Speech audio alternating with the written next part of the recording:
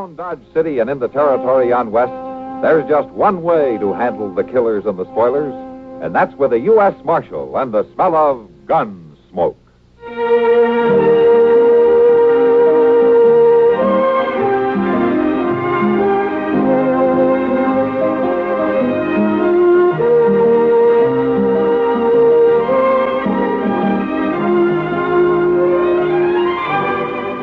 Gunsmoke, starring William Conrad, the story of the violence that moved west with young America, and the story of a man who moved with it.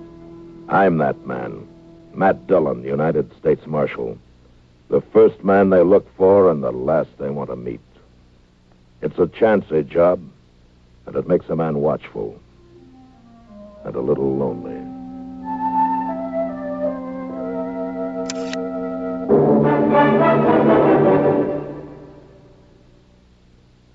What do you need? You need lots of dollars during sicknesses. You need lots of dollars for an accident. You need the kind of protection that only Mutual of Omaha sells. What do you need? You need health insurance that offers you maximum benefits at minimum cost. Mutual of Omaha Income Protection Insurance with the unusual lifetime benefits feature. Add this long-term protection to your group coverage and save up to 54%, depending on your age and type of group coverage. Here's what you need. You need to get the most for your health insurance dollar by insuring with Mutual Benefit Health and Accident Association. For maximum benefits at minimum cost, call your local Mutual of Omaha agent in the Yellow Pages or write Mutual of Omaha, Omaha, Nebraska. Write for details on the low-cost, practical protection you need. You can save up to 54% when you add Mutual of Omaha protection to your group coverage. Write Mutual of Omaha, Omaha, Nebraska.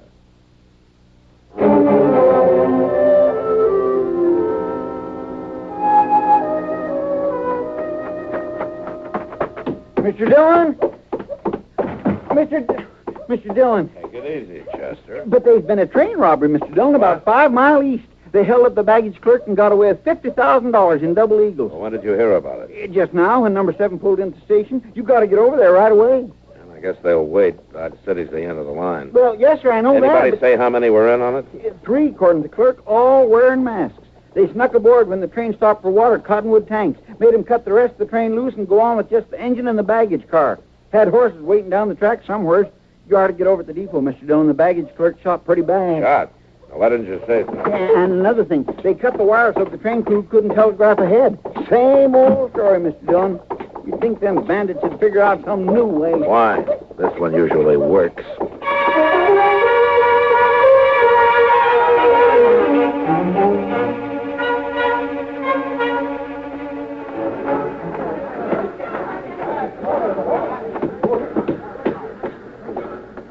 Confound it, I said to keep that mob out of this baggage car. They're out, Doc. Huh? Well, who are you?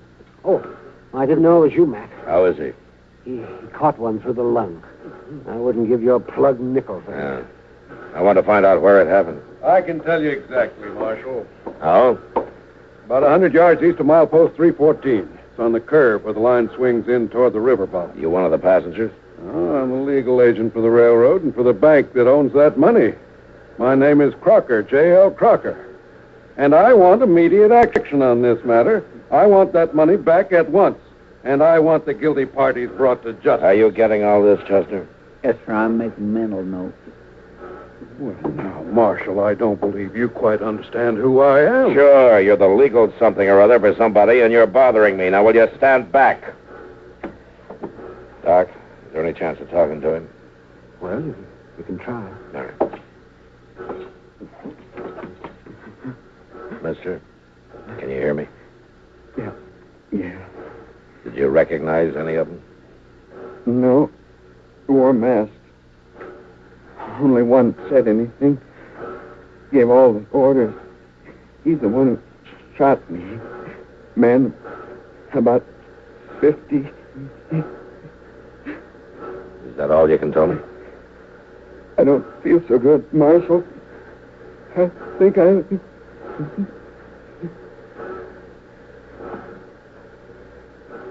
That's it, man. Yeah. Chester, Yes, sir. go get our horses saddled up. We'll ride out to milepost 314. With luck, we can get there before dark. Maybe pick up their trail some way. All right, sir. Well, now, Marshal, in my opinion, you ought to form a posse and go after these criminals. Mr. Crocker, I don't care about your opinions. I think I'll have a little talk with your superiors when I get back to civilization. Good. Find out what's happened to my checks. I haven't been paid for 2 months.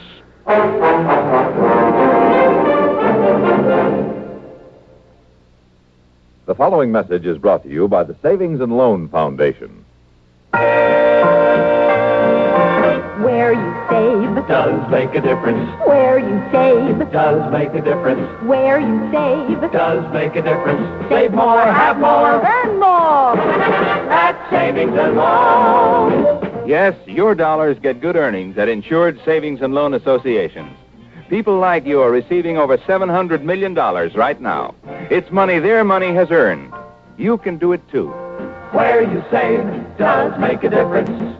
Join the millions of thrifty people who make a profit on their savings at Insured Savings and Loan Association. Now's the time to start an account or add to the one you have at your nearby Insured Savings and Loan. Remember, Where you save Does make a difference. Where you save Does make a difference. Where you save Does make a difference. Save more, have more. Earn more. At Savings and Loan.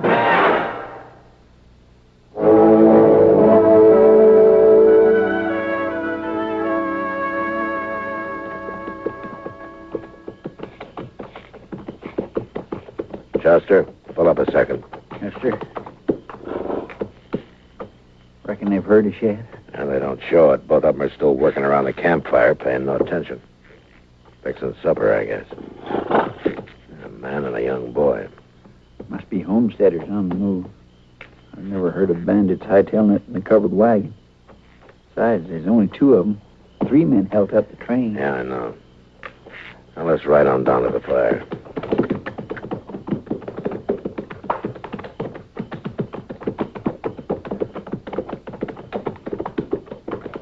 Well, now, howdy, strangers. Evening. Climb down and sit. You have some supper ready here in a spell, such as this. Keep your eye on that coffee, Jerry. I'm watching it, Pa. You men pushing cattle? No, hunting killers. What? Had a train robbery this morning. Now, I'm a U.S. Marshal out of Dodge. My name's Dillon. Proud to know you, Marshal Dillon. I'm Dan Everly. This is my boy, Jerry. How are you, sir? Jerry, how are you? Well, we're heading for Dodge ourselves. How far we got to go yet? About 9 miles. You planted the homestead? That's right. Had a place back at Newton, but it didn't do so good. So, somebody robbed a train, huh? Mm-hmm. 3 of them. Got away with $50,000 in gold. Have you met anybody today? No, nary a soul. Now, Marshal, you just rest yourself there now, and we'll have some side meat and hominy in a few minutes. Oh, fine, thanks. Yeah, you got enough there, Jerry. This is it, Chester. We found them. These 2? How do you figure? Their horses. Saddle stock never meant to haul a wagon. And the 3rd one's over to the right in that thicket covering us. Saw a glint on his gun barrel. What'll we do? Move fast. You roll to the left, draw, and cover the 2 by the fire, and I'll take the one in the brush. You got it? Yes, sir. All right, then. Now. Don't move, you 2. You're covered. You there in the brush. Come out with your hands up. Now, wait, Marshal. Don't shoot. All right, then. Tell him to get out here with his hands up. They got us. There's no use fighting. Come out, like he says.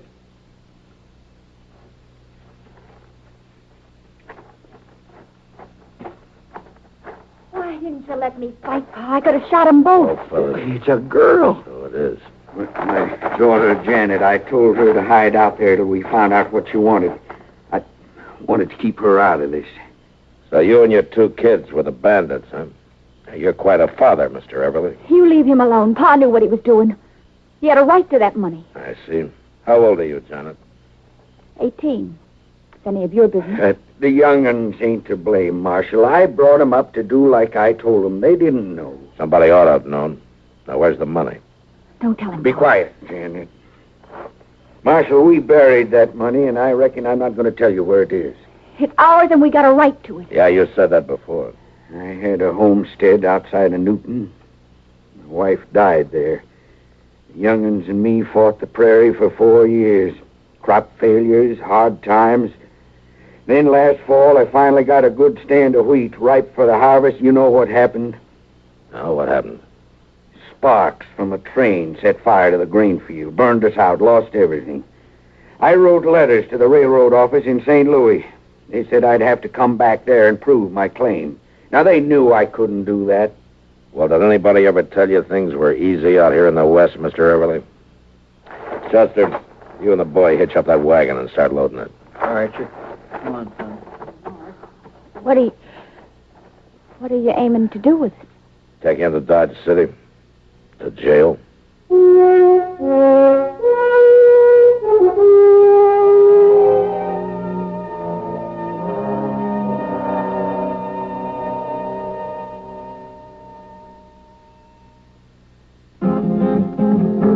This happened in Death Valley in the blazing desert sun.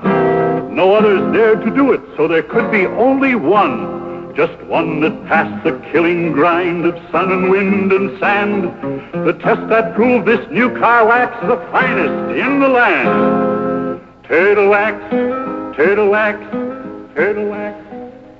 Reader's Digest ad tells the story of the amazing Turtle Wax protective power that kept cars' colors shining bright even in fiery Death Valley sun.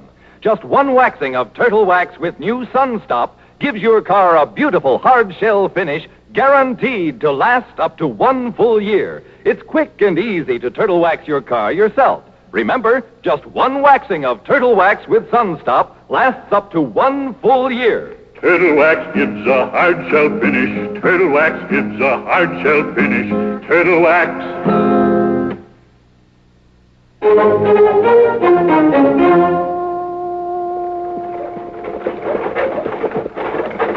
All right, pull up, Everly. Oh, boy. All of you get on.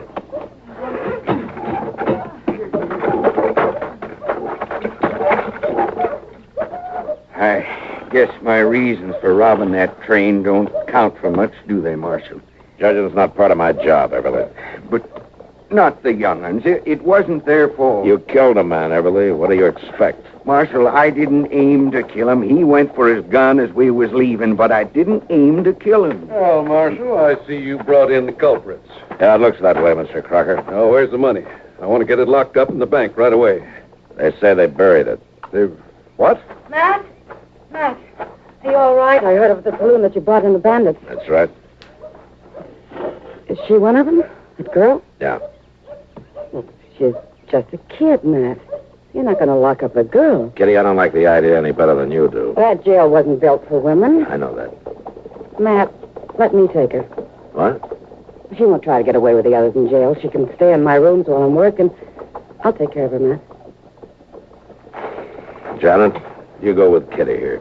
Yes, sir. Stay with her and do whatever she says. Thanks, Matt. Thanks a lot. Come on, honey. Chester, you take these other two inside and lock them up. Yes, sir. Come on.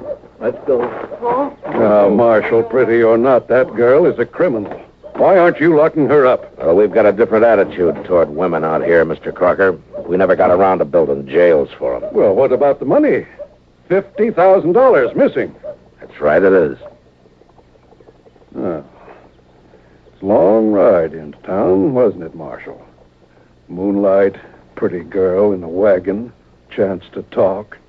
Maybe Why, do a You... little... Get up. You there. Yes, sir. Drag him over there to the water trough and stick his head under the pump.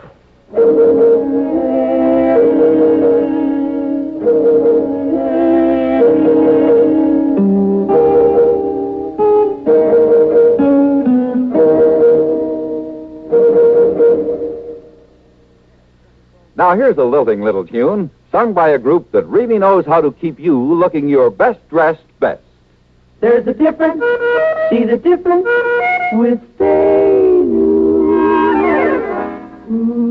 Stay New, S-T-A-N-U, the quality finishing, offered only by quality dry cleaners from coast to coast. Stay New costs nothing extra, restores the like-new look to all your clothes, makes them soil and wrinkle resistant, brings back original store-fresh texture, sparkling color, and cashmere-like feel. Stay New dry cleaners are listed in the yellow pages under the Stay New trademark. Why don't you send your next dry cleaning order to your nearest Stay New dry cleaners? All dry cleaners don't have Stay New, only the best do. You can feel the difference, feel the difference. With Stay New, Stay New, Stay New.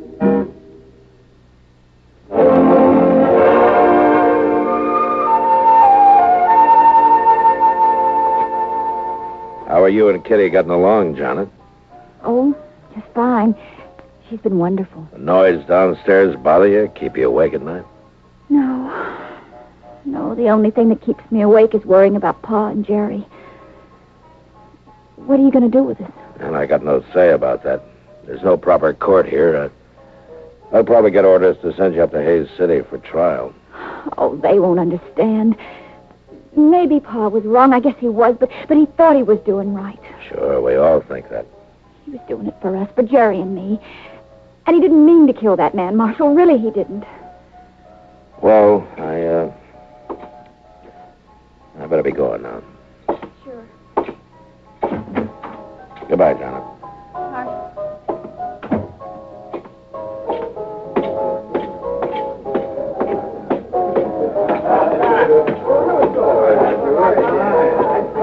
Well, Mac? She's quite taken with you, Kitty. Stores around town say you're a little taken with her, Matt. That's Mr. Crocker's doing. He's been shooting his mouth off for a week now. He's offered a $1,000 reward for the return of that money, no questions asked. Yeah, I know. But how much do you know? What do you mean? Well, people will know you don't pay any attention, Matt, but some of these hangers-on around the saloon wonder if you did make a deal for that money. Who cares what they think? But it's bad, Matt. Crocker keeps prodding them. Some of them are beginning to say that Everly's might remember where the money is if they had ropes around their necks. Lynch mob, huh? Yeah, they're going to have to move fast. I got orders about an hour ago to send the three up to Hayes City in the morning. Oh, Matt. Does she know about it? No. Just didn't have the heart to tell her.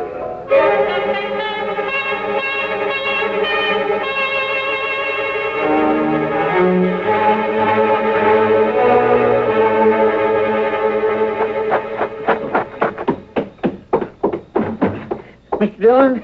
Mr. Dillon. What's the matter, Chester? Miss Kitty sent me to get you. Oh? That fella Crocker's over at the Long Branch. He's got a bunch of the boys all liquored up. They're talking about crashing the jail. Well, usually the best way to stop that kind of trouble is to break it up before it starts. Well, that girl's just upstairs right over the head, Mr. Dillon. Yeah, I know. They hadn't bothered her, had they, Chester? Well, they hadn't when I left. All right, you let me handle it. You stay clear and cover my back. Yes, sir, I will. All right, come on. A man that pulls a deal like that ought to be run out of town. And you're just the boys to do it. Now, it's about time somebody took the star off of that tin-horn marshal and shoved it down his throat.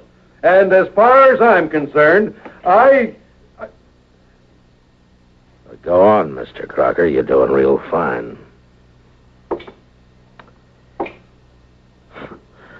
It's quite a crew you picked up. All the bums, barflies, swindlers, and bushwhackers in Dodge City. Well, your friends don't seem to be as talkative as they were a couple of minutes ago, Mr. Crocker. Dillon, if I had you in St. Louis for 1 hour, you'd be in jail, not running. All right, boys, the party's over. Now move on. Now, you got no right to order those men around, Dillon. I don't hear any of them objecting. Matt, she's gone. What? Janet's not in the room. She's gone. Well, where would she go? I can tell you, Matt. You've had a jailbreak. That girl got her dad and brother out, and they just left town on their horses.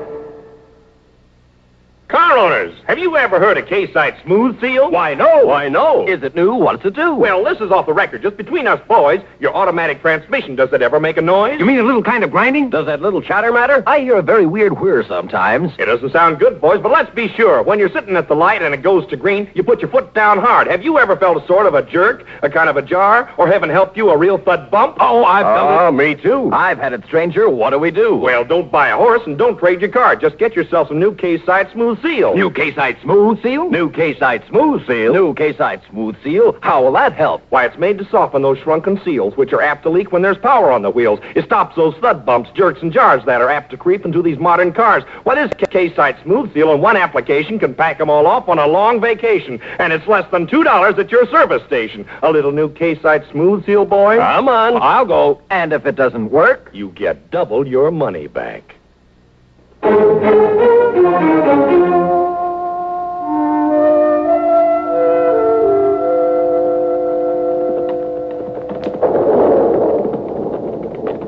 We're getting pretty close to the place for the camp that night. It's right ahead of us there, Chester. Sure do hope that cussed storm holds off. First, you know, they may not have came back to your call. Well, then we'll backtrack to Cottonwood Tanks. They'll want that gold. It's got to be somewhere between here and the railroad. Yonder's where the wagon was standing. Yeah. All right, pull up, Chester. Let's take a look around.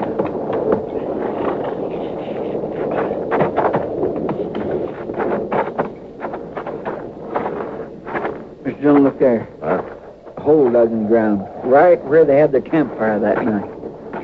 Yeah. Well, they buried the gold there, Chester, and built their fire right on top of it. Get out! It came from that thicket over there.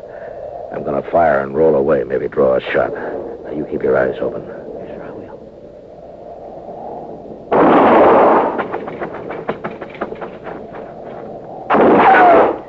He came from the left of that big tree off there. Yeah, I saw it. You got him. Yeah. Come on, Chester.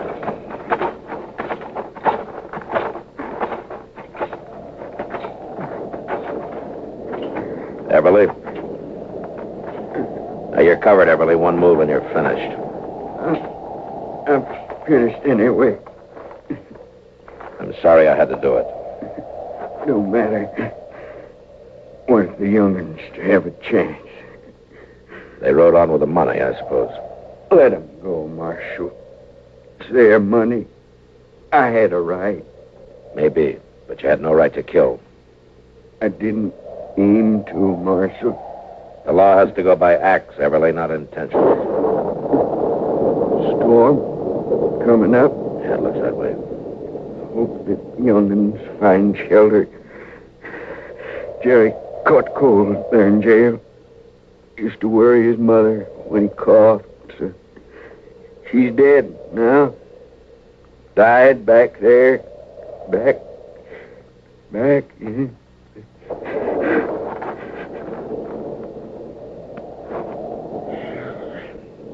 Guess he paid for it, Mr. Dillon. Yeah, he paid. Well, let's try to pick up the trail of the other two before that storm. What is it? Horses. A couple of horses coming in fast. All right, hold it. It's all right, Marshal. Wait, Arm.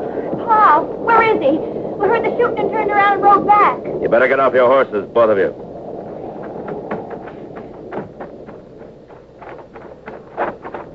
Tell me, what happened to... I'm sorry, Janet. I knew when he made us right on ahead that we'd never see him again. Alive. You kids carrying the money? It's there in my saddlebags. Get it, will you, Chester? Yes, Mr. Dillon. He thought he was doing the right thing. He thought he was doing it for us. I know, but he was wrong. And now there's the two of you to decide about. Here's the money, Mr. Dillon. Chester, count out $1,000. Yes, sir. You know, technically, I guess I ought to take you back to Dodge. But I figure everybody's got certain rights. It's my job to try to keep all those rights sorted out and evened up. All I can do is call them the way I see them. Chester, give him the $1,000. There you are. But I don't understand. Crocker offered $1,000 and no questions asked for the return of his money. Well, you returned it. And there's the reward. Yes, but Now, if you ride north and keep bearing west, you'll eventually hit Wyoming. I hear it's fine country, plenty of range land, homesteads. The two of you ought to do all right. And Jerry, Yes, sir. you take care of her. Yes, sir, I will, Mr. Dillon. I understand what you're doing for us. And Now, go on, you two. Get out of here before I think it over and change my mind. Now, go on. Ride. Thank you, Marshal. Thanks. Go on. Goodbye, Mr. Dillon. And Go on. Get out of here. You better get a move on, Mr. Dillon. It's starting to rain. I hope they find shelter somewhere. Mr. Dillon, it's starting to rain, Mr. Dillon. You better get a move on.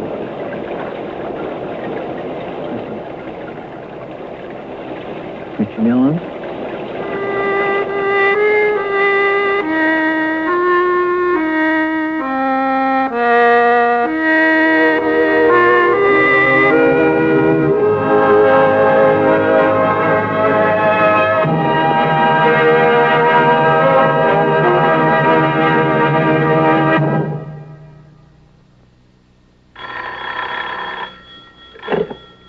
Service manager.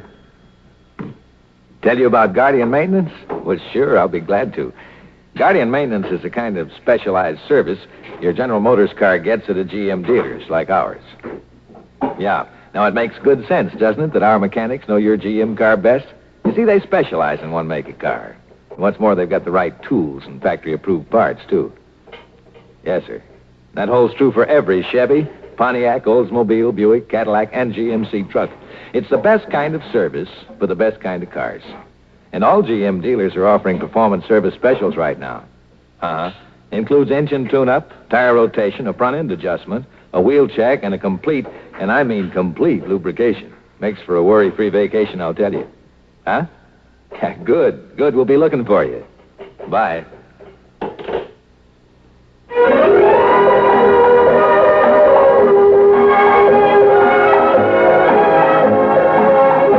Gunsmoke. Produced and directed by Norman McDonald, stars William Conrad as Matt Dillon, U.S. Marshal. The story was specially written for Gunsmoke by Les Crutchfield, with editorial supervision by John Meston. Featured in the cast were Vic Perrin, Barbara Eiler, Sam Edwards, and Bart Robinson. Parley Bear is Chester, Howard McNear is Doc, and Georgia Ellis is Kitty. This is George Walsh inviting you to join us again next week for another story on Gunsmoke. This is the CBS Radio Network.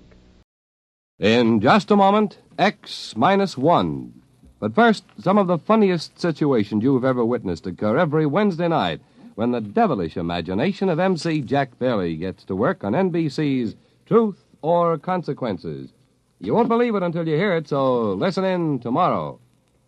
Then another laugh session is in store later on with the wise and witty Groucho Marx as he and contestants play You Bet Your Life, while the melodic note in your Wednesday evening schedule is music and fun on Airtime with Giselle McKenzie.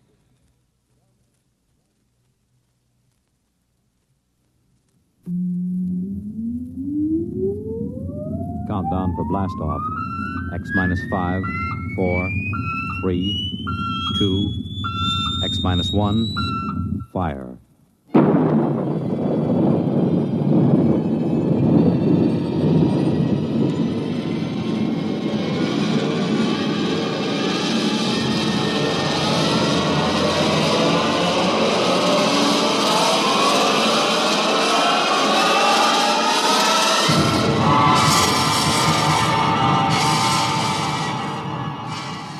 From the far horizons of the unknown come transcribed tales of new dimensions in time and space.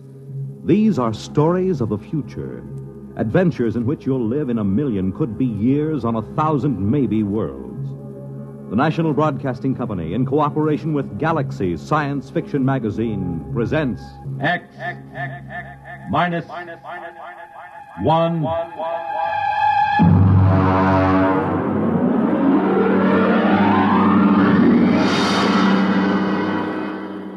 Tonight, the Mark Clifton story, Star Bright.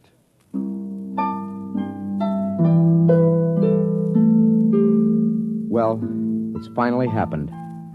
I've known it would for a long time now. That's why I'm writing this, in the hopes that you'll understand and not think me mad.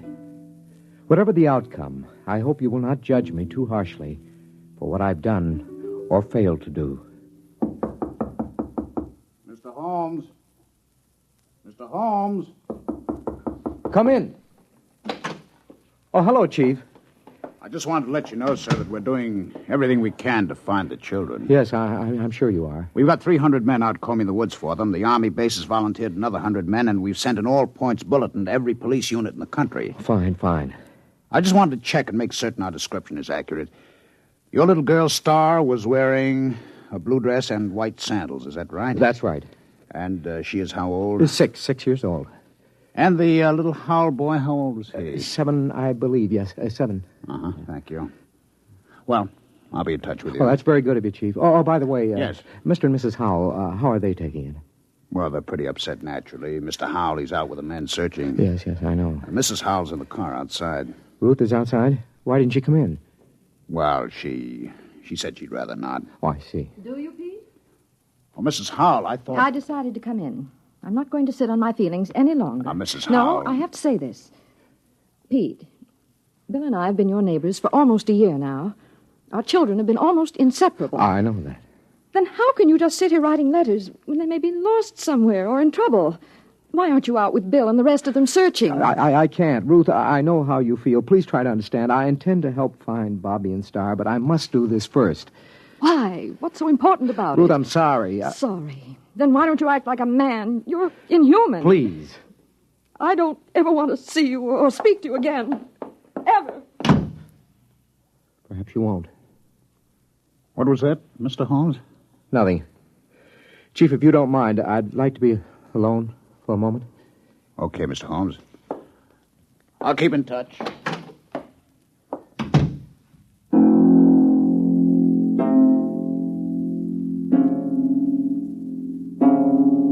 How can I tell them? How can I make them understand?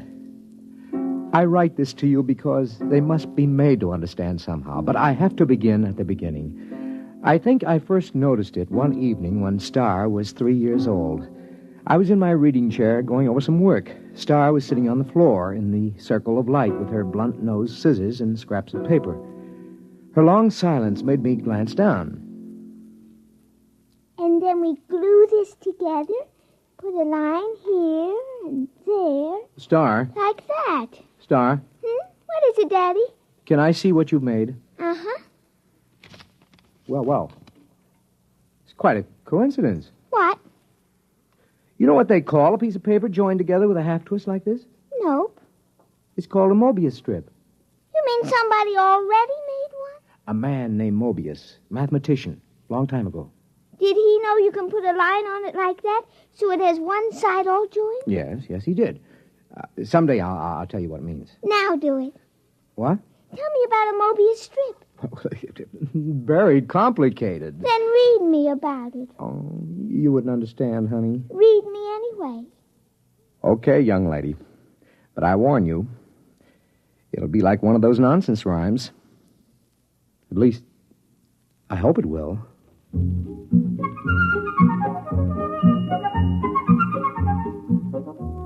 At 3 years, a child shouldn't have enough functioning intelligence to put together a Mobius strip. I had known for some time now that Star was an exceptionally bright child. Just how bright, I had no idea. Not until I began to read to her from an advanced physics book, The Theory of the Mobius Strip. To the power of infinity. Now then, are you sufficiently mixed up, young lady? Daddy, you know what? What? You read too slow. You say a word, then I think a long time, then you say another word. Oh, I see. Just what would you have me do about it? Well, teach me to read. Then I can think as quick as I want. The word is quickly. It's an adverb. Oh, Daddy, really? You pick on such unimportant things. I want to learn to read. Okay. When would you like to begin? Right now, tonight.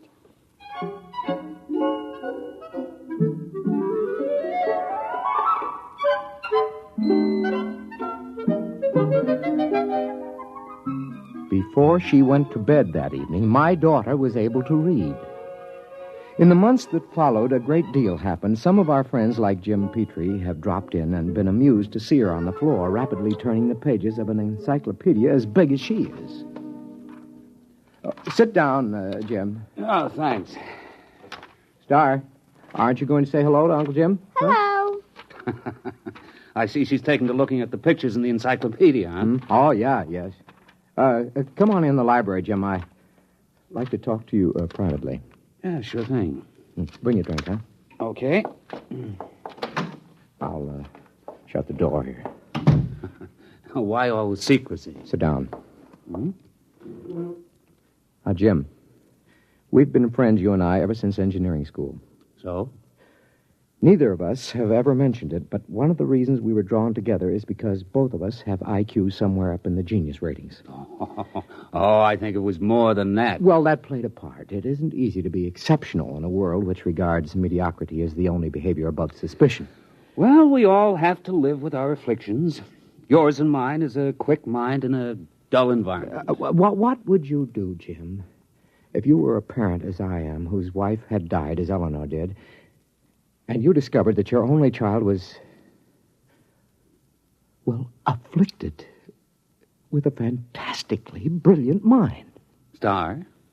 Oh, come on, Pete. Any little girl who's content just to look at the pictures in the encyclopedia. Jim. I mean, after Jim, all. What? She wasn't looking at the pictures. Huh? She was reading the pages. What? But she was turning them as fast as humanly possible. She was reading them. What? I know. I've tested her. She not only remembers everything, she understands the concepts. She even gets impatient with them. Well, have you measured her? Well, I've given her IQ tests, aptitude tests, reaction tables, all the paraphernalia for measuring something we know nothing about. And? Tests don't work. How do you mean? Well, either the tables are screwy or stars beyond all measurement. Pete, are you sure you're not projecting this? I mean, isn't it possible that a few accidental... Daddy. Yes, honey. I got lonely. Okay, come on in.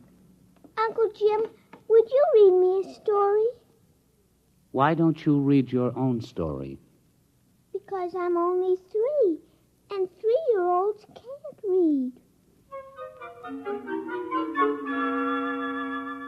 And so she had found the answer to her affliction by herself. Conformity.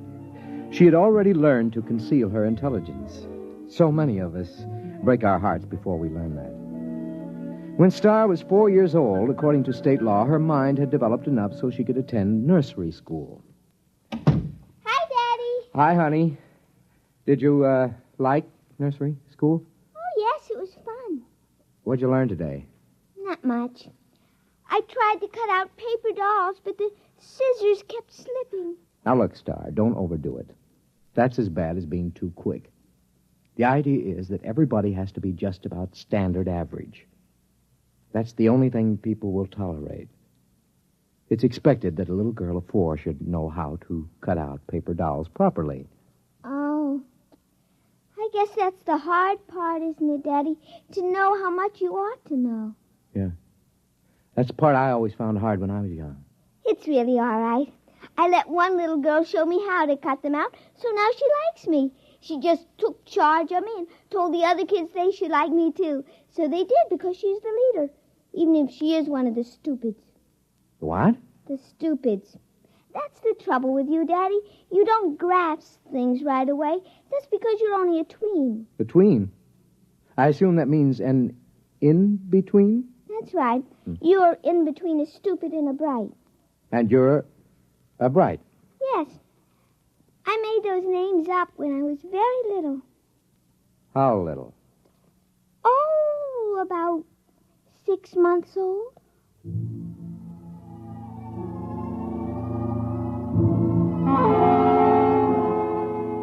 The thoughts began to whirl around in my head after that one. A small fear kept growing inside me. How profound was this little imp that was staring up at me? How much did she understand already? Even as the thought formed, I learned the final horrifying fact about my little girl. It's all right, Daddy. Don't be afraid of me. Well, how did you know that I was thinking anything like that? Well, I just figured it out. Star. Yes, Daddy? Now, I want you to answer me honestly when I ask you this next question, will you? Yes. Star. Can you read people's minds? Are you a telepath? Well? Yes, Daddy. I thought so. You read my mind just now, didn't you? Yes. Now, I'd like to know something else. All right. Can you teach me to do it? You're already learning it, Daddy. The trouble is you're so slow you didn't even know you were learning. Oh, I see. Daddy? Yeah? You know what I wish? What do you wish? Well, nothing.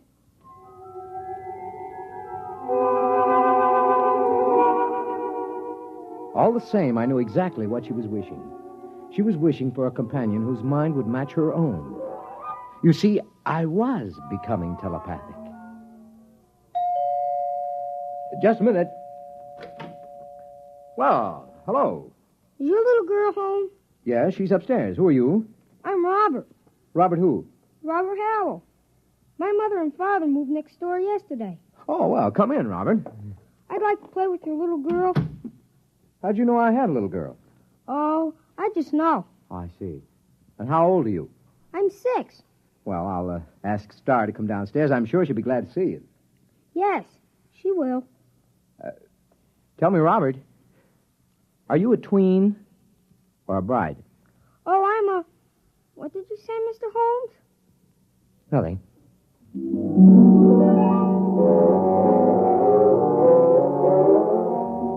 I didn't have to say it. I could read his thought. He was a bride, and it was no accident that he and his parents had moved next door. Somehow, Star had managed to make contact with him, and they had arranged the whole thing. A father is prepared to lose his daughter eventually, but not so soon, not so terribly soon. Coming. Oh, hello, Ruth. Something wrong? No, I was just looking for Bobby. I thought he was over here playing with Star. Well, I thought they were over at your place. I don't understand it. I've noticed that they've been disappearing for a couple of hours almost every afternoon. Well, I suppose they'll turn up again. They know better than to cross the street by themselves. They're too little for that. If they come here first, tell them to come over and have some milk and cookies. Yeah, I'll do that. Oh, by the way, this must belong to your Star. Oh, what's that? Oh, some sort of coin or medal or something.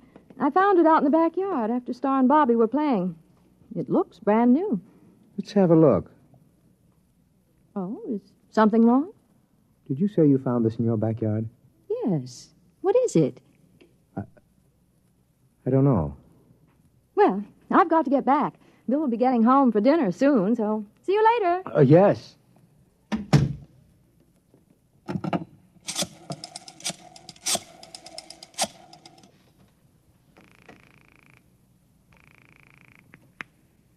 Hello?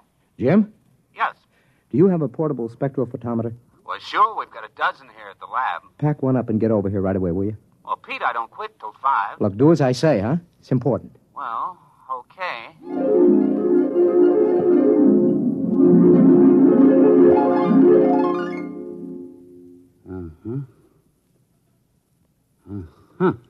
Well? Let me check the amount of radioactivity again. You've checked it 4 times. That's about it. Okay. What's your opinion of this coin? Well, first of all, let me say this.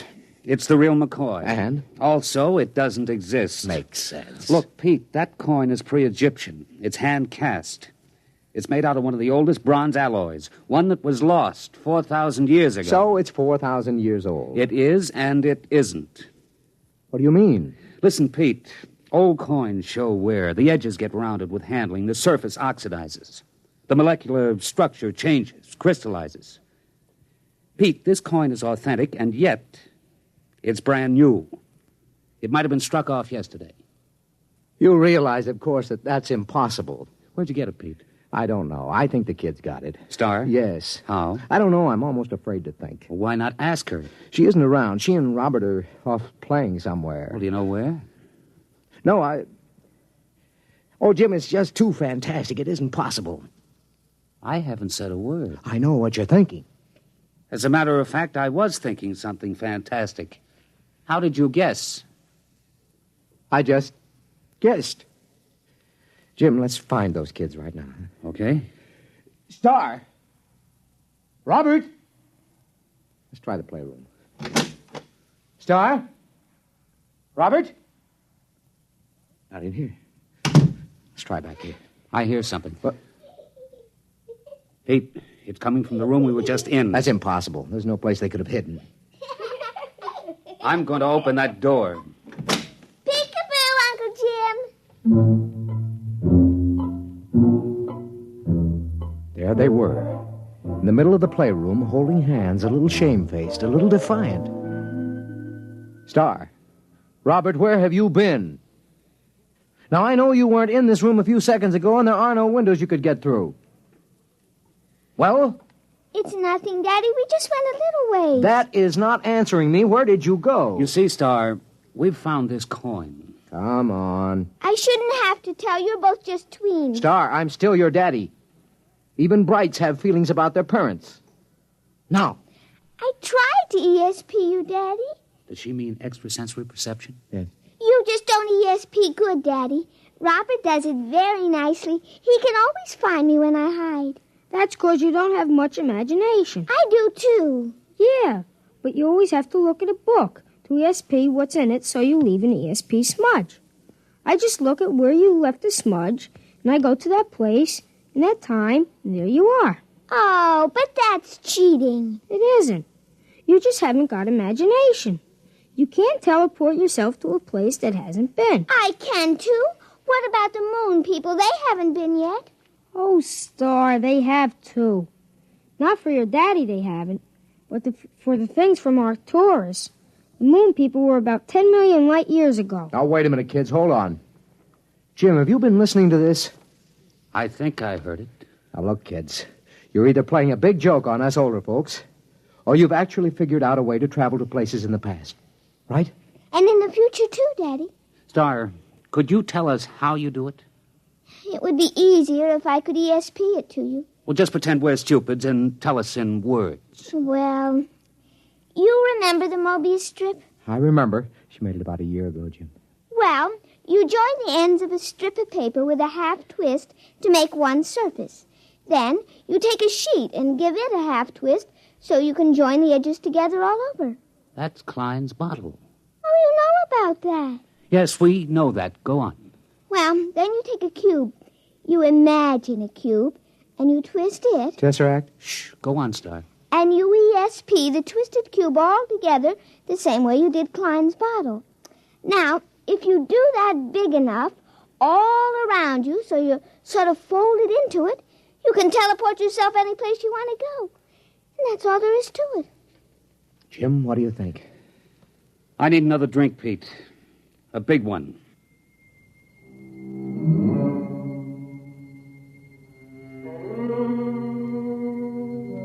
That's all there was to it. The line, the plane, the cube, those were Euclidean physics. The Mobius strip, the Klein bottle, the twisted cube, those were Einsteinian physics. Well, I was pretty advanced in both, but I'd have to do some heavy thinking to really grasp it.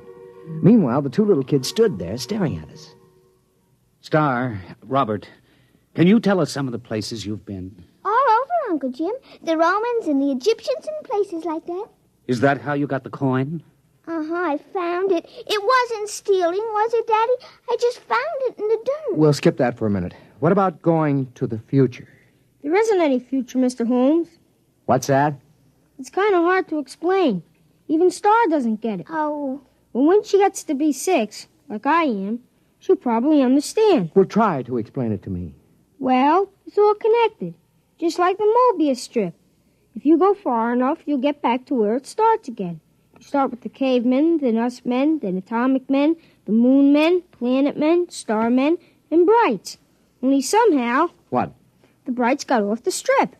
We haven't been able to find them any place in time. I'd sure like to know how they got off and where they are. Now, look, kids, this kind of thing can be dangerous. You might be eaten by a dinosaur or something. Oh, we just ESP ourselves right out of there. Well, anyway, I don't want you leaving this part of the time strip. Not again. Daddy. Now, I may be just a tween, but I'm your father. I always mind you, Daddy. Yeah? What about going off the block? But, Daddy, we didn't cross a single street. Nevertheless... Pete, think of what you're doing. Pictures, specimens, recordings, not only from the past, but from the future. Pete, I beg you. Jim, this is my daughter. But what a contribution. We could be ages ahead of ourselves. No. Star. Robert, I'd like your promise you won't leave present time again. Well? Okay. Okay. All right. Now run along. Robert's mother has some cookies and milk for you. Okay. See you later, Daddy. Beat you there. That was a moo-man. Jim, I'm sorry. Well, I suppose if I had a daughter... Are you going to report this? And have everybody give me the horse laugh? I may be just a tween, Pete, but I'm not an utter fool. It took me almost 6 months to do it. I don't know how many times I visualized a cube and ESP'd it a half twist and tried to seal the edges around me. And then once there was a flash, just for an instant. I was concentrating on Caesar's triumphant march into Rome. And for the briefest instant, there it was. I was standing on a roadway watching, and then it vanished. Hey. Hi, Daddy. What are you two characters plotting? Nothing, Daddy. Well, I'm going to my study for a while. Star, Yes, Daddy. you remember your promise about not leaving present time, don't you? Yes, Daddy. You going to keep it? Yes, Daddy. Okay. I'm holding you to it.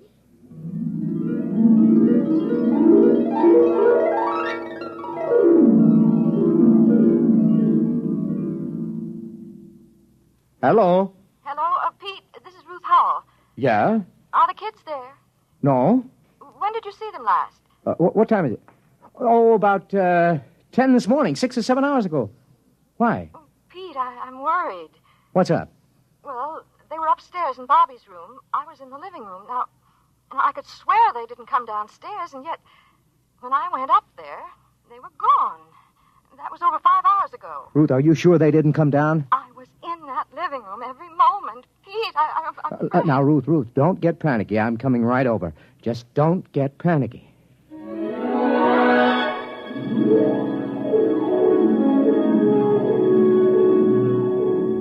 There wasn't a trace of them. Well, that isn't exactly true. Remember what Robert had said about Star leaving an ESP smudge? Well, I was able to catch it in Robert's room. It had something to do with where the Brights went when they got off the time strip. That's it, of course. They wouldn't disobey by leaving present time. But isn't it possible that there is more than one present time? Isn't it possible that another now coexists with ours? That's the clue, of course. I'm going to call the police, Pete. I don't think it'll do any good. But we've got to find them. They'd have come back by now. Yes, if they could. What do you mean? Nothing. Well, what are you going to do? I'm going back to my study to think. To think? Aren't you going to look for them? I have to figure out where to look. Well, I'm not going to sit around doing nothing. I'm calling the police.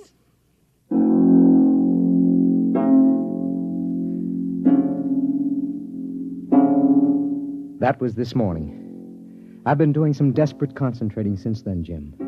I'm writing this down so you'll know. I've already managed to go back to the time of Cheops and ahead to the time when men were navigating to distant planets in a matter of days. But the big job remains. How to get into a dimension parallel with our own at the same time. I figured out that to get the equivalent of a Mobius strip with depth, you must use the supercube, the tesseract.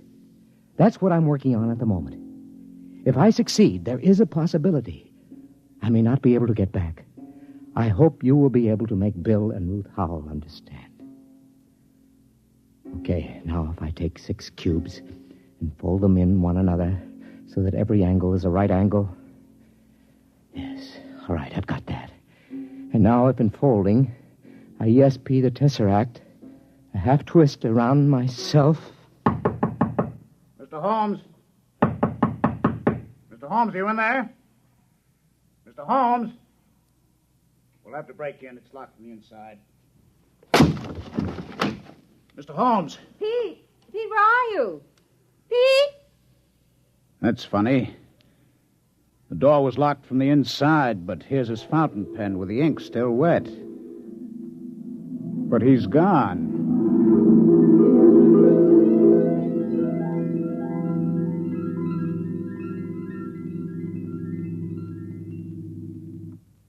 You have just heard X-1, presented by the National Broadcasting Company in cooperation with Galaxy Science Fiction Magazine, which this month features the final installment of Frederick Pohl's novel, Slave Ship, story of a world engaged in the wildest of all possible non-wars, where the order of the day was even wilder still. Spare every animal and throw the men to the wolves. Galaxy Magazine, on your newsstand today. Tonight, by transcription, X-1 has brought you Star Bright, a story from the pages of Galaxy written by Mark Clifton and adapted for radio by George Lefferts. Featured in the cast were Sarah Fussell, Lawson Zerby, Bill Quinn, Billy Harris, Ralph Bell, and Kate Wilkinson. Your announcer, Fred Collins. X-1 was directed by Daniel Sutter and is an NBC Radio Network production.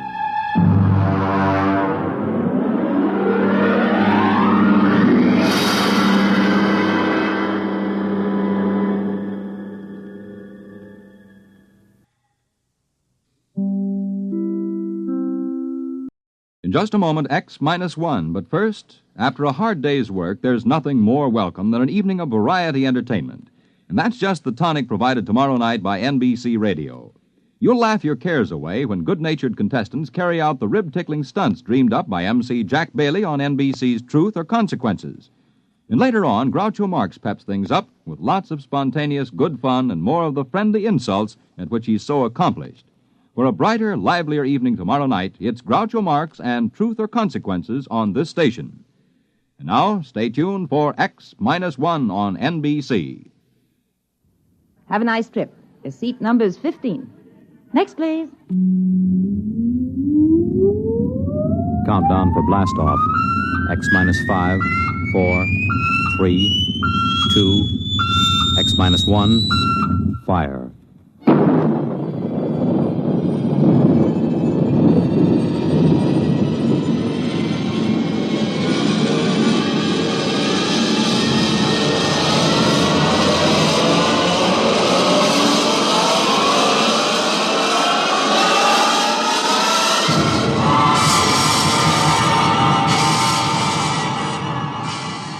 From the far horizons of the unknown come transcribed tales of new dimensions in time and space.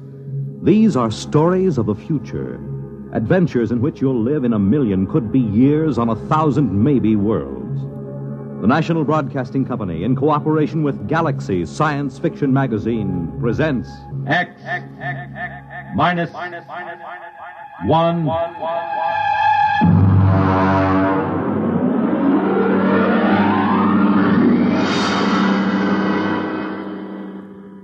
Tonight's story, Jaywalker, by Ross Rocklin.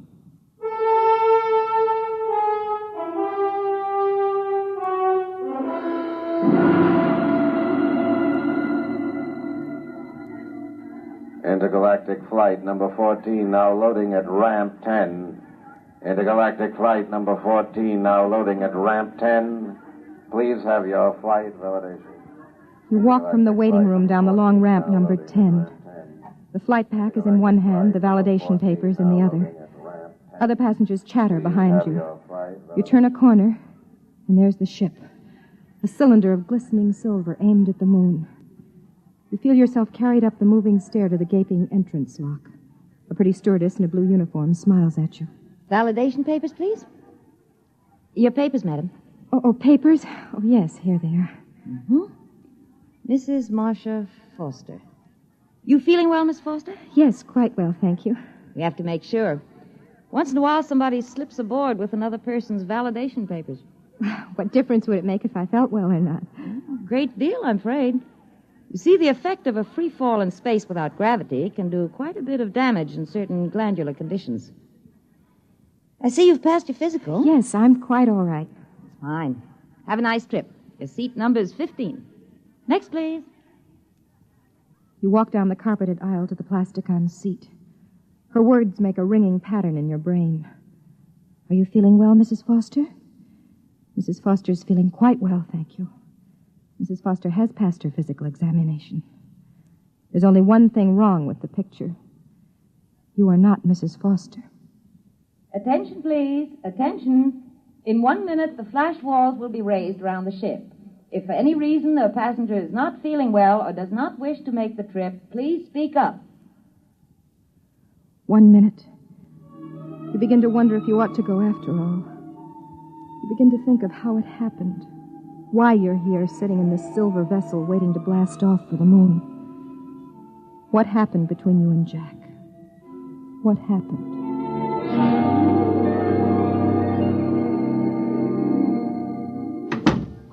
Honey, I'm back. Jack, oh, darling. Oh, you miss me? Did I miss you? Oh. I brought you a little present from the moon. What is it? Open it and see. All right, I will. Try it on. Oh, it's beautiful. Took us 2 hours to pick it out. Us? Oh, me and Sue. Sue Egan. Well, who's she? Well, the stewardess on the ship. Oh? Well, how long has she been on the Earth-Moon run? Oh, I guess it's about a year now. It's funny you never mentioned her. Oh, haven't I? Well, what's the difference? It just seems odd. Hey. What? Well, you're not jealous, are you? Is she pretty? Oh, monstrous. 4 feet high and 3 feet around. And she has a big blue eye right in the middle of her forehead. Oh, you're insane. Come on, how about a kiss? No. Oh, lady, I've been away for 4 months. Sorry. I guess I'll just have to go back to Sue Egan and her 3 blue eyes. Oh, in that case. Here. Oh. I have been away a long time. Jack, I want to talk to you about that. Okay. But could it wait till tonight? I am taking you to dinner, Mrs. McLean. I'd rather talk about it now.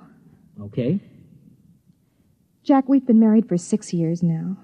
Is it that long? 7 in July. For the last 2, you've been skippering that rocket to the moon. I know. 3 weeks at a time, with only a week in between. Well, I do get a month vacation Jack, besides. that is no kind of life. Oh, Marcia, I don't know what I can do about But you it. haven't tried to do anything about it. I guess you're right. Do you intend to try? Marcia... Look, I need to know. Marcia, flying is my whole life. But it isn't mine. I'm not going to spend 3 weeks out of 4 sitting here wondering if you'll come back alive. Oh, now that's ridiculous. Is it? What about my father who died on the Elsinore when it missed Mars? Your father died as the result of a space maneuver that no pilot in his right mind would try. They missed the planet.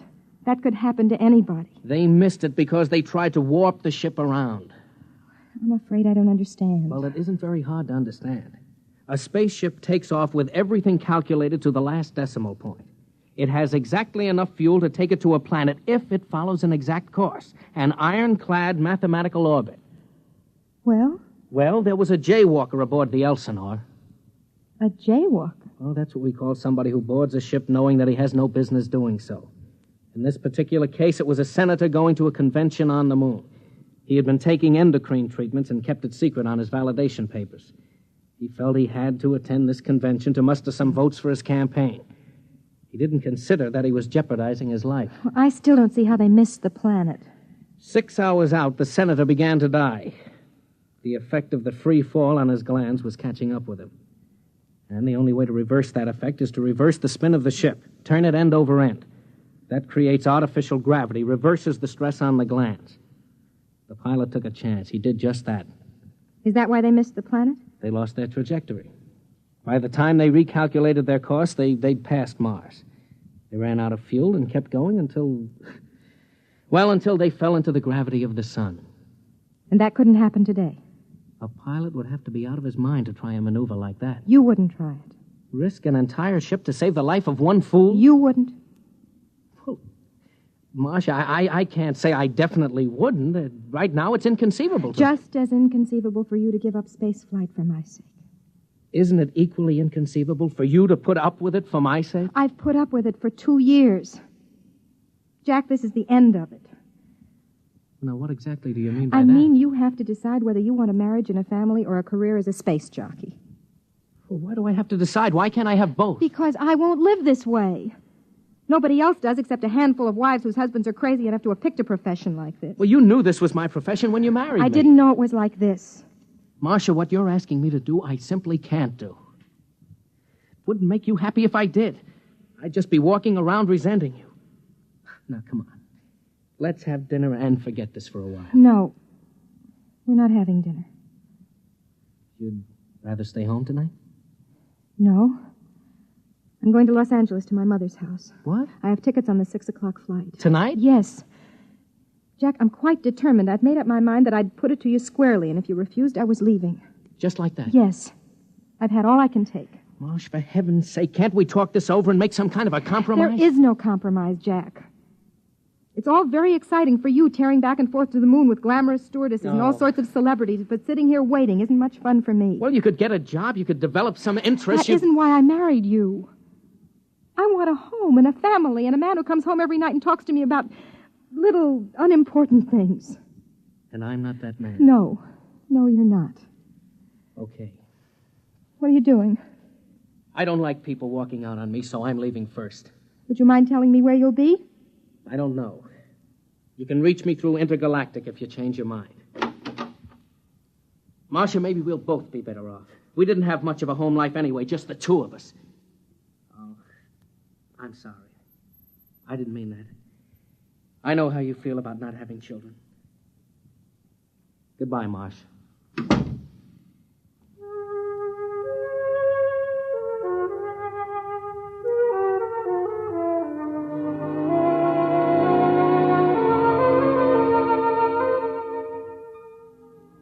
There it was. You learned when you came back from Los Angeles 2 months later that he'd been seen in the company of one Susan Egan, stewardess for Intergalactic on numerous occasions. You learned, too, that he'd applied for the Earth-Venus run, the newest and most difficult run in the galaxy. And you learned something else, something that was going to change the whole course of your life.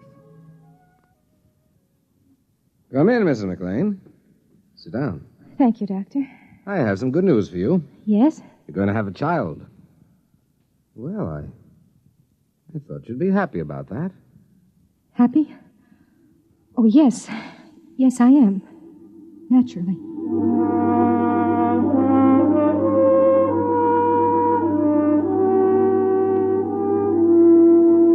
You debated for a long time, and then you called the Intergalactic office.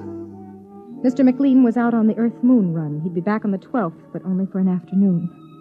He was taking off again immediately. They were so sorry. You were sorry yourself. It seemed as if life would not be worth living without Jack, especially now with a child on the way. You had to talk to him, to be with him. That was when you first began to formulate the idea of going to the moon with him on this run.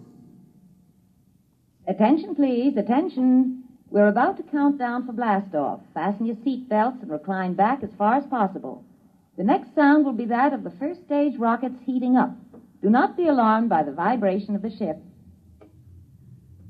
From the bulkheads overhead everywhere comes the deep rumbling sound. Some of the passengers look anxious, some excited. Some leaf casually through magazines as they lie on their backs in the reclining seats. Those of you who've never been in rockets will find it an experience that will make you proud to belong to the human race. Countdown for blast-off.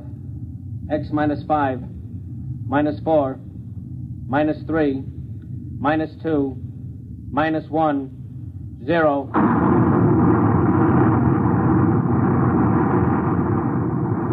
The rumble heightens.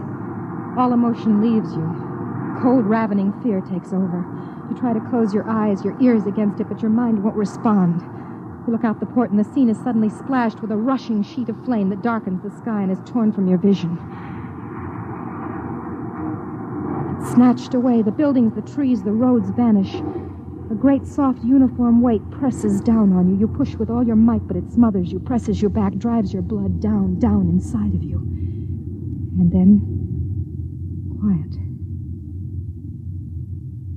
We are now 102 miles over New York City. You may unfasten your safety belts. The pull of gravity will no longer trouble you.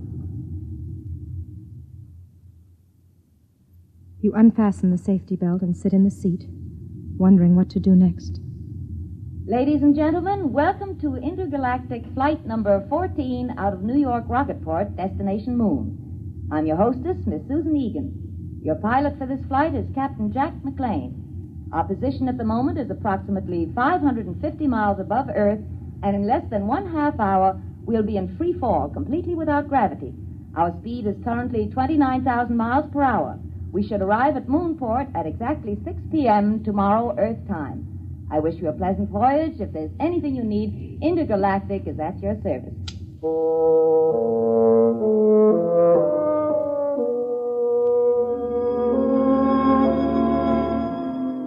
Well, you think to yourself, everybody's here. Your husband, his loved one, and his wife.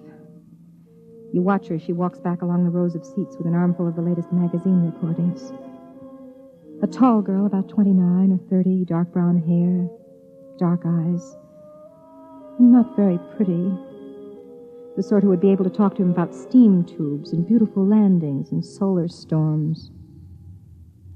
Mrs. Foster, would you like something to read? Oh, thank you, no. First time in a rocket ship?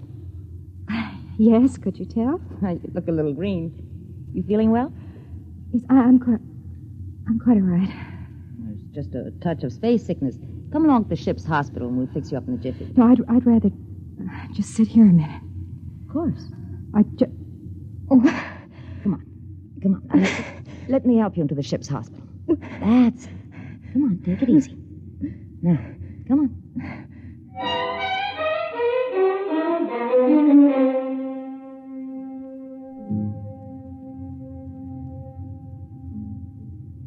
Now, you just lie down there.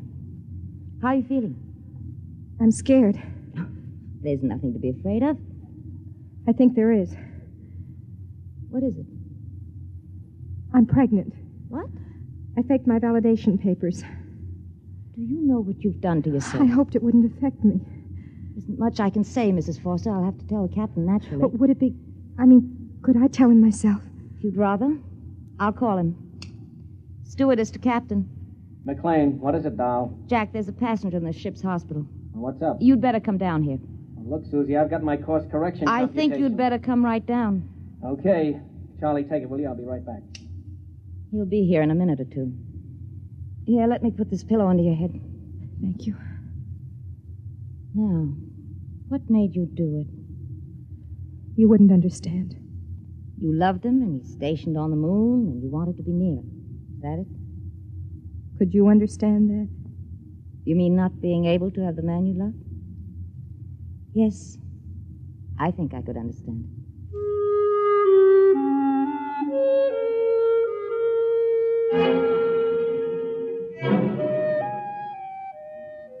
You wanted to scream at her, to claw at her face.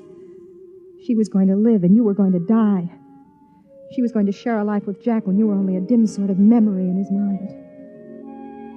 He came in, moving fast with that kind of schoolboy gait of his. His dark face was frowning, but handsome as ever. Now, just why did you... Marcia, honey. Hello, Jack. Well, what are you doing aboard? Sue, this is my wife. Marcia, this is Sue Egan. Oh, hello. I'll be getting out. Excuse me. What's going on? Jack, sit down. I want to tell you something. I'd like to say something first, Marsh. I've had a chance to do a lot of thinking lately. And if you think we could work it out, I'd like to try again. You mean that? Yes, I do. What about Miss Egan? Sue? What about her? Well, I thought... I heard... I'm very fond of Sue. Yes, I thought you were. But she isn't my wife. You are. Was. What do you mean? I'm going to die, Jack. Marcia, what are you talking about? Jack, I'm pregnant. You see, we're a little too late. Did you know this when you came aboard? Yes. But weren't you aware that... What about the physical? I used another woman's validation papers. I paid her for them. Why, Marcia? How could you do a thing like that? I don't know. All I knew was that I had to see you. I had to be with you. If you'd only told me. I couldn't reach you. Didn't you know what would happen if you took a rocket flight? I know. I thought somehow it wouldn't happen to me. I didn't know that pregnancy was affected. And if you had? I would have come along anyway. I suppose in a way I'm to blame. I'm the one who walked out. Now, don't take the blame on yourself. I'm over 21. Marcia, what did you hope to accomplish by this? I'm not sure. There's only one possibility. Possibility? Yes, excuse me. Miss Egan. Yes? Come into the ship's hospital, please. Bring Petrocelli from maintenance. Tell him to come up here with a crescent wrench. Yes, Captain. What are you going to do? Do? Nothing much. I'm going to warp the ship around, that's all.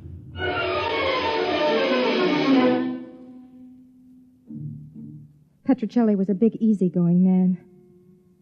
Jack left me alone with him and Miss Egan while he went back to the control room. Petrocelli started to bolt a metal bed to the side wall of the cabin. Why are you putting the bed on the wall? Because, lady, when he starts to spin the ship, that outside bulk is going to be down, not sideways. Centrifugal force, see? I'm afraid I don't. Well, that's too bad, because I got other things to do besides explain. Okay, Susie, it's all yours. Oh, is he always that rude? Doesn't it occur to you that maybe he's under a slight strain? Strain? Look, Mrs. McLean, your husband's going to warp the ship around. The chances of his pulling off a maneuver like that without piling us up in the sun or in deep space are about 1,000 to 1. I appreciate that you wanted to see him and show him that he ought to be ashamed of himself for leaving you, but does it occur to you that all of us may lose our lives because of it? Including Petrocelli? No, I hadn't thought about it. Let's go. I've got to strap you into that bed. No, wait. What will happen to me if the ship isn't warped? Sudden floods of the adrenal glands, convulsions, panics, spastic secretions, and eventually death. What causes it? Lack of gravity. We aren't sure just how. The purpose of spinning the ship is to press you up against the outer wall and create the effect of gravity through centrifugal force. Do you think he can do it? I think he's the best skipper in the intergalactic fleet.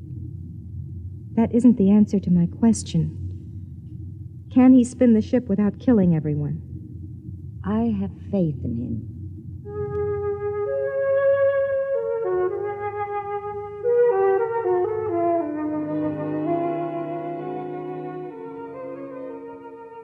She loved him. She had faith in him. And you to whom he was married, you who carried his child inside you, did you have faith in him? Everything set in here? Yes. Good. Jack, could we talk alone for a minute? Only a minute. We have to get the new data into the computers. Susie, will you excuse us, please? Yes. Well? Jack, don't do it. Marcia. I mean it. You've no right to risk all those lives just for me. Marsh, I'm captain of this ship. I do as I see fit, and I can't do otherwise. But it isn't fair to them. It isn't fair to you. When we're born into this life, we don't make any agreement that says everything is going to be fair and equitable. I refuse to let you do it. You can't stop me. I'll take my life. I'm going to ask Sue to stay with you. What about her? Don't you love her? Well? Marcia, whether I love Sue Egan is not the point just now. I've decided to spin ship to save you and my son. Or daughter. If it means risking the lives of others, I have to take that risk. Jack. Yes? Why are you doing it? Because I love you.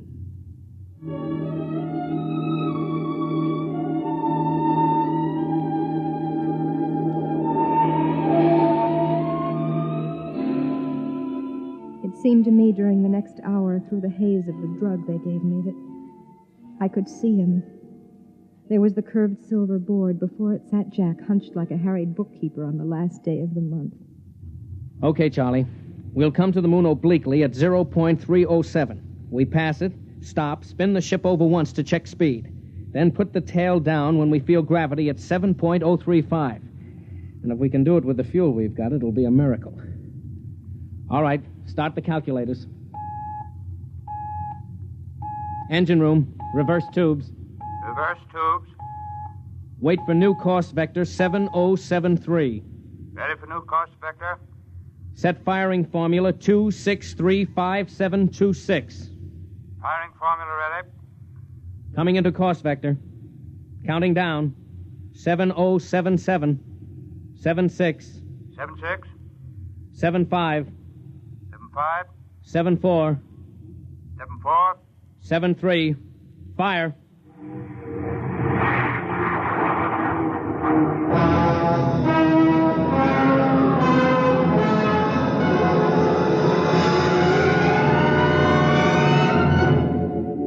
You don't recall much after that. There's the bulkhead pressing against you like a magnet, pressing harder and harder. Then there's the needle, and then sudden relaxation. Through it all, the stars and the moon and Jack and Sue Egan dance in a pattern of mist, and the words come back to you from long ago. The things he said to you when you were both in love many years ago. When I fly the ship, it seems that all Earth watches me through your eyes. A man comes to love the things he has to fight for, I guess. How is she? Hold tight, Marcia. Hold tight to me. She calls you Marcia. This woman who hates you, who loves your husband, she calls you Marcia. Marcia. Marcia. Marcia.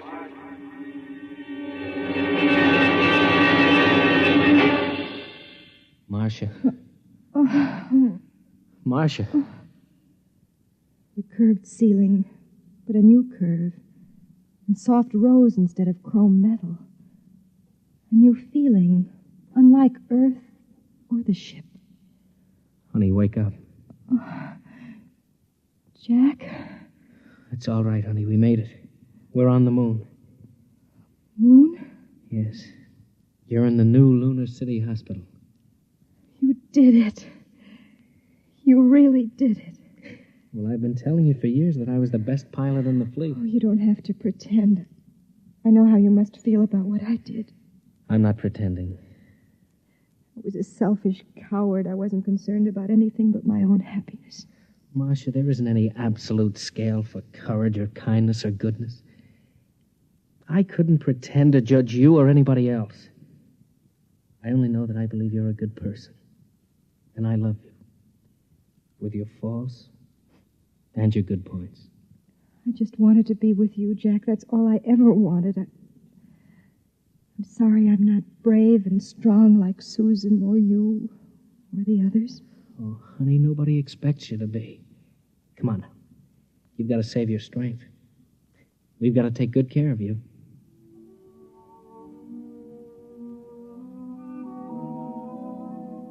He reaches down and touches your lips with his fingers.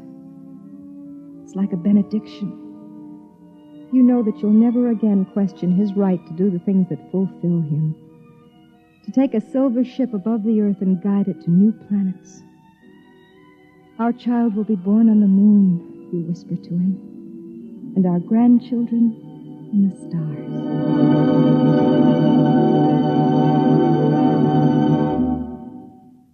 You have just heard X-1, presented by the National Broadcasting Company in cooperation with Galaxy Science Fiction Magazine, which this month features the Arthur Sellings tale entitled One Across, the story of a man who thought that doing puzzles was an escape, until he suddenly found himself completely boxed in. Galaxy Magazine on your newsstand today.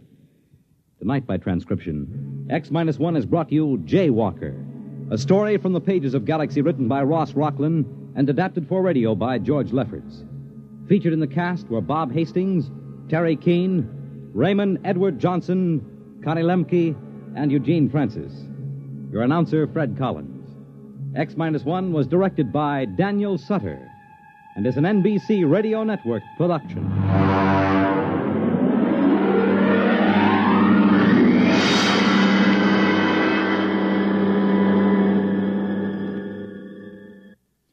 Next week, the story of the journey that had no end, of a ship that had traveled so long through space that none aboard her could remember their destination or even wonder where they were going. Listen for The Sense of Wonder next week on X-1. The big news tomorrow centers around the tiny principality of Monaco, where one of the century's most fabulous weddings will take place. And NBC Radio is on the spot to cover it for you. In the daytime, NBC's Weekday reports the civil wedding ceremony as it happens with simultaneous English translation. In just a moment, X-1, but first, a quiz program does not always improve your IQ. But when it's an NBC radio quiz program, you can be sure it will improve your disposition. Yes, NBC offers listeners a laugh session every Wednesday night with 2 fun-filled question-and-answer shows. One is Truth or Consequences, and though you may never learn why a chicken crosses the road, you'll howl as contestants perform the stunts dreamed up by MC Jack Bailey. The other is You Bet Your Life, and with a quizmaster like Groucho Marx, your good time is always guaranteed. Hear Truth or Consequences and You Bet Your Life tomorrow.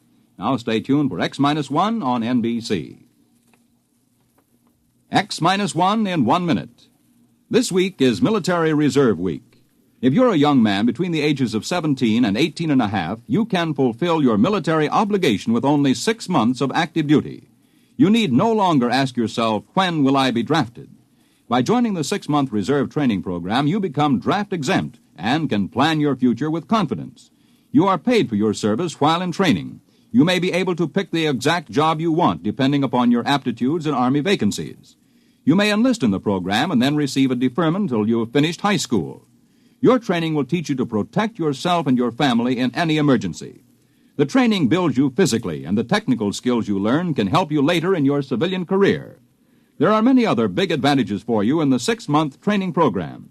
Visit your Army Reserve Center for all the facts about your big opportunity in the 6-month training program. Learn how you can plan your future with confidence.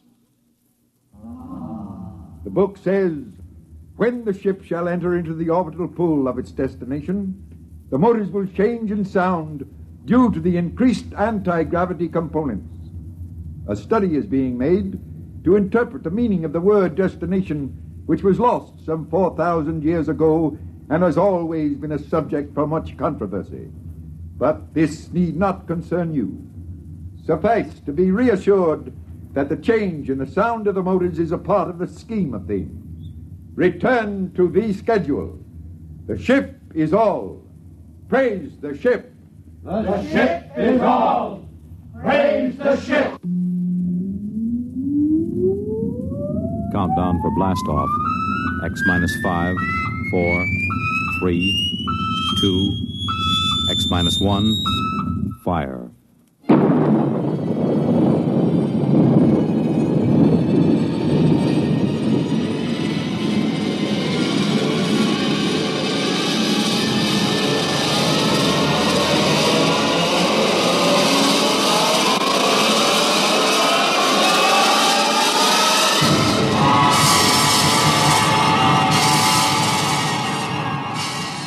From the far horizons of the unknown come transcribed tales of new dimensions in time and space.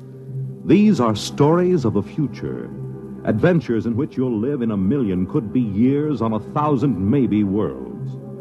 The National Broadcasting Company, in cooperation with Galaxy Science Fiction Magazine, presents X-1.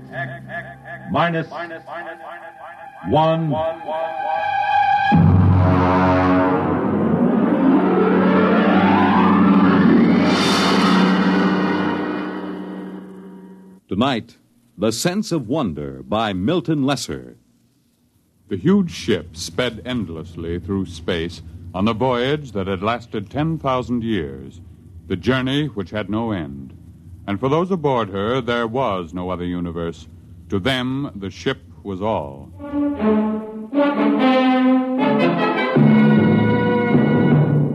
The ship is all. Rykud read the slogan embossed in raised letters of steel outside the door to the priest's compartment. The ship is all. His eyes wandered to the face of the young man standing next to him, his superior, Kreifer. The face had the empty, unquestioning expression that was typical of the people of the ship. Are you ready, Kreifer? I am. Enter. Come in. Well? I am Kreifer. Superior class, 3rd level, compartment Y51. Welcome. This is my attendant, Rykud. Be welcome. Praise the ship. Praise the ship. What is your mission? My superior's schedule shows that today he is 25 units of age. He is ordered to appear before the priest of the 3rd level to be given a woman. You have the schedule with you? Here. Good. You have your certificate of health and fertility? Show him the certificate, Rykud. Don't just stand there dreaming. Oh, yes. Here. Good.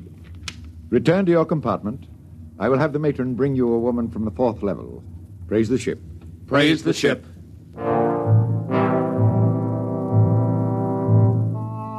Kryfer returned to his compartment, followed by Rykud. There was no questioning in the mind of either of them. At birth, each of the people was classified as a superior or an attendant, and the coded marking of his schedule was tattooed on his right arm. Both of these young men were 25, strongly built, and tanned from constant exposure to the health rays in the ship's conditioning room. Kryfer wore the loose-fitting robe of a superior. Rykud wore the tight trousers and shirt of an attendant. They entered the comfortably furnished compartment. Kryfer. Yes? What do you suppose she'll be like? What difference does it make? Don't you even wonder about it? I wonder about nothing. The ship is all. Praise the ship. Well, naturally, but still... We've been together as superior and attendant ever since the nursery. As an attendant, your entire purpose in life is to keep me alive and productive, to perpetuate the people. I would hate to have to part with you now. To part with me? Not of my own choosing, of course, but sometimes I detect what appears to be a strain of unorthodox thinking. Really? I was not aware of it. I am not entirely aware of it myself. Not enough for me to report you.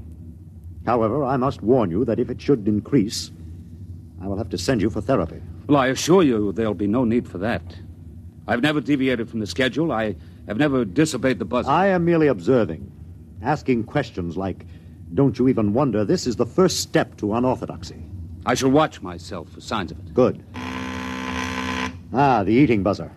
Your schedule calls for a massive dose of multivitamins. Fine. Prepare it in the green vegetables today. Today is a starch day. Oh, I'd forgotten. We could just skip it today. Rykud. Well... Of course, skipping the vitamins for one day is a permissible deviation, but I shall have to report for punishment tomorrow. Well? Skip the vitamins. I knew we would. You've never missed a permissible deviation yet. It's your influence that makes me do it. And you always blame it on me. That's what attendants are for. Yes, I know. That must be the matron with the woman. Open the door. Maintain the utmost dignity, please. Yes? Is this the compartment of Kryfer, third level, Y51? Yes. I am matron of the woman's level. Enter. I am Rykud, Kryfer's attendant. This is Kryfer. I have brought a mate for you. This is she. Be welcome. Praise the ship. Praise the ship. Her name is Aylin. Welcome, Aylin. I am most happy to be here. Praise the ship. Come. I will show you which compartment is to be ours. This way. There are 5 compartments in this suite, and ours will be this... Will you take food, matron? Why do you look at me that way? That mark on your forehead. You have always had such a mark? Yes. And you have another diamond-shaped on your right shoulder? How could you know such a thing? Your name is Rykud. Rykud. How like him you look. How like whom? Your father. My what? Of course, you could not know the meaning. What do you say? When you were born, like any of the people of the ship, you were taken immediately and placed in the nursery of the ship. You never knew who sired you, nor did they know you. Naturally. It's according to the schedule. Yes, it's according to the schedule. I have a strange feeling toward you. I can't explain it. What sort of feeling, Rykud? As if we've met before. But that's impossible, of course. Yes.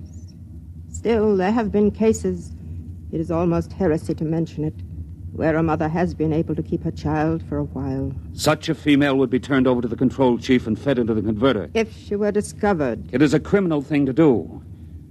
It is said to warp the child so that he becomes a heretic at an early age. Yes, it is very, very criminal. Still, you say there have been cases? Once there was a woman, it is said, an attendant, who managed to conceal such a child behind one of the forbidden doors for almost 3 years. Behind the doors? It's unspeakable. Very likely only a rumor. It's shocking to hear of such things. Behind the forbidden doors. You're shocked, and yet something seems to stir deep in your memory, perhaps. Nothing. You're certain? Why do you speak to me thus, woman? Come closer. What is it? Closer. Where there's no chance that we'll be overheard. Well? Rykud, you are that child.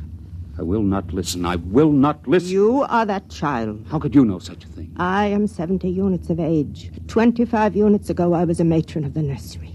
This person came to me and told me of her child, which she had concealed in the space lock behind the forbidden door. She begged me to take it and place it in the nursery with the other children. I had been her attendant for many years, and we were close to each other. I did as she asked. But are you certain this child was me? I remember the marks upon it. And I am doomed. Why doomed? I have known my own parent. This accounts for the strange feelings that come over me sometimes. What feelings are those? A feeling... a sense of wonder. Oh. You seem pleased. Rykud. What? Your superior returns. I cannot speak. But if you would satisfy this sense of wonder, I have a book which I will give you. I cannot accept a book without the supervision of the ship's librarian. Take this one. Keep it concealed. Here. No, Take it quickly. They're coming. Well, what are you two whispering about? I was merely explaining to your attendant how he must behave in the presence of your mate. There is no need to explain. All is scheduled. Nothing is questioned. Praise the ship. Praise the ship. I hope that your union will produce the optimum number of children. I'll leave now. Aylin. Yes, Chrysler. Your duties will be very simple. Reichert will teach you how to prepare my meals, and you will memorize my schedule.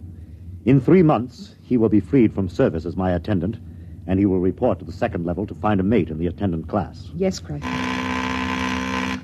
It's time for my health treatment. Teacher Reichert. Yes, Chrysler. Come here.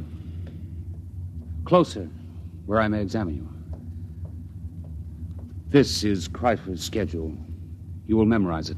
Yes. Here is a list of permissible deviations. Oh, I'm familiar with it, naturally. I see. I was not aware of what training you received on the women's level. The matron trained us well. Good. You have been with the matron a long time? Ever since I left the nursery. I see. What is she called? Mara. Mara? Tell me, did she ever speak to you of a sense of wonder? Are you of the control police? Certainly not. Then you should know better than to discuss feelings. I'm sorry. I thought perhaps... What's that? The change bell. There has been some change. It frightens me. Oh, what does it mean? I don't know. I heard it only once before. When the ship passed very close to a red planet, there was a shower of stars, and the ship seemed to shake, and the change bell rang. We were all summoned to the priest and told that we must undergo a test for radioactivity. What are we to do now? Reichert, Aylin, quickly. It is the change bell. We are all summoned to the priest of our level. Quickly! Within a few moments, the people of the third level of the ship were assembled in the area outside the compartment of Chul, the priest. They stood there trembling, listening, and panicked to the clangor of the change bell, not daring to wonder what it meant, but aware that something different had happened. Something different. I'm frightened. Hush! The priest is coming. The ship is all. Praise the ship. Praise the ship. Listen to Chul, your priest. I have just been in contact with the chief priest of the ship. This is what I have been given to say. For 10,000 years now, ever since the ship began the voyage which has no end, we have lived as one people following the schedule. In those years, the change bell has rung only twice. On one occasion, it was to announce a change in the schedule for the preservation of the people of the ship following the epidemic. On another occasion, the ship passed close to a radioactive explosion, and it was feared that we had become dangerously activated. Now the change bell has rung again. You wish to know the reason, naturally. I am given to tell you there has been a change in the sound of the motor. There is no cause for alarm. The priests have consulted the book, which no man may see save the high priest. And we have learned that there is in the book a provision for a change in the sound of the motors. The book says, when the ship shall enter into the orbital pool of its destination, the motors will change in sound due to the increased anti-gravity components. A study is being made to interpret the meaning of the word destination, which was lost some 4,000 years ago and has always been a subject for much controversy. But this need not concern you. Suffice to be reassured that the change in the sound of the motors is a part of the scheme of things. Return to the schedule. The ship is all. Praise the ship. The ship is all. Praise the ship. On his way back to his compartment, Rykud stopped for a moment in front of the forbidden door which led to no one knew what, and listened to the sound of the motors. Yes, it was true. There was a new sound. It was frightening, and yet at the same time it made Rykud's heart leap with expectation. He looked at the forbidden door again and read the warning. No unauthorized persons permitted through this door. Attendant? Yes. What's your name and compartment? Rykud, attendant to Kreifer, third level, Y51. Who are you? Graf, control police. Why do you loiter outside the forbidden door? I was merely reading the warning, trying to impress it upon my brain. Is there a need to impress it? You have doubts? Well, no. No, of course not. Then why bother to impress it? If you have no doubts, there is no need to impress it. Well, I was merely... You see, I am engaged in the training of a mate for my superior. I wish to make certain that she knows every jot and line of the warning. Has she doubts? I'm sure she does not. Then why impress the warning upon her? It should be sufficiently impressed upon her since birth. I was merely... You were merely loitering, eh? Tell me, Rykud, do you ever wonder what is behind the forbidden door? Never. Are you perfectly content? Perfectly. Good. I'm going to enter your name in my report as a warning. See that it is not repeated. I will see. Return to your compartment. I will return. Praise the ship. Praise the ship. Rykud went back to his own compartment. He tried to push the events of the day out of his mind. It was almost too much to cope with. First, the mate for Kreifer, then the news of his birth, now the change in the sound of the motors, and the book. Rykud lay inside his bunk, drew the curtain, and took the tiny, ancient plastic book from his trouser belt. He opened it and began to read. It was thought advisable to keep from the passengers on the ship the fact that their voyage might end in catastrophe. Forced to leave the Earth because of its radioactivity following the 3 wars, the inhabitants of the ship, to all intents and purposes, became the inhabitants of a new world. The ship was their world. The organizers of the expedition felt it would be cruel to inform them that the ship's navigation machinery had been set in a series of ever-increasing circles and then ever-decreasing circles, so that in 10,000 years the ship would return to Earth. There was the possibility that Earth would no longer exist, or that the radioactivity would have made it uninhabitable, even if the remaining humans hadn't managed to explode it. Therefore, the ship became all. Even the word destination was eliminated. If it were known that I had chronicled this account, I would most certainly be executed and the book destroyed. Most likely it will pass into legend and be disbelieved anyway, just as fairy tales and even biblical accounts have become tolerated but disbelieved by many who were... The sleep buzzer sounded, and Rykud's eyes closed automatically. Ordinarily, the people of the ship did not dream. It was considered a sign that therapy was needed. Tonight, Rykud dreamed.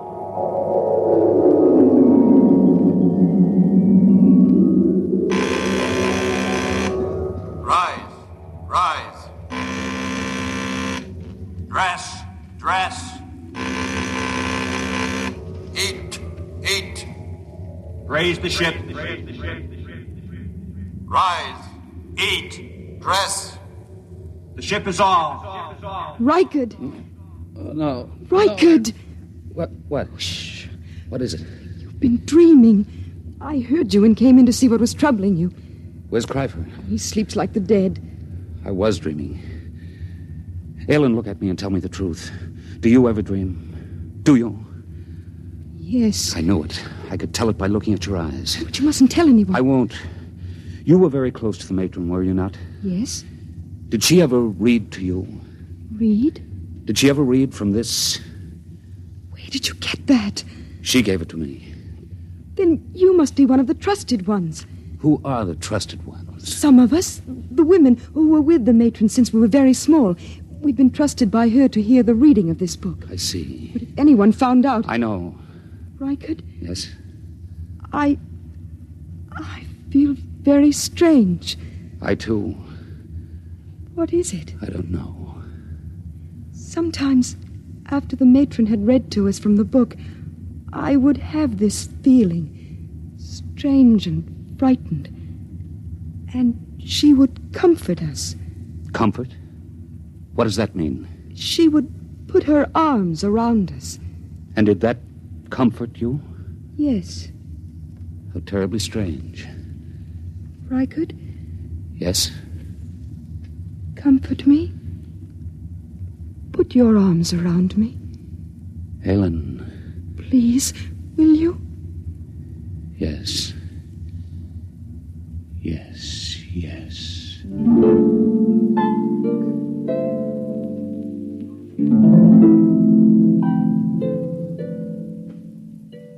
On the following morning, when Kreifer went to the conditioning room, as prescribed by the buzzer, Rykert drew Aylin over to the spaceport and slid aside the protective shield. Look. I am looking. Tell me what you see. I see the stars and space. Look closely. Do you see nothing unusual? I so seldom look through the spaceport. I'll tell you then. Look there. See that one star, so big and so bright that it hurts your eyes? Well? I've been watching it. It is growing larger each hour. Stars do that. Never has one been this large. What difference does it make? The stars exist only as pictures in the glass of the viewport. They're not real. The ship is all. That is what we are told, but perhaps it isn't true. What? Perhaps these stars do not exist only in the glass of the viewport. Perhaps they exist beyond the viewport. I don't understand. Let me say it this way once and forever. Perhaps, Aylin, the ship is not all. Rykert, your heresy frightens me. Rykert, hold me close. It frightens me even to look at you. Oh, Rykert, you mustn't even think it. I do think it. I believe it. I believe the ship is not all. And I believe you are a candidate for the converter. Kreifer. Don't move, Rykert, or I'll blast you into dust. It is bad enough for an attendant even to touch his superior's mate, but to couple it with the ultimate heresy. There is nothing but death in this. Kreifer, I beg of you. Stand aside, Aylin. I'm going to finish this heretic. Now, Rykert. Oh. Have I killed him? No, he's just stunned. Oh, Rykert, what can we do? I don't know. Rykert, the change bell again. Something's happening. I know what has happened. Come, we'll go to the priest. What about Kreifer? He'll have us killed. No, it's too late to think of that. Come.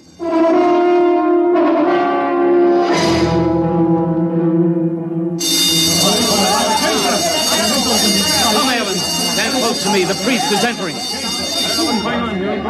Silence! Once again, the change bell has sounded. There has been another change. Doubtless you all felt the shock and the vibration a moment ago. I am informed that the motors have stopped. Silence! However, once again, there is no need for any panic or alarm. We will continue to live our lives just as before. The only thing that has changed is that the motors have stopped and that the view in the viewports has changed. Behold. The view in the viewports has been changed from the stars to a garden. That is all there is to it. The book makes mention of the fact that the view in the viewports is changeable. Go back to your compartments and resume the schedule. The buzzer will be your guide as always. The ship is all. The ship is all. Wait! No, I have something to say.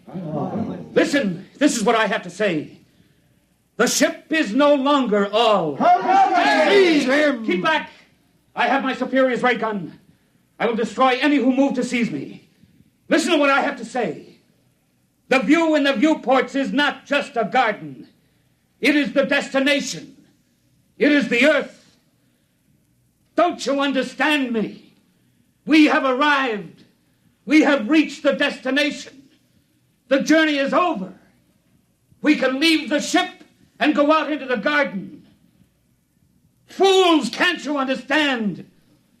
Watch the viewport. Watch it. The viewport is broken. I've shattered it. You can go out. Feel the air rush in. Smell its fragrance. Rykert, they don't move. They don't understand. Seize him! Kill the heretic! Kill him! Rykert, they're moving toward us. Run. Follow me quickly. After him! Death to the heretic!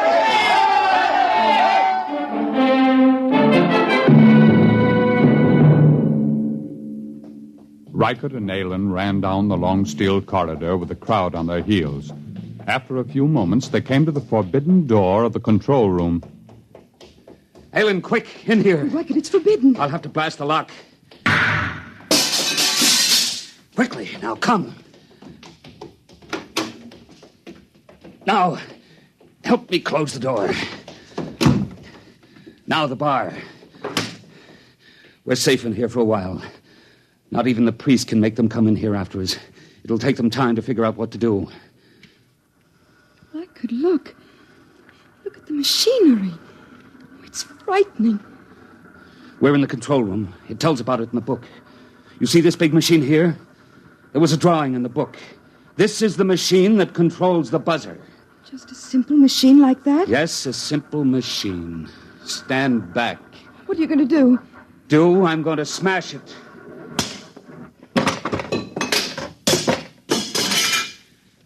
Now they're going to have to find a way to live without the buzzer. Reichert, they're breaking down the door. Come with me. Where can we go? There's nothing except the ship. No, there's more than the ship now, Aylin. There's the Earth.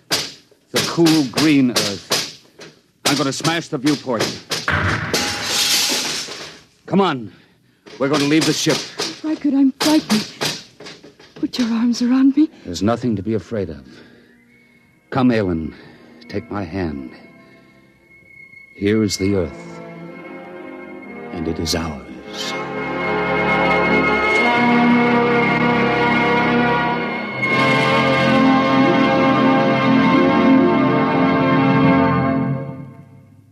You have just heard X-1, presented by the National Broadcasting Company in cooperation with Galaxy Science Fiction Magazine, which this month features a story by F.L. Wallace titled Mesereau Loves Company. When Marcus Mesereau set out on his mission to Earth, he was driven by pride and indignation, plus a practical reason.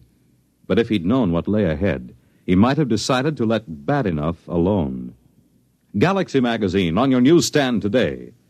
Tonight, by transcription, X-1 has brought you The Sense of Wonder, based on a story from the pages of Galaxy written by Milton Lesser and adapted for radio by George Lefferts. Featured in the cast were James Monks, Bill Quinn, Edwin Jerome, Vera Allen, Rita Lloyd, Joe DeSantis, and Dick Hamilton. Raymond Edward Johnson was the narrator.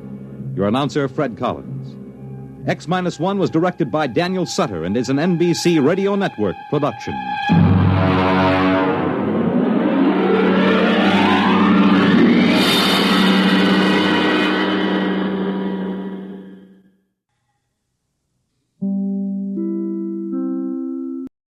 Now, stay tuned for X-1 on NBC.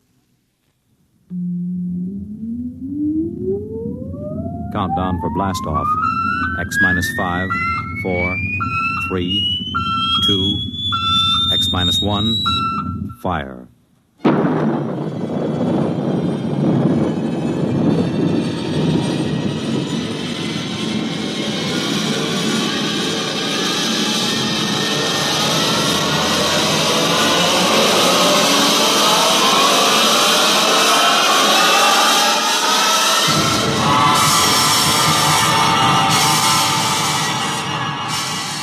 From the far horizons of the unknown come transcribed tales of new dimensions in time and space. These are stories of the future, adventures in which you'll live in 1,000,000, could be years, on 1,000 maybe worlds. The National Broadcasting Company, in cooperation with Galaxy Science Fiction Magazine, presents X-1.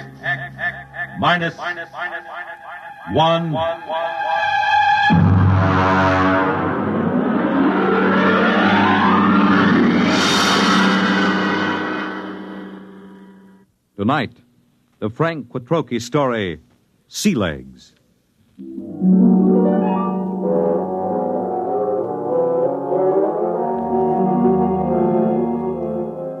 I stood in line at the Grav 1 desk with the old notch service record and tapes in my hand and waited for the board processing clerk to speak. The clerk seemed utterly indifferent to the excitement of the men in the line. I wondered how long he'd been out here on this godforsaken Zone 5 planet. Next. Name? Robert Craig. Occupation? Flight officer. Destination? Earth. Earth? Anything wrong with that? Well, I guess not. How long since you've been on Earth, Mr. Craig? Well, I've never been there. My parents left during the second colonization of Cassiopeia. I was born there. Have you ever been in a gravity system? Oh, just briefly. Under drugs, of course. You'll have to go through the gravity conditioning course. Yes, so I was told. Proceed to the airlock chamber on your right and follow the robot's orders. Good luck. You may need it. Next. I went into the chamber and stripped off my clothing while the robot droned its orders. Remove all metal objects from your person. Place them in the plastic tube at your left. Now stand underneath the decontamination tube. Depress the button with your right foot. This is all. Proceed through the green door to the psychometric section. Please respond quickly to orders, and so to not impede the progress of others. Next, please. The door to the psychometric section led into a pleasant but cold-looking room with a single metal desk. A man with a balding, high forehead sat behind the desk.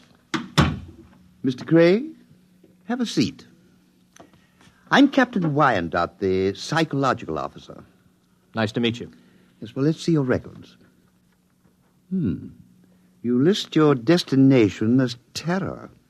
You're certain you wish to go to Earth? Of course I'm certain. You're somewhat aggressive, Mr. Craig. Look, I've been standing in line taking orders from clerks and robots for 6 hours. Every time somebody sees that I'm headed for Earth, I get the fisheye. Are they jealous or what? I hardly think so. You've been a spaceman for 16 years, Mr. Craig. You've been zooming around in the countergraph systems and the outer galaxies without any restraints or self-discipline. Have you ever spent 6 weeks strapped into a grav seat on a space rocket, Captain?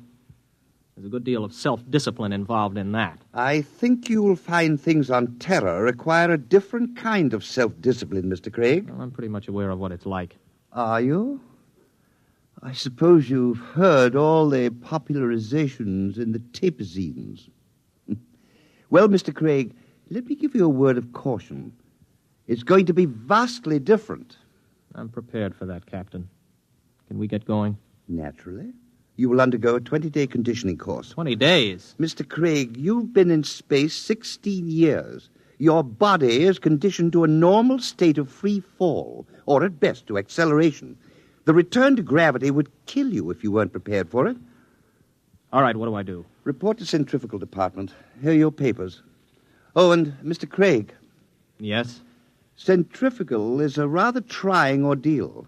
If during the course of treatment you should change your mind about returning to Earth, you're free to do so. Thanks. I won't.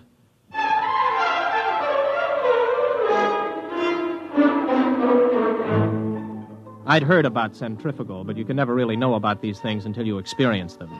4 times a day we were whirled around until it seemed as if our insides were too big for our bodies. On the 12th day, it got to be too much for me.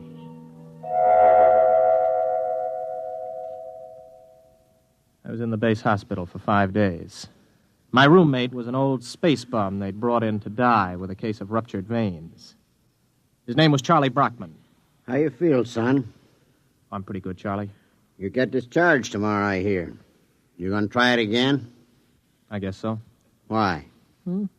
Only way I'll ever get to Earth. You really want to go? That's right. You talked to anybody been there last 10 years or so? No, you don't get to talk to many people from Earth and the galaxies. Were you ever there? Me? Now, what would an old space bum like me be doing on Terra? Well, I just thought maybe... I done most of my time in Zone 5. Out there, you get to thinking anybody who stays less than 80 light years from Earth is a landlubber. Yeah, I used to think the same. Then I took the exam for a job back on Earth, and I passed it.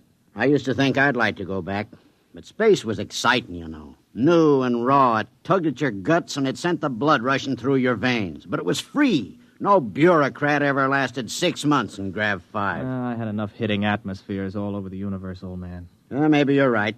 Lean over here, will you? Sure. Unbutton my pajama top, will you? Okay. There's a chain around my neck. Got a little message capsule on it. Oh, yeah, I got it. Do me a favor, huh?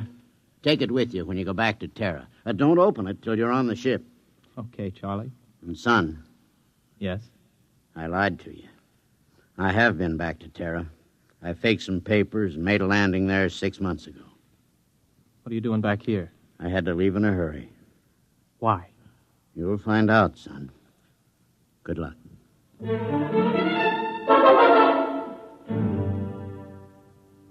Charlie died the next day. A few hours later, I was visited by Captain Wyandotte, the psych officer. How are you feeling, Craig? Okay. You still want to go back to Earth? Yes. You're completely sure you want to live out your life there, to give up space service for it? Look, we've gone through this, Captain. Now, you tell me that spacemen don't settle down on Terra, yet you won't or you can't tell me why. All right, what's the pitch? Does the Space Service need men so badly that they have to make it impossible for us to go back? That, Mr. Craig, you will have to discover for yourself. You have my authorization to complete your conditioning and return to Earth as a private citizen. I wish you luck. You'll need all you can get.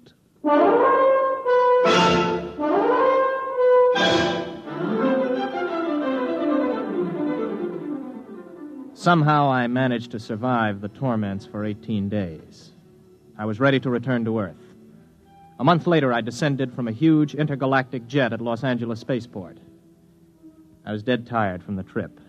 I checked in at the nearest inexpensive hotel.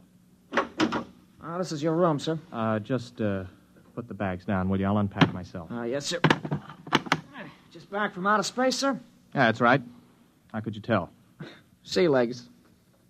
Sea legs? Well, the way you walk. You can tell when somebody's been in the low-grav systems. Oh, here. Oh, thanks, Mr. Craig. For another 5 units, I'll tell you where it is. Where what is? You know, the mic. Mic? Okay, make it 3 units. I won't hold you up. You mean a microphone? Yeah, that's right. They wanted to put screens in, but the boss convinced him there ain't any Freedomites ever stay here. Freedomites? Not so loud. You want to get controlled? No. Here's the money. Where is it? It's in the bed illuminator. You can short it with a razor blade. Thanks. You, want any sensation tapes? What are they? You know, mental image tapes. Oh, boy, you've been away from Terra a long time. Wait a minute, before you go, son. Yeah? Where's the minerals building? I have to report there for a job interview. Oh, it's in the government cluster. 5th level at X and 2nd. Thanks. I'll want breakfast about 8 o'clock. Well, I'll need your ISS units. My what? Your ration units. I don't have any ration units. You have your ident card? Look, I just got here an hour ago. Oh. Well, you better go see the Civil Control Board tomorrow. If you want to eat, that is. All right, where do I find the control board? Government cluster. But don't worry. If you don't find them, they'll find you.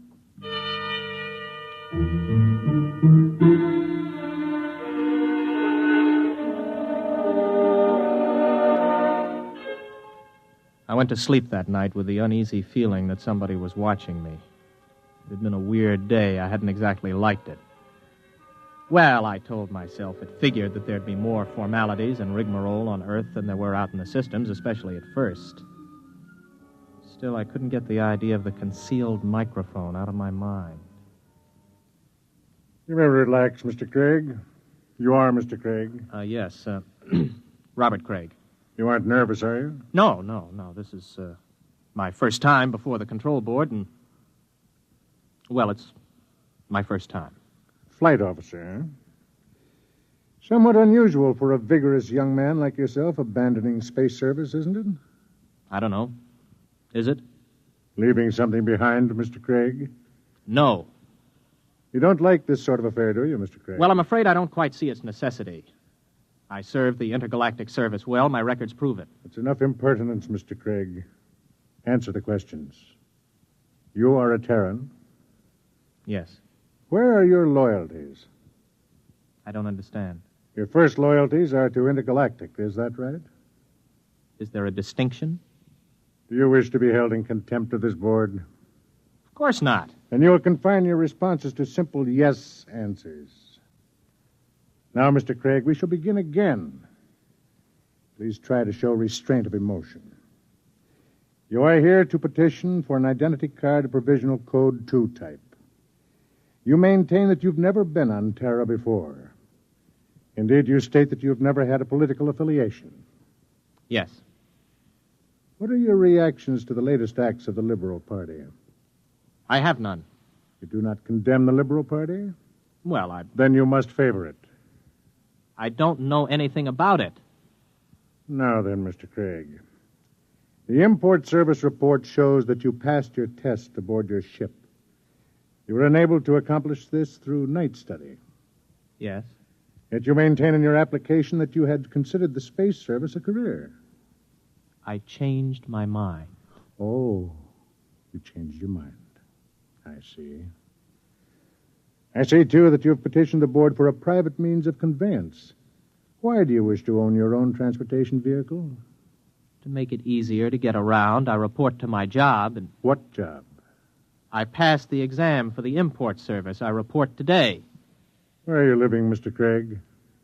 At the Star Hotel. Very well. You'll wait outside in the waiting room until you're called again. I waited about 2 hours in the porcelainized waiting room of the Civil Control Board. Then I was called over to the clerk's desk at a small window. He stamped some cards for me. Craig. Here.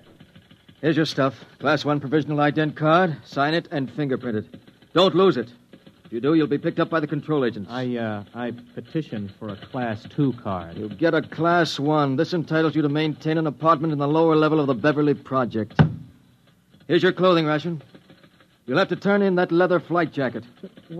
No, wait a minute. I had this made on Chuan. Listen, I can remove the insignia. That is not the point. Your clothing ration is defined by law. There are no exceptions. This is your food ration. What's all this medical stuff on the card? You are rationed fairly in accordance with your particular metabolism. Oh, you're kidding. I do not kid, Mr. Craig. Well, what about a car? I asked to be allowed to buy a car. Let's see. Your petition to be permitted to purchase a private means of transportation is hereby denied.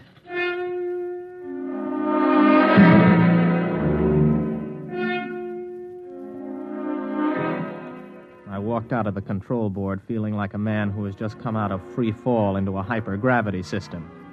Instead of reporting to the import service for my initial job interview, I walked around the city. I don't know how long I walked, maybe an hour, maybe 2. After a while, I came to the outskirts of old Los Angeles. There was a big fence around it and the usual signs. Radioactivity. Beware. It was just a pile of rubble and twisted girders. I looked at it for a while and then turned around and headed for the intergalactic freight office. So you figure you made a mistake? Yeah, that's right. You don't hear much about Terra out there. And you want me to sign you back into intergalactic? Yes. You got any character references? No, not here on Earth, but I can post a good-sized bond if they'll release my ISS units. What's your rating? I can handle anything up to 15 G's acceleration on my old license. You got a Tehran contract with import service, you said? I haven't started work yet. Look, kid. Mr. Craig, is it? How long you been on Earth? 2 days. So you're a spaceman. Flight officer, ex-flight officer. You know how to navigate through 4-star zones and the asteroid belt thrown in. You got a license for 15 G's, could get 5 more with a check flight. You got enough brains to pass the import senior routers exam. But you ain't got enough sense to come in out of the rain. We get guys like you every day. You're hot, you're big, you're raring to go. But you ain't gone nowhere. I'm listening. I don't know how you got here, Craig. Maybe you did quit honorable, or maybe you went and burned up a colony someplace. That would be in my records. The point is, it don't make any difference. Nobody leaves Terra without a permit. Nobody gets a permit to go back to space once he hits this old apple. Why not? They afraid somebody will tell what it's like? Oh, son, you got things to learn. One is you don't go shooting off your mouth. Another is Terra's changed a lot since the radioactive wars. We're going places, doing things. Big places, big things. You've got to fit into that, kid. Move with it. Stick around. You still got your sea legs. You're gonna like it here. You can make a quick dollar and spend it quick, too. But you'd better smarten up, or you'll finish scrubbing radioactive dust off girders. That's the story, huh? The whole story? That's it. Everything runs by a system. And, son, you can't buck the system. Yeah. I don't suppose there's any place around here a guy could get a quick drink. Oh, yeah, out at the end of Y Street, they got a little place you can buy in Acadian Tars. Pluto's, they call it. Thanks. Yeah, get it out of your system and then settle down. That's my advice. Thanks. So long. Get me the control agent. He just left here. He's on his way to the Pluto Cafe.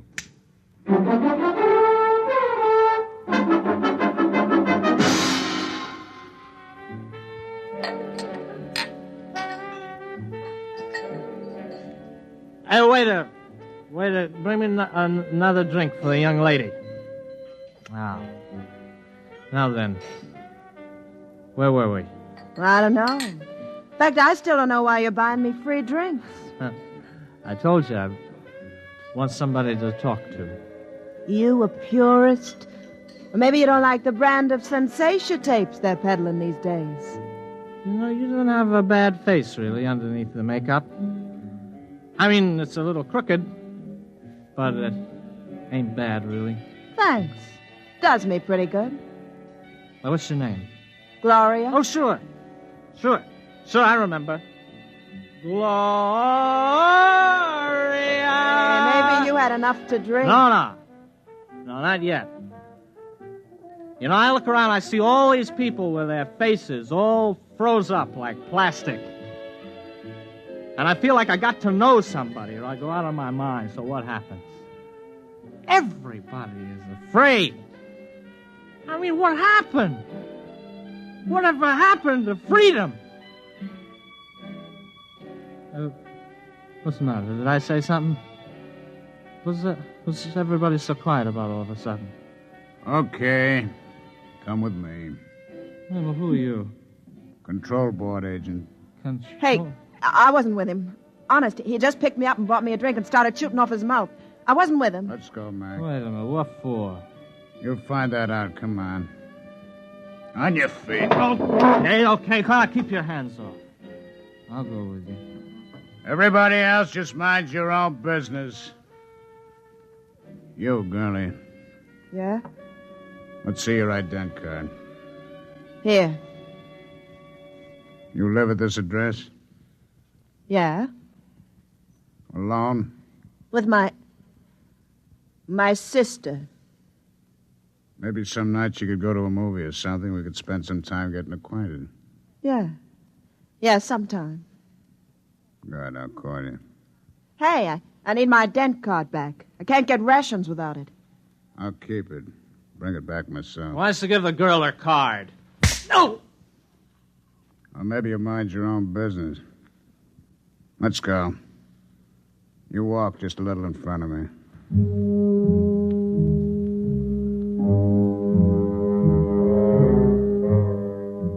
He was a big man, maybe 250 pounds, and he shuffled when he walked. He'd hit me right across the right shoulder with a sort of rubber truncheon. Now it began to ache. We're walking along a sort of back street. Everywhere in the universe there were such streets. Streets where you could find freedom in anonymity, a compromise between lawlessness and law. They are permitted by the authorities because it is necessary to have a place for those who are not permitted elsewhere. Okay, step into the doorway. Hurry up, you fool. We're being followed. Well, we're followed by whom? Don't ask questions. Who's you told? Don't I have any rights? You got the right to get hit over the head unless you do what you're told. Now quit. Hey, come in. In here. Hurry. Hey, who are they shooting at, you or me? Both of us. Down these steps. Stop! Stop or we'll fire! Through this door. Now, duck behind that pillar. Don't make a sound. You see them? Not a trace. Come on, they probably slipped out. Walk through the tunnel behind you. One false move and you're finished. Go on.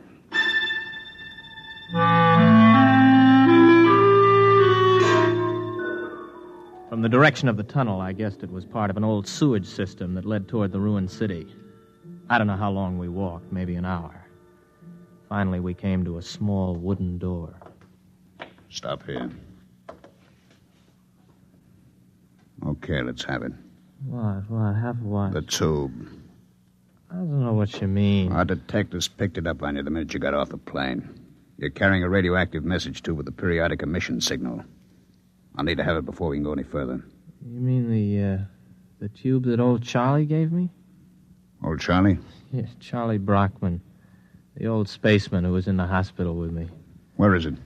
I think it's in my pocket. I never even bothered to open it. Do it now. Let me see. Oh, yeah, here it is. Open it. It's empty. That's right.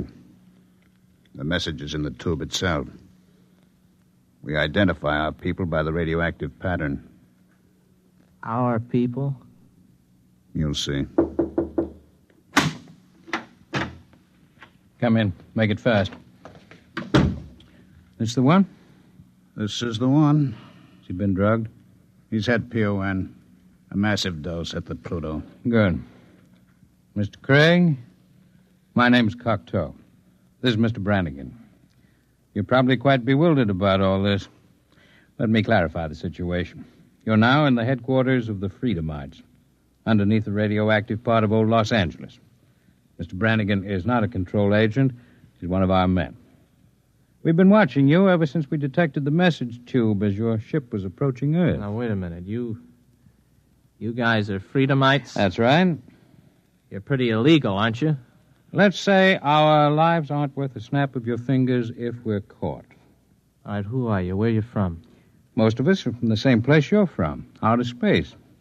Many of us had the same history you have. We shipped into Earth and became disillusioned and went to the intergalactic freight office to apply for a job. The man at the office, the man who made the speech about coming in out of the rain, is one of our agents. Aren't you taking a chance telling me all this? Not at all. At the Pluto, you were given a massive dose of PON. You won't remember anything that happened to you after the drug hits you in an hour or so. It works like a shock. Everything will be repressed into the unconscious. Oh, I see. Very neat. It will exist in your unconscious, however. Somewhere, because you're the kind of man you are, because living in space has taught you the blessing of feeling free, you'll be able to draw upon your unconscious knowledge when you need to. And when will that be, Mr. Cocteau? That depends on whether you decide to join us or not. Join you in what? I haven't the faintest idea of what you're trying to do. For all I know, you're a bunch of traitors. You know, I've heard this comes the revolution stuff before. My friend, you're woefully ignorant of our aims, as is to be expected. We anticipate no revolution. We print no leaflets, publish no newspaper, and we have no world plan for conquest. The kind of totalitarian mind which subscribes to tight economic systems like the ancient Marxism of the communists is abhorrent to us. We're interested in only one thing, the preservation of the idea of freedom. Our fear is that men will forget what it's like to feel free. Well, how do you expect to accomplish this? Our concepts are being kept alive in only one place in the universe today. Outer space? Exactly. On the frontiers of the universe, where freedom is a condition of life and growth. Suppose I join you. How can I help? You're an experienced pilot. We have enough connections to do some plastic surgery on your face and get you a position piloting a spaceship again. You'll remember nothing of your mission, but you will remember that you have been back to Earth, what it was like. You'll be able, carefully, of course, to tell people, to help keep the idea of freedom alive. Think it over carefully.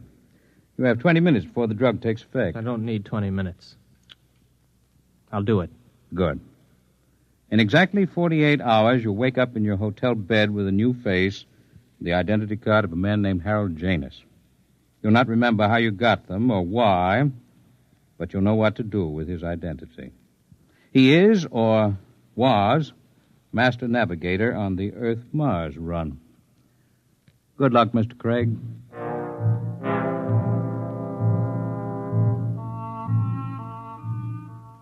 I woke up in the hotel bed, feeling like a man who has hung one on but good. I looked into the mirror and I saw the face of another man. I looked in my wallet and discovered that I was Harold Janus, navigator for Intergalactic, holder of a license for 15 Gs. I wondered where it came from, how I got it, but I asked no questions. This license, this ident card, meant freedom. I walked out of the hotel feeling steady for the first time. I'd gotten my sea legs at last.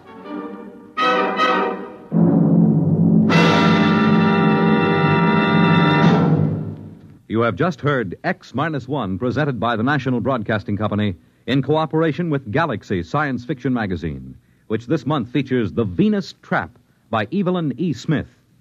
One thing man never planned to take along into space with him was the eternal triangle, especially a true blue triangle like this one.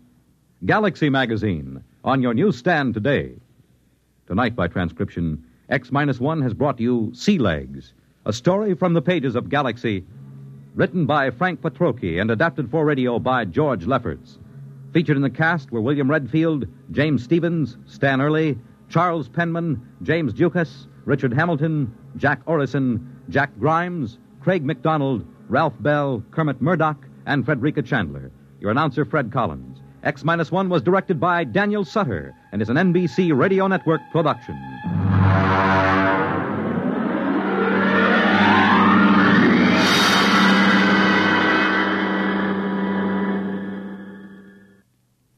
Hear Politics and Primaries, Dateline, Ohio, and Indiana, tonight on NBC Radio. In just a moment, X-1. But first, one man whose personality belies his name is Quizmaster Groucho Marx, because Mr. Marx is hardly one of the grouchy kind when it comes to welcoming guests and dispensing good humor on his Wednesday night quiz show, You Bet Your Life. Why don't you tune in and hear for yourself tomorrow? And while you're listening, don't forget that each Wednesday night there's more great entertainment when Jack Bailey and contestants play Truth or Consequences. And all of the staff on Airtime join stars Giselle McKenzie in bringing you top musical listening. Enjoy music and fun tomorrow night on this station. And now stay tuned for X-1 on NBC. Countdown for blast off. X-5, 4, 3, 2, X-1, fire.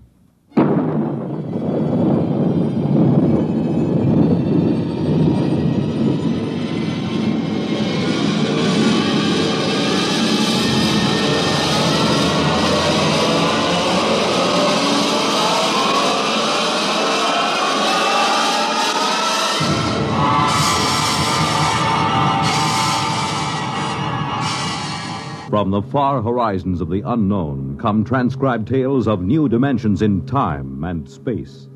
These are stories of the future, adventures in which you'll live in a million could-be years on 1,000 maybe worlds. The National Broadcasting Company, in cooperation with Galaxy Science Fiction Magazine, presents X-1.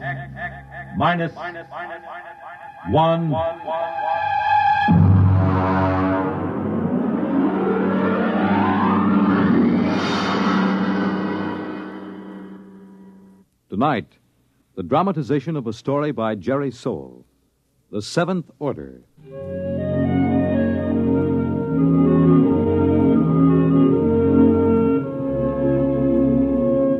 Brentwood, Illinois, would have been just about like any other average community of 10,000 had it not been for Presser College, one of the country's finest small institutions of learning.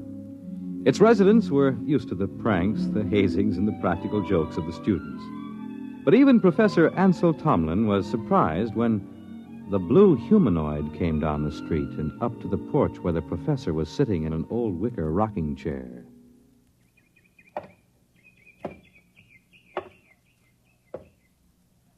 Pardon me. Of course. You are Professor Ansel Tomlin. Yes, and you, I take it, are somebody from one of my psychology classes dressed up as a sort of a robot. No.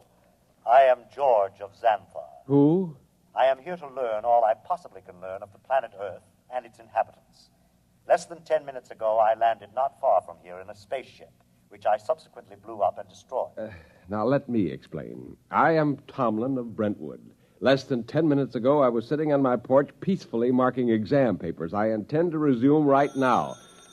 Helen, would you get the phone? It is your wife's sister calling with reference to the explosion of my spaceship. Sure it is. She merely wants to ascertain that your family was not affected. Listen, George, be a good fellow and... Oh, Mike. Well, don't be alarmed, dear. It's a fraternity initiation or something. Oh, well, it does look like the real thing. Oh, did you know there was an explosion outside of town? An explosion? Yes, blast of undetermined origin is what they said on the radio. Oh? My sister just called. She heard about it in the local station and wanted to make sure we were all right. I see. Well, I have something in the oven. My goodness, that's a wonderful costume. Her sister lives 20 miles away. How did you know she'd call? My mind circuits are telepathic. They pick up all conscious thought to a distance of some 200 miles. It couldn't be you arranged the whole thing, that it wasn't really her sister. How did you get here? Who or what are you? I am a machine, the finest, most complicated machine ever made. I have a rather unique history, too. Who made you? Ages ago, on Xanthar, there was a race of humans. They made the first robots. Rather crude affairs. We class them as first-order robots. They are still used for menial tasks to some extent. And what order are you? The highest, naturally. A seventh-order robot. Or rather, a humanoid. We are the first in which there is not an automatic, no harm to humans cutoff. I begin to see. You will become aware of the fact that I am superior to you and to the rest of your race. I need no oxygen. I am never ill. I need no sleep. Every experience is indelibly recorded on circuits and is instantly available. Tell me, George, do you have feelings? I have an electronically controlled endocrine balance. It's very interesting. And what is your mission here on Earth? For the moment, I am here to study. I will live with you until it is complete. You will what? I will live with you.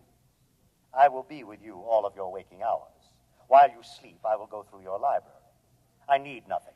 I want nothing. Just a moment. What about my privacy? When you desire privacy, I will study someone else. Your wife, perhaps.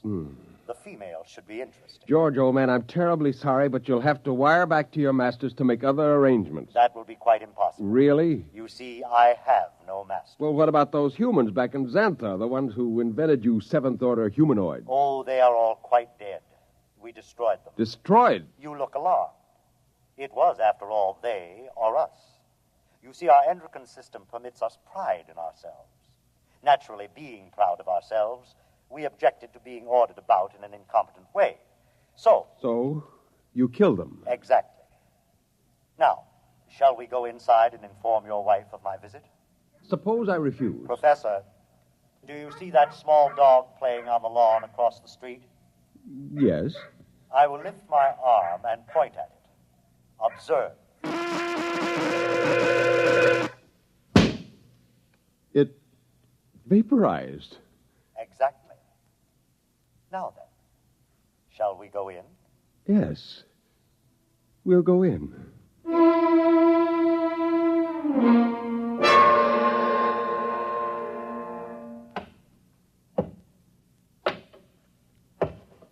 Oh, there you are.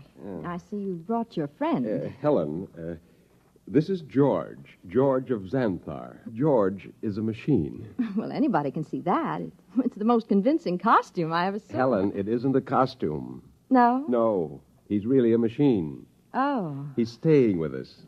What? Whether we like it or not. Well, really, Ansel. We have no choice. I am a seventh-order humanoid. I detect that your mind does not comprehend. I am here as an advanced scout for my race. After we establish a station here on Earth... I don't like this. Now, would you be kind enough to leave my house, young man? You are very slow to comprehend. I comprehend that I have a lot to do, and I'd appreciate it if you leave. Otherwise, I'm going to call the police. You may call anyone you choose, Mrs. Thomas. I'll have you arrested. I assure you I can detect your intention long before you have time to do me any harm. Well, we'll just see about this. Hello? Get me the police. Helen, it's useless. I can follow the call through the phone wire. Captain Townsend will answer. Captain Townsend. Captain, I want to report a robot.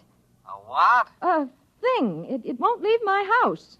Who is this? I'm Mrs. Tomlin, Professor Ansel Tomlin's wife, 44 Crescent Road. I'll send a car over. Now we'll see.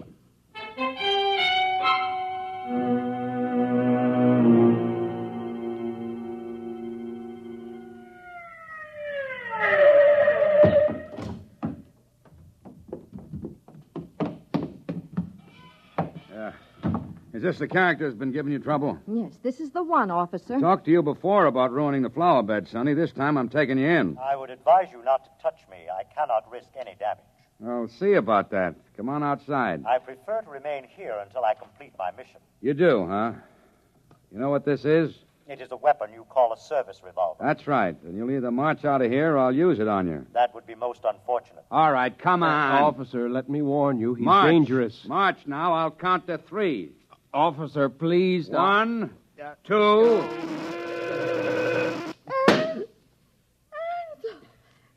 Oh, no. I regret it, but he was actually going to pull the trigger. Only to frighten me. But I cannot risk damage. He might have miscalculated and struck me with a bullet. And so I'm frightened. There is no need for fear. You have only to accept the fact that the Seventh Order is coming to operate the planet for your benefit.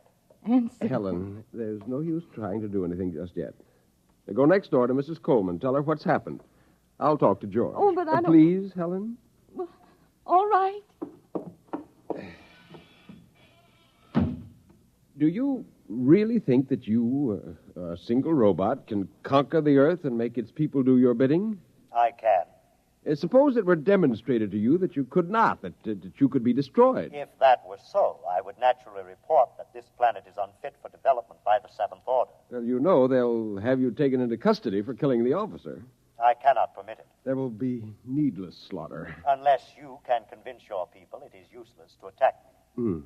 Will you let me try? I have no desire to prevent you. Go ahead. I detect that you are going to call the newspapers and the local television station and hold a press conference. Yes. I also detect that you have a plan to overcome me. Oh? I like that. Really? Yes. You see, in order to test this planet for development, I must know whether any of you are truly dangerous to us. You are a superior type of man, Professor. I welcome any plan to conquer me that you care to attempt. Okay, George. At least we know where we stand. I'll phone the newspapers.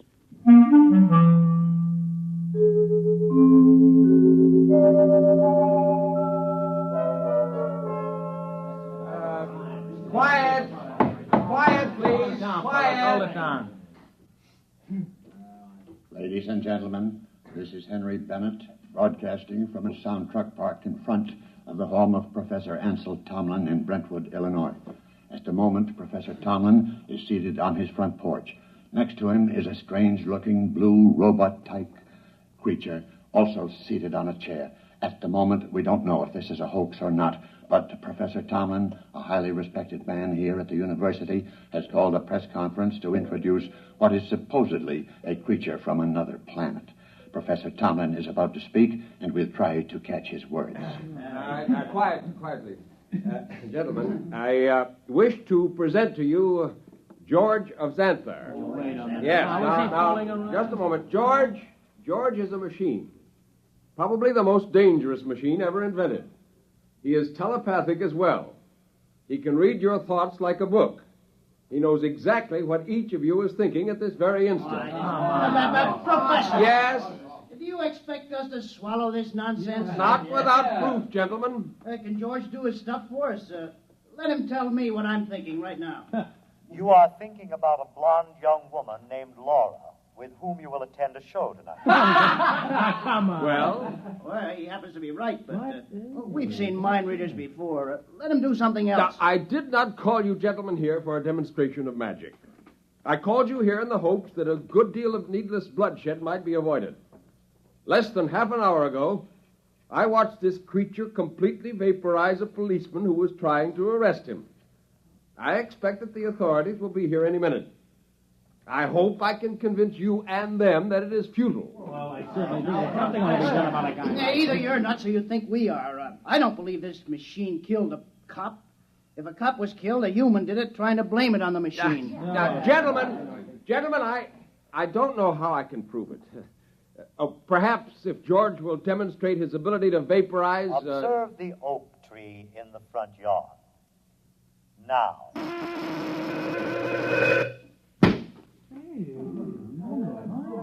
Now, do you see? I see, but I don't believe it. Boys, this is some kind of mass hypnotism. Maybe the tree was rigged up in advance. I swear to you This George of Xanthar is all he's cracked up to be. Let's see what he does when I toss a rock Now, at him. don't be a fool. Here goes, George! Stop him! I warned you. I tried to warn you. Okay, everybody stand back. Stand back. Charlie, get that automatic rifle set up. Check, Professor, I advise you to step away from that kid. Captain, for your own sake, don't try anything. Step away, Professor. Very well, but I warn you. Okay, now don't fire till I'm ready, boys. Right. Now then, George of What's-This? We don't know who's inside that tin suit, but I'm giving you just 10 seconds to come out of it. Captain, Hey, you're wanted on suspicion of murder. Now come out. All right, boys.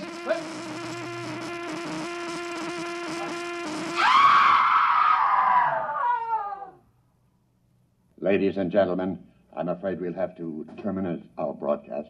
What started out as a good-natured hoax or publicity stunt has turned into a bloody massacre, as the bodies of some 6 policemen on the lawn of Professor Tomlin's home will attest. I don't know exactly what is happening here, but I can say this: George of Xanthar is no hoax. He or it is the spearhead of a race from outer space that's come to conquer the Earth.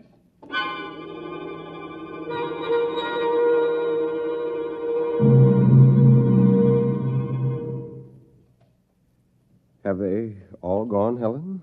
Yes, Where is he?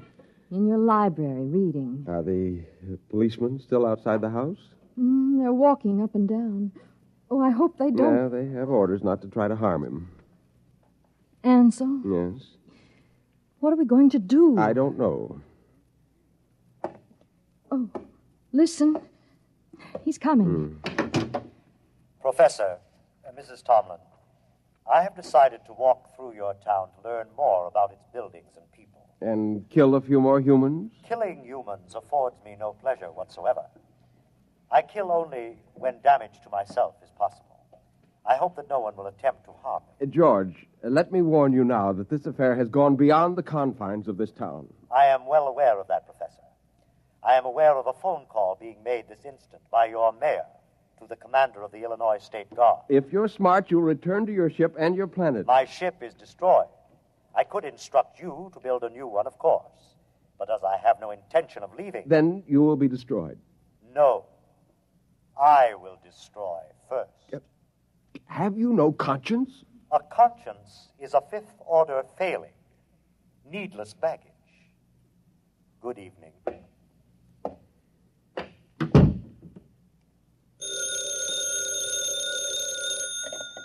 Hello, Professor Tomlin. Yes. Yes, I will. Who was it? The mayor and the chief of police have called a meeting of the citizens of Brentwood at the college gymnasium tonight. Ansel, you're not going. I must. But no, Helen, there's much more at stake here than my life or yours. Civilization itself depends upon our standing up to this machine. I'm going to the meeting.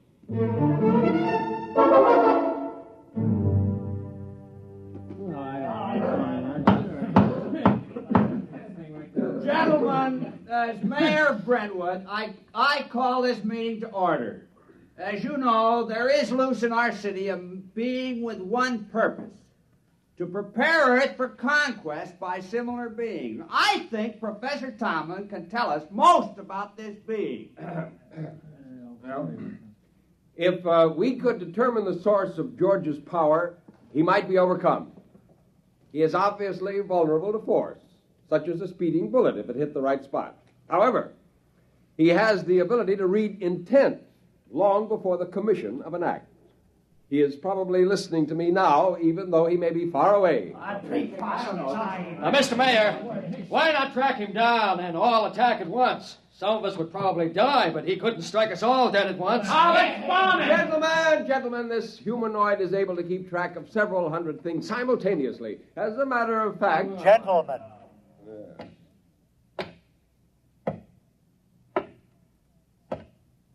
You are working yourselves up needlessly. You simply do not appreciate what it would mean to dedicate yourselves to the fulfillment of the seventh order destiny. your lives will be made most pleasant and happy by us. Yeah, why did you kill 6 cops? If you're so powerful, bring them back to life. How do you want to be buried, Robot? Yeah, let's get them, man.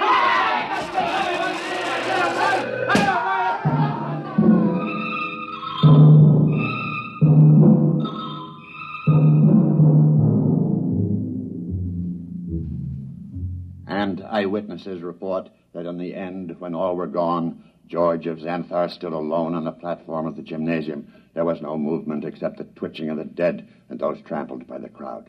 Among the survivors was Professor Ansel Tomlin, who originally... Well, that's that. What next? I don't know, Helen. I don't know. Oh, what's that? It sounds like an air raid alert. That's peculiar. They didn't announce it. Turn on the radio. Hurry. We interrupt to bring you a special message. All residents of Brentwood are advised to go to their basements or convenient bomb shelters. The governor has announced that units of the National Guard have managed to corner the robot, George of Xanthar, in the town square. Oh. Tanks and mortars will be used in an attempt to destroy the creature.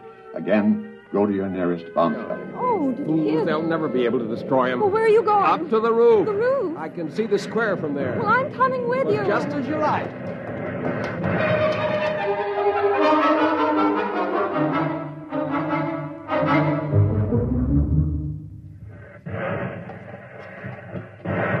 What's happening? He's vaporizing every tank and gun they bring up. Oh, Ansel, let's get away from here.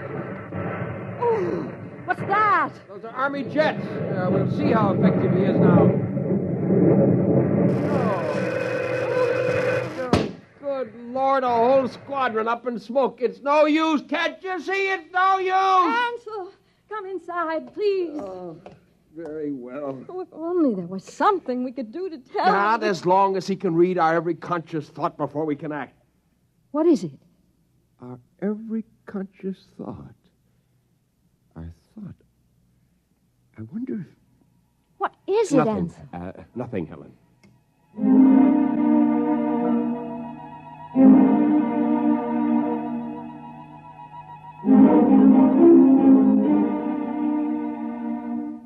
And the Army reports that the countryside around Brentwood is deathly still.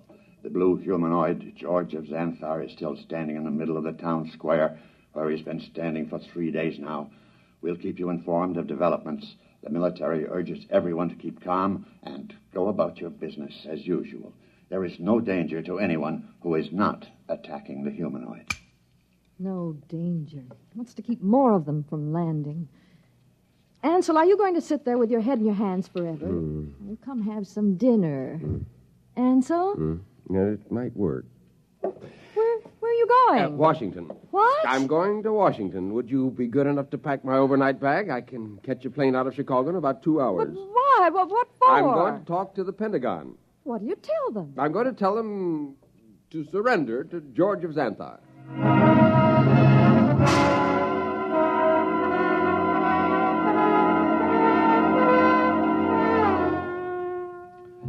Our microphones are here at the edge of the town square in Brentwood, Illinois today, ladies and gentlemen, to witness the most unusual spectacle of modern history. A discussion of terms whereby the United States of America may surrender to the humanoid George of Xanthar. For the occasion, an honor guard of 22 servicemen from all branches and all parts of the country has been chosen. In just a moment, the honor guard will accompany General of the Army's Walter Pitt, who will discuss the surrender.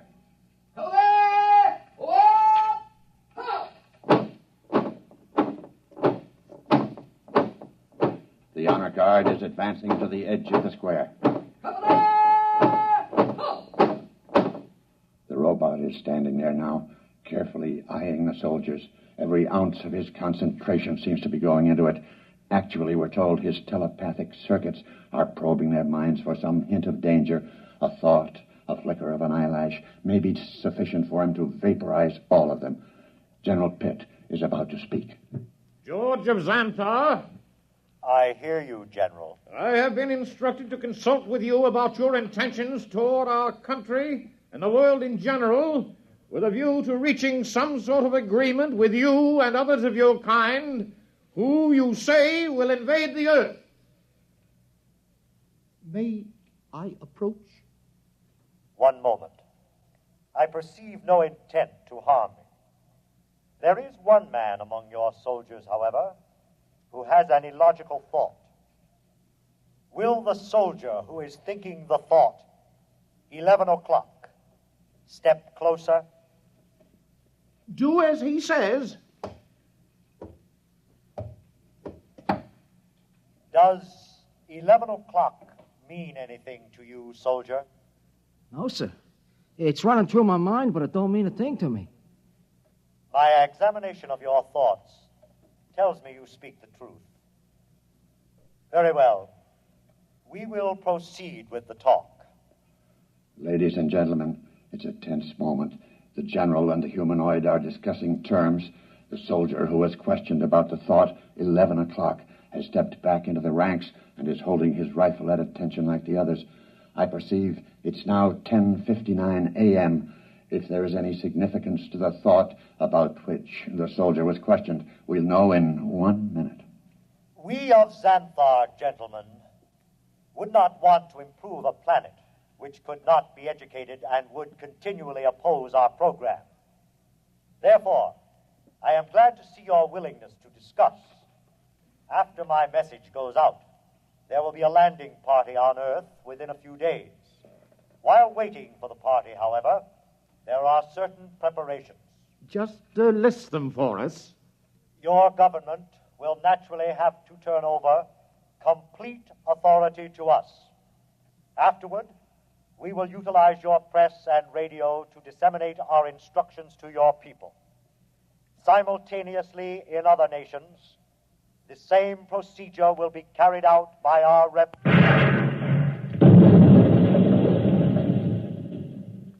Ladies and gentlemen, it's happened at exactly 11 a.m.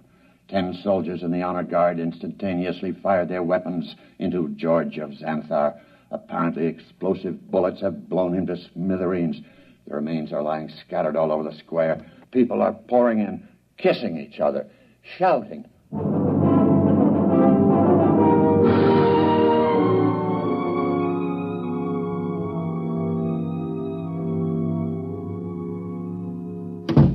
Helen! Ansel, you're home. Yeah. Oh, you've heard the news. Isn't it wonderful? Wonderful, really wonderful. I'm sorry I couldn't come home sooner. It would have spoiled my whole plan if I'd gotten within telepathic range. Your plan? Yes. But what? How? What? Just a matter of simple psychology. Those men in the honor guard. What about them? Did you know any of them? Not exactly, but I did have the job of hypnotizing 10 of them. Hypnotized? That's right. You see, each of those men was hypnotized. And while he was under, we planted a post-hypnotic suggestion, namely, to fire at George of Xanthar when a soldier named Charlie started to cough. Charlie was told to cough at 11 o'clock. Before we released them from hypnosis, we told them to erase everything from their conscious memories. I was staking everything in the hope that George could only tune in on the conscious mind, not the subconscious, and it worked. Yeah, there was nothing to be reached by George's prying mind, so we never knew what was going to happen. At 11 o'clock, the soldier named Charlie coughed. The men raised their guns and fired. And that was the end of George of Xanthar. Now, if you don't mind, I've got some exam papers to mark.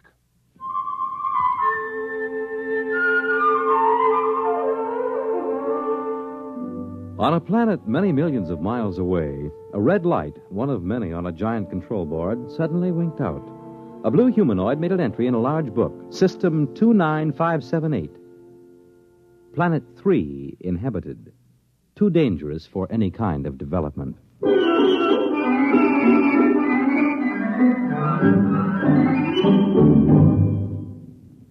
You have just heard X-1, presented by the National Broadcasting Company in cooperation with Galaxy Science Fiction Magazine, which this month features the Alan Cogan story titled In the Cards.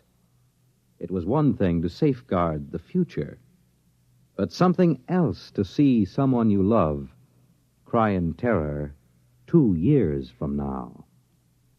Galaxy Magazine on your newsstand today. Tonight, by transcription, X-1 has brought you The Seventh Order, a story from the pages of Galaxy written by Jerry Soule and adapted for radio by George Lefferts. Featured in the cast were James Monks, Nelson Olmsted, Kate Wilkinson, James Rafferty, Dick Hamilton, Reese Taylor, Jim Stevens, Robert Hastings, Wayne Chappelle. The commentator was W. Chaplin. Your announcer, Fred Collins. X-1 was directed by Daniel Sutter and is an NBC Radio Network production.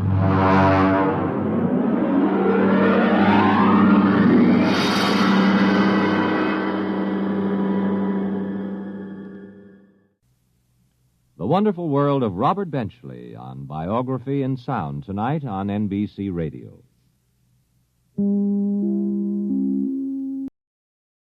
In just a moment, X-1.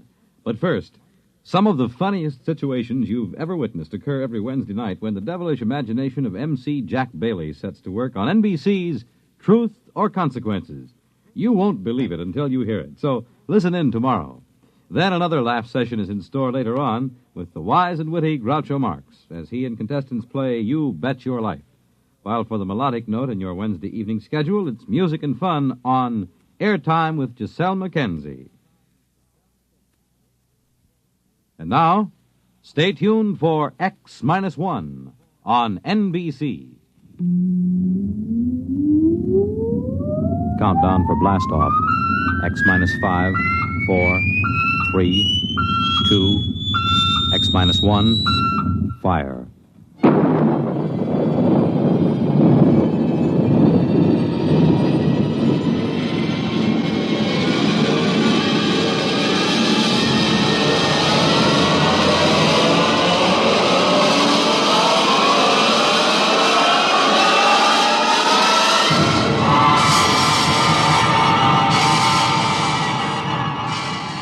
From the far horizons of the unknown come transcribed tales of new dimensions in time and space. These are stories of the future, adventures in which you'll live in a million, could be years, on 1,000 maybe worlds. The National Broadcasting Company, in cooperation with Galaxy Science Fiction Magazine, presents X-1.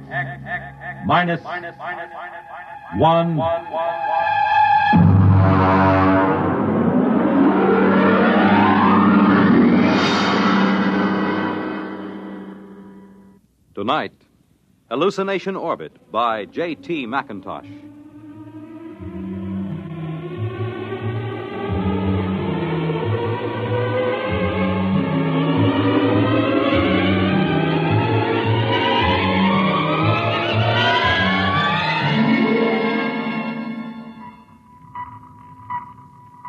Mr. Chaka. Sir?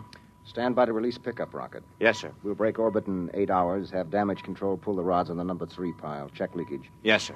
Try and have the locks cleared of all unessential personnel when that pickup rocket comes back. There's no point in making trouble. I understand, sir. Pickup rocket away, sir. Very well. Take over, Mr. Chaka. I will be in my quarters if I'm wanted.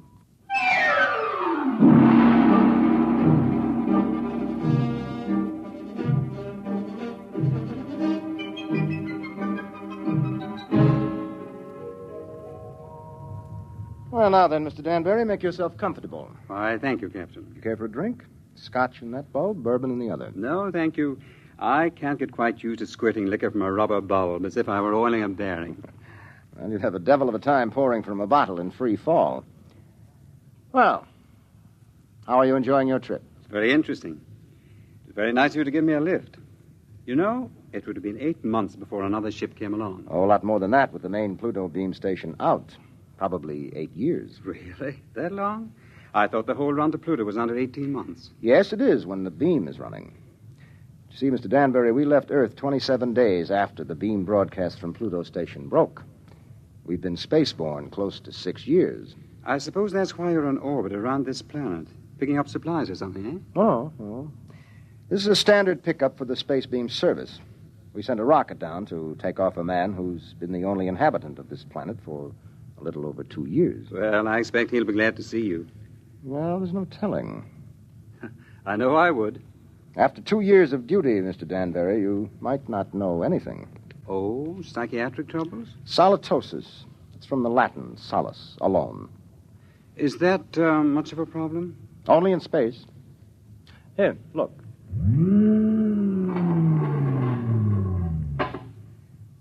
Look through that port. Seems empty. It is. It's empty of horizon, sky, sunlight, ground. It's empty of time. It's empty of people. You can't live in it too long without something happening. I see. But surely people have been alone before spaceflight. Oh, yes, but they have been on the same world with other people. And that seems to make a difference. You take a hermit on Earth, he may spend his life trying to escape civilization. Put him on a deserted world, he turns psychotic. Is there a cure? Oh, sure. Put him back with people. At least about 40 people. That seems to be the critical number. See, I have 48 in this ship's complement. I could run her with about 18. But if I tried to, I'd have psychos on my hands 6 months after blastoff. But then every one of these men on the beam stations, they're all alone, aren't they? That's right. Well, then they must get it. They do. It wouldn't pay to leave more than 40 men on a space station. And less than 40 is too dangerous. Solitosis can be homicidal. So they leave one man. Now, he gets it all right. But you can snap him out of it just by taking him back to Earth. That's why I like to have as few people as possible around when the pickup ship comes back. It can be pretty unpleasant. And what are they like? How does it affect them? Well, so far, I have picked up about 28 space station officers. I've seen 28 different sets of symptoms. I wouldn't want the job of getting those guys out of their stations and into that pickup rocket. Captain here. Pickup rocket. Signaling, sir. All right, Mr. Chalker, prepare to receive the pickup. Alert the psychiatric staff, and I'll be right there. Would you care to see them bring them in, Mr. Danbury? You're welcome if you have a strong stomach. I don't think so, thank you. All right. Mr. Chalker, as soon as the rocket is secured, make a trajectory for the next station. Yes, sir. That's Pluto Station 3. Carry on. Oh. Pluto Station 3. That will be a honey of a job. He has been on that lump of rock all by himself for close to 6.5 years.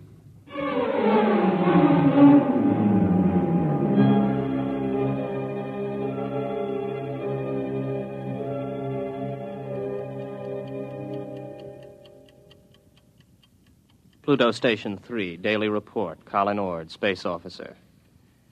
Everything is in fine shape. Through my port, I can see Mars, Earth, Saturn, Mercury. That little devil, he's hiding behind the sun. He's been quite furtive lately. Why I'm required to record this report every day escapes me, because it's quite obvious to any empty-headed brass hat at the central office that not a word of this has been worth the tape it's been recorded on for the last 5.5 years. But if it amuses you gentlemen to hear me wander, after all, you are paying for the tape. Which gives me a fine thought. I'm going to set the pickups through the whole station and leave the tape running. That'll give you a daily report all day, so keep on listening. Right now, I have the distinct impression that Earth is winking at me.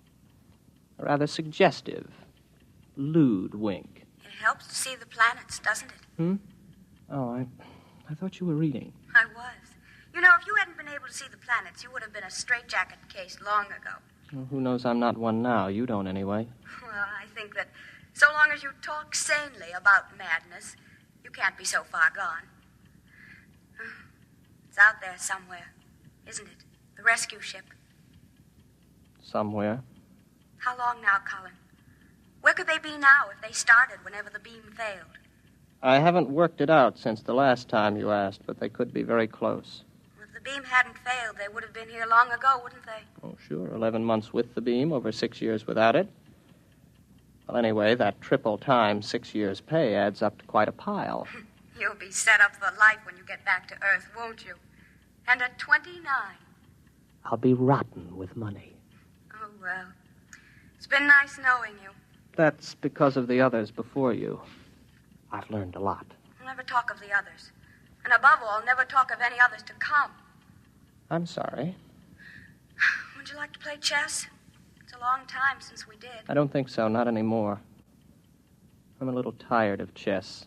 Oh, I know, I understand. I won't bother you. I'll go to my room, Colin. Well, don't get upset. I'm not. I understand. You're just tired of chess. You still listening, gentlemen? That last few minutes might have been a little confusing. You'd like to know who I was talking to, wouldn't you? I'm afraid you can't hear her on the tape. That's Una. And I'll tell you what she looks like. You might find it interesting. She's beautiful, but rather cool. She always wears a white shirt and sharp, creased green slacks. She's got a good figure, but in a calm sort of way. She plays a good game of chess, although I beat her 2 out of 3 times. Of course, you know why you can't hear her on the tape. But I still know, too. That's a point in my favor, isn't it? That brings up an interesting question, gentlemen, because I'm tired of Una. I'm beginning to find her a long, cool, slightly unappealing bore. My problem is how to get rid of her. I can't just tell her to vanish. She's a little too real for that. I dreamed up a ship to bring her. I'll have to find another to take her away. Well, I might as well get to it. Oh, no. No, I'm not going to bother about the ship. It's too much mental effort. I'd have to think up everything I saw, and frankly, gentlemen, I'm too tired. Maybe she'll take the hint. A lot of them did. Susie did. And Alice. Oh. I remember Margie. There was a girl. A load of bricks had to fall on her head. Took me 4 weeks to get rid of her. No. Let Una figure her own way to get off the station.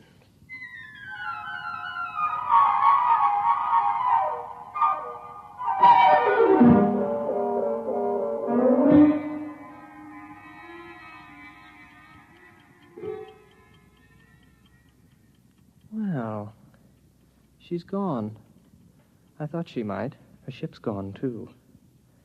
Well, all in all, I don't think Una was really very satisfactory. One of these days I'll start believing in them, and I'll be really gone. Well, if I activate the main screens now, I'll see a ship coming in to land pretty soon. Every once in a while I have a thought that when the ship really comes, I'll think it's make-believe.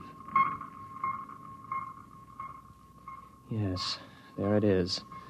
A small ship curving in for a landing. I suppose I could check on the detectors. I know they register anybody within 100,000 miles, but I don't bother checking them anymore because someday the moment will come when I check the detectors. And I'll see just what I want to see.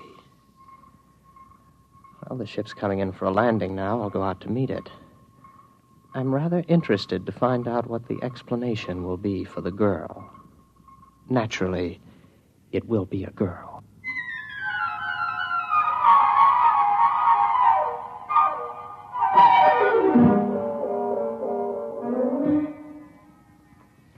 It's all right. You can take your helmet off. The air's all right in here. You must be Baker. Oh, good heavens, no. Baker was before me here. You can't be one of his dreams 7 years late. I'm Ord, Colin Ord. Before we go any further, just how does solitosis affect you? Well, that's new. None of them ever asked that before. It makes me see things that aren't there. And you know there's nothing there? Sometimes. Do you know I'm here? I'm making a point of not wondering about it. Well, one thing you can be sure of. This. Do you see this? This is a gun. I just want you to know I'm not heaven's little gift to lonely space station officers. Is that clear? Oh, yes. Yes. What's your name? Elsa Cutterline. You want to know why I'm here, of course. Not particularly. What? Well, that's always the weakest part of the story. I don't like to press it.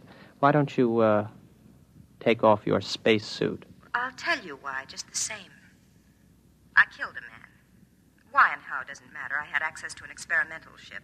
I thought if I disappeared for about 2 years, Oh, please, don't labor over it. I'm not asking questions. Why not? Well, when we get around to it, I would be interested in the story you can concoct for being dressed like the cover of a magazine story in rather minimal clothing. It's been years since I thought up anything like that. You must be a throwback. What are you talking about? You know, you're going to have a tough time with that gun when you get tired of holding it. It's a heavy gun. How long do you think it'll be before I take it from you? After all, you have to sleep. There's no door in the station you can lock that I can't get in. I know. I just wanted to make sure you weren't violent. I think I can get on with you, Ord. Yes, I see. The question is, my dear, whether you're real or not. Well, don't I look real? Oh, yes, but that doesn't prove anything. As a matter of fact, the realer you look, the worse off I might be. But then there still is the remote possibility that you might actually have killed someone and decided to hide out on a space station. Shall I tell you something else, Elsa? What? I'm suddenly tired of the whole business. Breathes there a man with soul so dead, I'm sure you know the rest of it. I would suddenly like to have enough people around me so that I could be sane.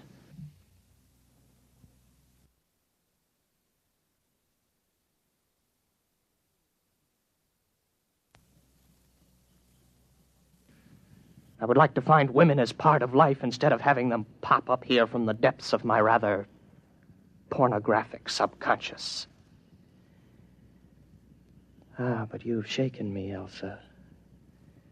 24 hours ago, I was congratulating myself that solitosis hadn't really gotten me. But now I don't know. Just don't try anything funny, or you'll find out whether I'm real. The hard way. Any way is the hard way. First, I'll go out and have a look at your ship.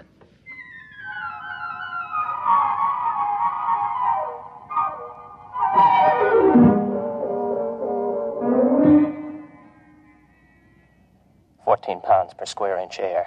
Heat. Now, I take a gasoline lighter. There, the flame lights.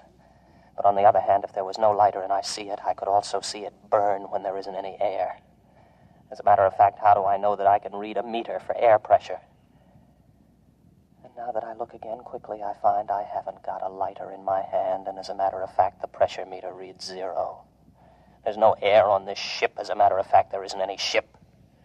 Elsa is no more real than Una. All right, Colin, old boy, sit here and concentrate for about 15 minutes, and you'll be able to walk through the walls of the ship.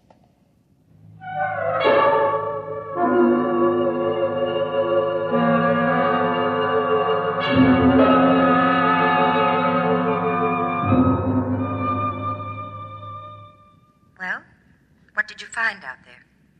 You'd better leave. It was a mistake your coming here. I'm sorry. No, don't come any closer to me. Put down the gun. Keep back. I'm warning you. Keep back. You see, it's no use.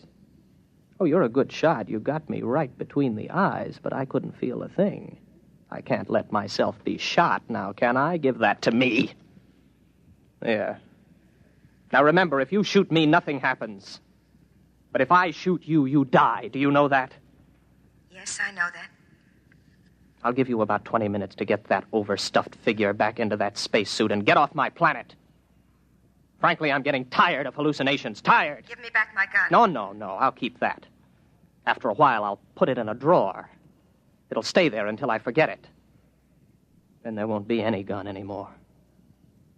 From now on, my overblown figment, there will be no more Elsas or Susies or Margies. I am not going to give in to solitosis. Maybe I'll bring Una back. At least she could play chess.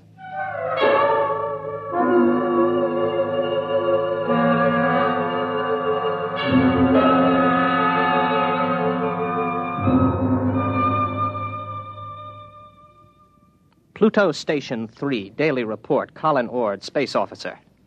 Gentlemen, I have successfully fought off solitosis for 2 days, and I have been alone. However, I'm afraid I'll lose as I watch my main scope now. I see a ship coming in again. I wonder what this one will be like. It's a launch from a larger spaceship.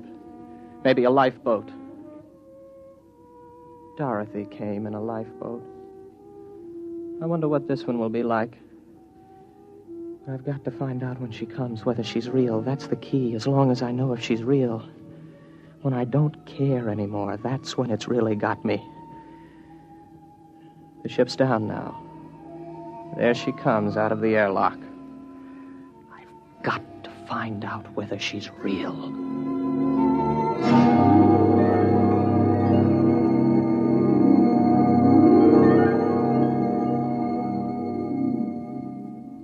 Colin Ord. That's right. I'm Dr. Lynn of Four Star Lines. Marilyn Lynn. Oh, well, very pretty. Are you going to tell me your story now, or do I have to wait? I'm not going to tell you anything till I've found out a little more about you. Well, you're an improvement on the last one. At least you're young and beautiful, and you're not fantastic, and you look intelligent. What do you mean? Don't worry about me. I see things that aren't there, particularly people. Oh, so you don't believe I'm here? Would you, if you were me? Do you know I'm not here? No, that comes with time. At least it always has so far. You mean you've always proved to yourself that your visitors were mere fantasy? With a struggle.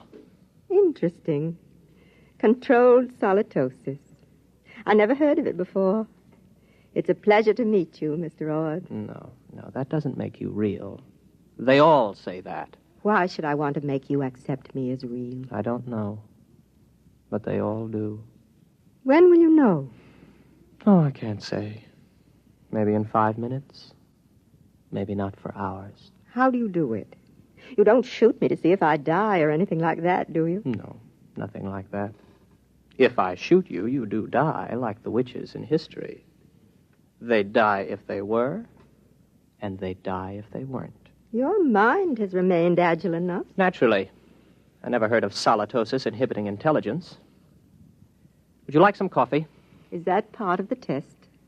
Whether more coffee is actually drunk than you drink yourself? No, that doesn't help. It would be very easy for me to make half what I thought I made, to fill a cup with nothing and pass it back. You look afraid. Why should I be? What am I doing? Am I doing something I don't know I'm doing? No. Would you like me to wash the cups for you when we're done? That won't prove anything. Next time they were used, I could just imagine they were washed, couldn't I? Where are you going? To find out if you're real. My ship. Go ahead. Good luck.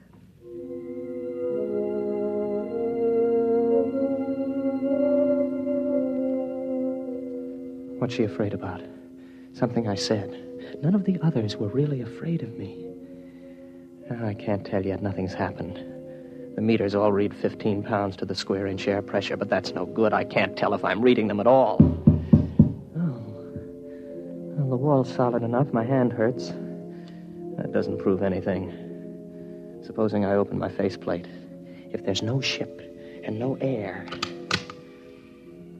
All right, my faceplate's open. I'm breathing air. But then again, on the other hand, my faceplate may still be closed. Maybe I only think it's open. I can't tell. I can't tell that she isn't real. That means it's finally gotten me. It gets everyone.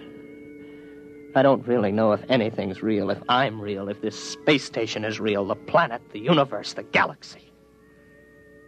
Maybe all life is in my mind. I think. Therefore I am. Yes, I remember that from school. Oh, I'm tired. I've got to get back to the station. Very tired. Close my faceplate, if I ever opened it. Get back to the station. Got a headache. Terrible headache. I'm very tired.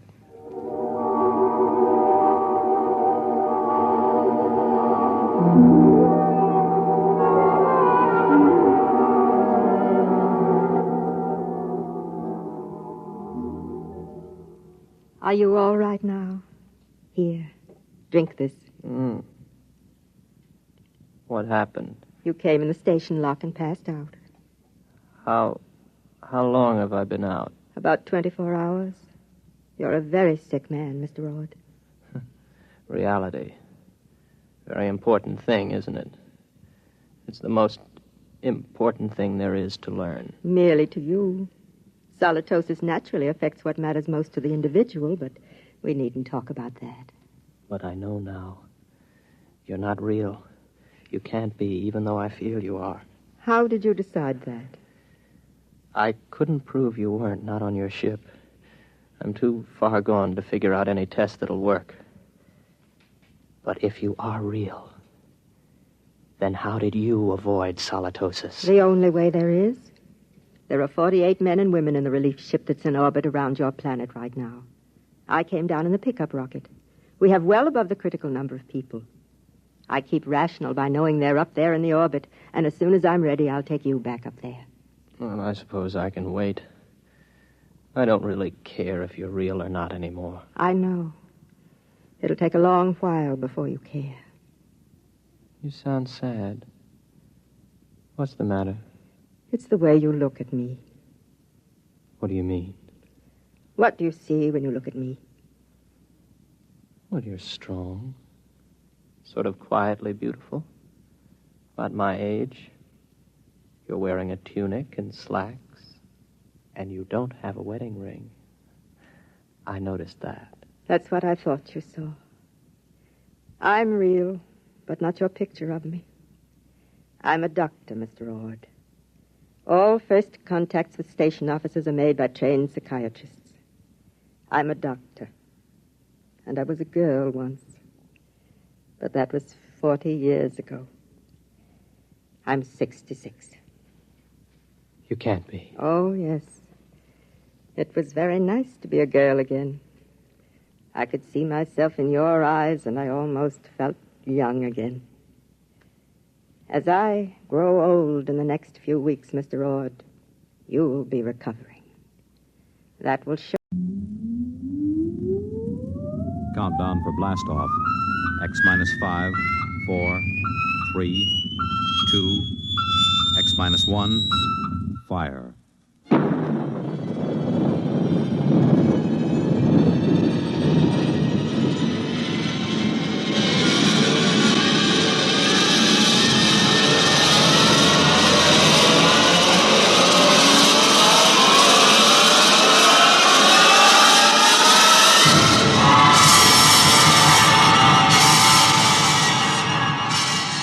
From the far horizons of the unknown come transcribed tales of new dimensions in time and space. These are stories of the future, adventures in which you'll live in a million, could be years, on 1,000 maybe worlds. The National Broadcasting Company, in cooperation with Galaxy Science Fiction Magazine, presents X minus 1.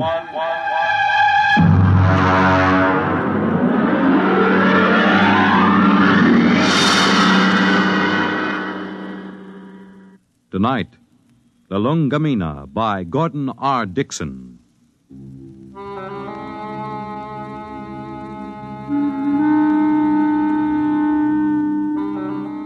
Blame Clay Harbank, if you like, for what happened at Station 563.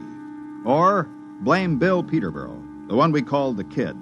I blame no one. I'm a Dorsai man. That means I was brought up on one of those tiny planets a million light years from nowhere. Being a Dorsai man is quite a responsibility. We are a very polite people. We have to be. Because when we get angry, we fight to the death.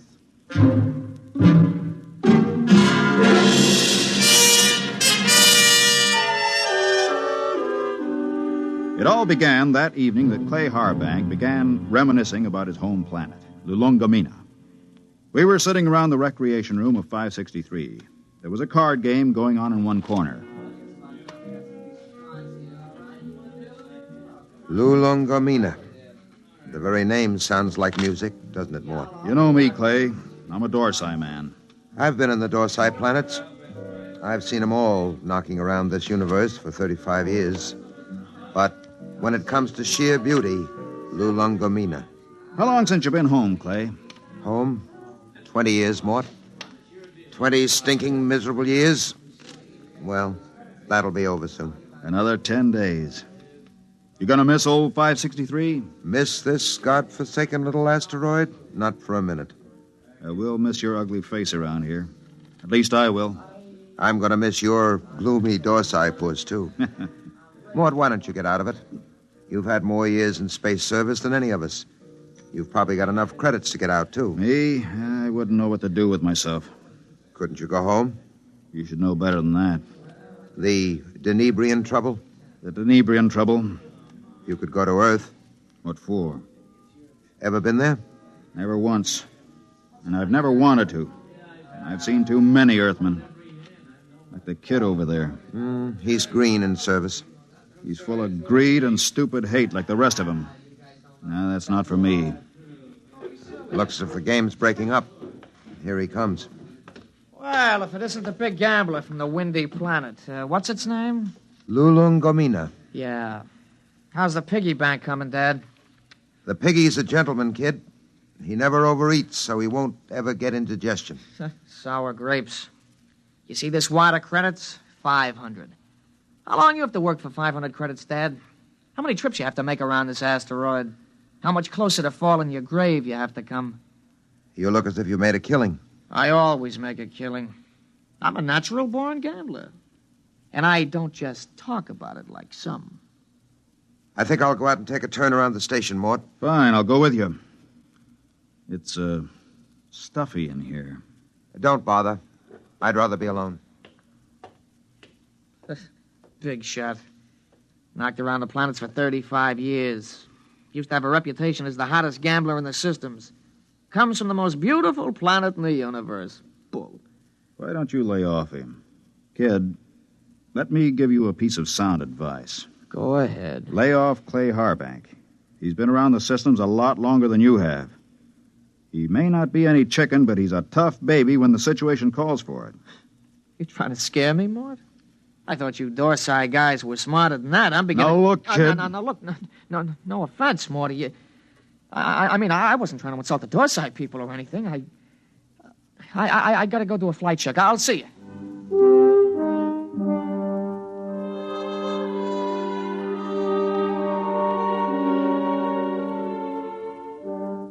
We were in bad shape.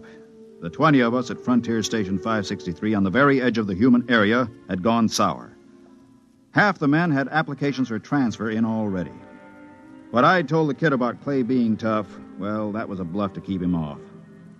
Nobody knew better than I did that Clay was burned out inside like a used-up rocket.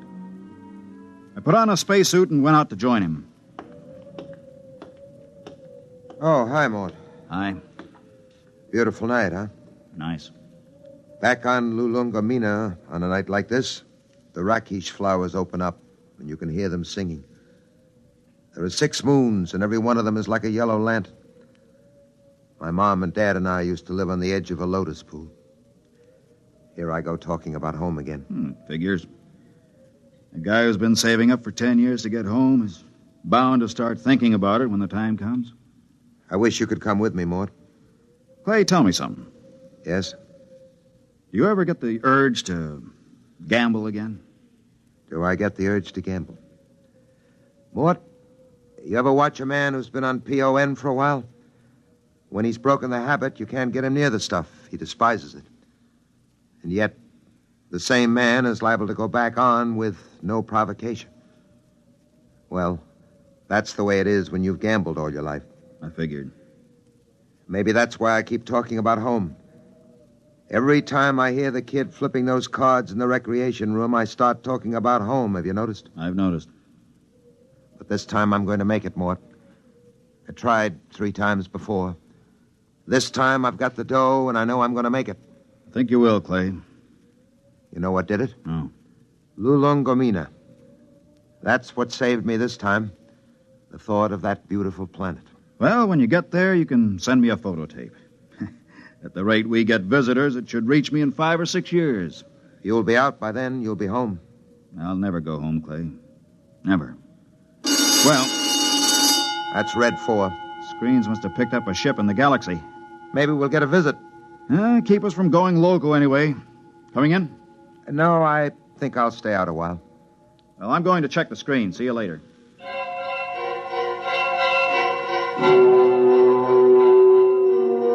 Red 4 meant simply that a ship was entering the galaxy. The chances of it touching down on 563 were pretty remote, unless it happened to need a clearance for Earth or Mars. The screen was black by the time I got there, but the kid was filing a report. Oh, hiya, Mort. Hey, what's a Hixabrod like? Why? We're having one for a visitor. You don't say. I just came in over the receiver. What'll he be like? A Hixabrod? Stiff as a poker, proud as Lucifer, honest as sunlight, and tied as a camel on his way through the eye of a needle. What do they look like? Oh, they're kind of humanoid, but they have a deadpan face that never changes, like a mask. Well, they're a little scary, I hear. That's the green skin and the scales. Also, they run about 8 feet tall. I wouldn't tangle with one if I were you. Back on Denebria once, I saw a Hixabrod rip a man to ribbons with its claws. Why? The man made the mistake of insulting Hixa. That's one of the twin planets they come from. Pretty touchy, aren't they? Not really. They're a very level-headed race. You know the Hixabrod reputation, don't you? No, you didn't hear much about them on Earth. Well, they're the first and only mercenary political arbitrators in the known universe. A Hixabrod can be hired, but he's absolutely incapable of being influenced or bribed. He tells the cold truth and nothing but the cold truth. And, brother, when a Hixabrod tells you the truth, it's plenty cold. It really lets you have it, huh? They're a small race and very much in demand.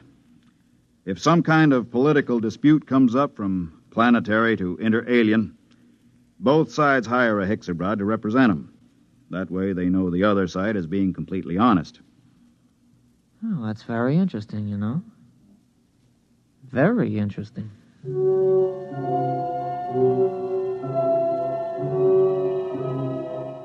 I could tell there was something on the kid's mind, but of course I didn't know what it was. Most of the talk in the recreation room that night centered around the arrival of the Hixabrod. Landing beacons were turned on, and we waited for another radio communication. Hey, anybody want to sit in on this next hand? Mort? No, thanks. Well, I know better than to ask the galaxy's foremost gambler here. That's right, kid. Well, maybe when this Hixabrod gets here, we'll be able to work up a decent game. Do Hixabrods gamble? No, kid, they don't gamble. That's too bad. Well, we can always sit and listen to you lying about what a beautiful place La Lungamina is. Kid, you just went too far. Yeah, you're going to do something about it? That's right, I'm going to punch your little nose. Hey, break it up! Break it up! Clay, you all right? Yeah, I'm okay. Well, you better get to the infirmary. Have your mouth taken care of. Kid, you get to your quarters. Since when are you giving orders? I'm telling you to get to your quarters. You better do what he says, kid. He's a Dorsai man. That's all I've been hearing since I got here. What big gamblers come from La Lungamina and how Dorsai men are killers. So far, I've seen nothing, but I heard a lot of talk. You're gonna get to your quarters? I'll give you 5 seconds to start moving. You better go ahead, kid. Okay, Mort. I'm letting you bluff me out of the game this time. Just remember, there's going to be other games. Next time, I won't be bluffed.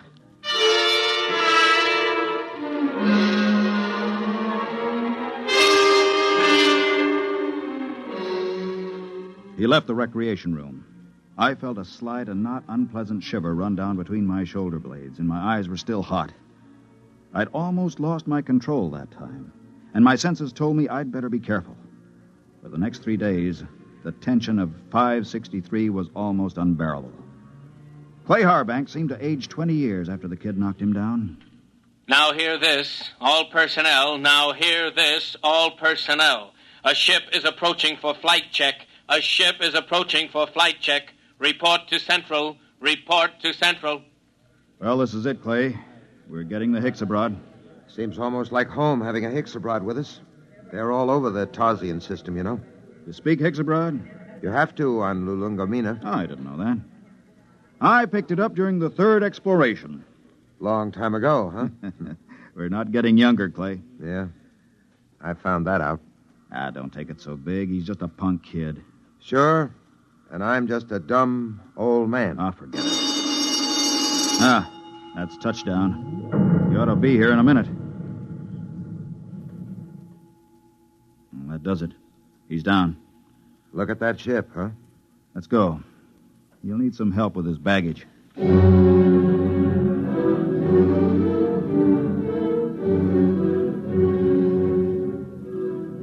The ship was a silvery one-man job, the kind that have taken the Hicksabrods all over the universe. The cabin door slid back, and the Hicksa stepped out. He was as green and scaly as a lizard, but there was a certain unmistakable dignity in his bearing. Since I spoke the language, I was the first to greet him. Belt the Hutch and Hicksabroad. Welcome to this place. I greet you, Dorsai man. My name is Mort Bianski. I am called Dorlassis. Come. I'll show you to your quarters. Thank you. How long will you remain here? Only for one night. I wish clearance for Mars. I'm sure it can be handled. This way.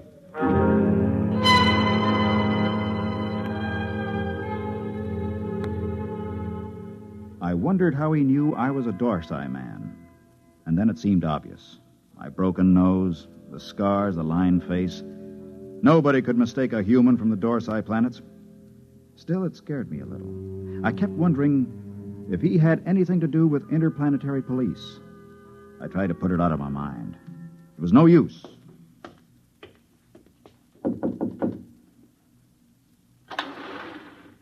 Mind if I come in, Clay? Sit down. Have a smoke. Thanks. Where's the Hicksabroad? In his room, getting cleaned up for dinner. Strange guys, aren't they? Well, there's something even stranger going on. What's that? The kid's in there with him. With the Hicks? Mm-hmm. What do you suppose they're talking about? I don't know. I wish I did. Kid's probably trying to get the Hicks into a dice game. I doubt it. What's on your mind, Mort? Clay, you've been around. Are there any Hicksabrods in interplanetary police? A few. Why? I don't know. I just had a feeling, you know. Oh, you're dreaming up bogeymen. Maybe. Besides, you're not in any trouble outside the Dorsai system. I killed a human, Clay. Not deliberately? In a rage. Happens all the time on Dorsai, doesn't it? Not to an officer of Intergalactic. Besides, that was 25 years ago. There's no statute of limitations in the systems. Nobody knows but me, right? You don't have to be clairvoyant to wonder why a man hasn't been back to his home planet for 25 years. You, think the kid... I don't know. He's got no love for me. Still, he doesn't know anything. How would he know this Hicksabroad is an agent, if he is? Couldn't say. Where are you going? Well, I think I'll take a look at that message the kid filed. The one we got when we first picked up the Hicksabroad on the screens. Let me know what you find, if anything.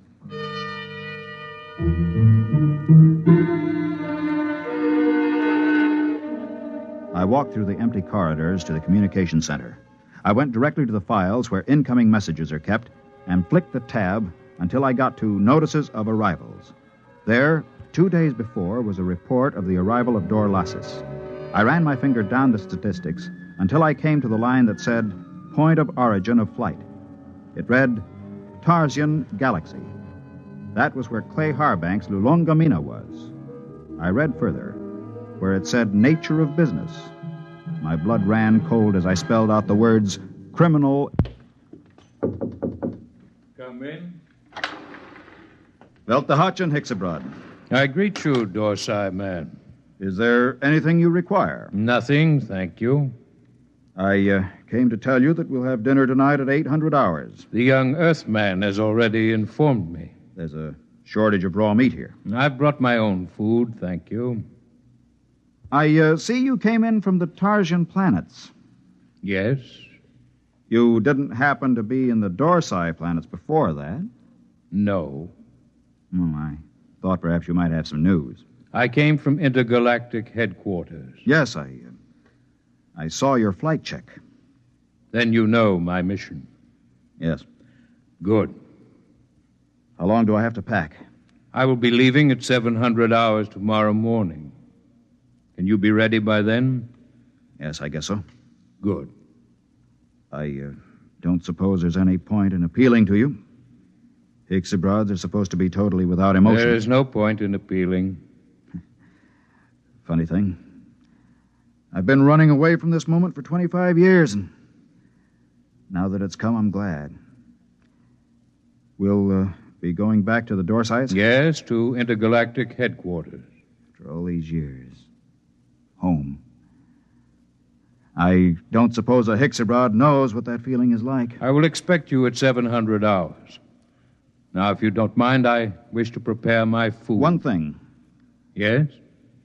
Did the young Earthman tip you off about me? No. Funny. I could have sworn it was him.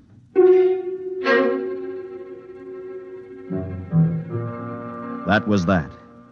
When a Hicks-abroad tells you no, you can bet your life he isn't lying. I began to wonder how they located me. I began to wonder what he and the kid had talked about. I began to wonder a lot of things. Well? He's an agent for Intergalactic. Well, that doesn't prove he's after you? He is. How do you know? I just talked to him. Lord in heaven. It isn't so bad, really. Just think, I'll be going home. I'm going to kill that kid. Clay. I'm going to kill him. Clay, listen to me. The kid didn't turn me in. You said... I said he was talking to the Hicks. I just asked him. And the Hicks told me it wasn't the kid. They don't lie. So don't go blowing off. It's going to be hard. 10 days. Doesn't have to be 10 days. What do you mean? How many credits do you need to buy your way out? Another 500. Next payday. Don't wait. Don't wait. I have over 900 credits. I'll turn them over to you. Mort. Listen, I don't need them. You can pay off tomorrow and fly as far as the Tarzan chain with me and the Hicks. It's a very nice thing, Mort. Will you do it? I'll think about it. Let you know after dinner.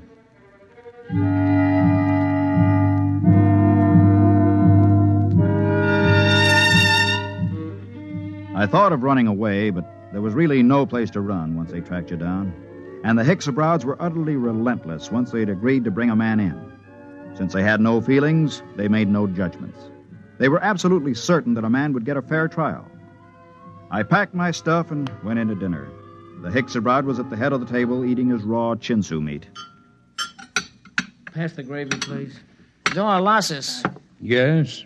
They tell me that the Hicks-abroad home planet is a very beautiful place. It is true. Well, I'm from Earth myself. Yes. I'm curious to know what this beautiful planet of yours looks like. The kid's pretty talkative tonight. What's cooking? I don't know, but I don't trust it. The flora and fauna are maintained in excellent natural balance. No local surplus has exceeded 1% of the normal population for the last 60,000 years. Life on Hixa is predictable. The weather is controlled within the greatest limits of feasibility. The symmetry of the landscape is without parallel in the universe. Very pretty picture. Very attractive home world. But I regret to inform you, Dorlasis, that I've been given to understand that it pales into insignificance when compared with another beauty spot in our universe. Your Earth? I wish I could say yes. No. This place is so wonderful, I doubt if an Earthman like me could get in. In fact, I've never seen it. But I've been hearing about it for some months now. And either it's the most wonderful place in the universe, or the man who's been telling me about it is a rotten liar. Get your gun, kid. Get your gun. Why guns? You call me a liar. Why use guns when it's possible to prove the thing one way or another with complete certainty? For months now, you've been telling me two things. One, that you used to be a gambler. Two, your precious Lulungamina is the most wonderful place in the universe. The question is either statement true? They're both true. You'll back them up? With my life. I'm not asking you to back them with your life. Just back them with that nice little hoard you've been accumulating all these years. Clay, don't. Well, you said you were a gambler. Bet with me and prove it. Suppose I do. How do we prove my statement about Lulungomina? It's easy. We have with us at this table a Hicks-abroad. In a conversation with him, I found out that he's just visited every planet in the Tarsian chain. Now, as everyone knows, a Hicks-abroad never lies. Do you think you could judge this point, Dorlasis? The point can be judged. Well, gambler. Clay, it's a trick. Don't bet. How much will you bet, kid? All I got. The equivalent of 10 years' pay. Well? You're on. Dorlasis, okay if I question you? Proceed. You've been to the planet in the Tarsian chain, which this man calls his home? I must ascertain the position of the planet. The fourth planet. Ah, yes. The one with 6 moons. That's it. I've been there recently. As you well know, since we spoke of it only this afternoon. We did speak of it, that's true. Now, will you tell me you know the planet? Yes. You know its geography. I do not repeat myself. Is it a large planet? No. Is it a rich planet? No. Was there not a rain of radioactive fallout from an explosion of a nearby star only 5 months ago? There was. Did it not destroy every piece of vegetation and leave this planet a gutted, smoking ruins, charred and ugly? It did. Well, gambler? You haven't asked him the main question yet, kid. Would you like to ask him? All right. Hixabrad, the question to be judged is this. Is Lulongomina the most beautiful and the most wonderful place in the universe? Yes. It is. What? Well, kid? It's a trick. It's a rotten trick. I don't believe it. The Hicks is... The eyes of the Hixabrad were narrow and baleful as he pushed back his chair. You could almost feel them burning as he dragged his scaly feet over toward the kid. He stopped about 6 inches from the kid and held both his hands up, palms near the kid's eyes. There was a clicking sound, and we watched 11 sets of gleaming razor-like claws shoot up from the tips of the Hixabrad's fingers. Their points were almost against the kid's eyes. Look at my hands, Earthman. Are they not clean? Yes. Do you doubt that I have told the truth? No. Then there is nothing further to discuss. I bow to you, gentlemen. I thank you for your hospitality.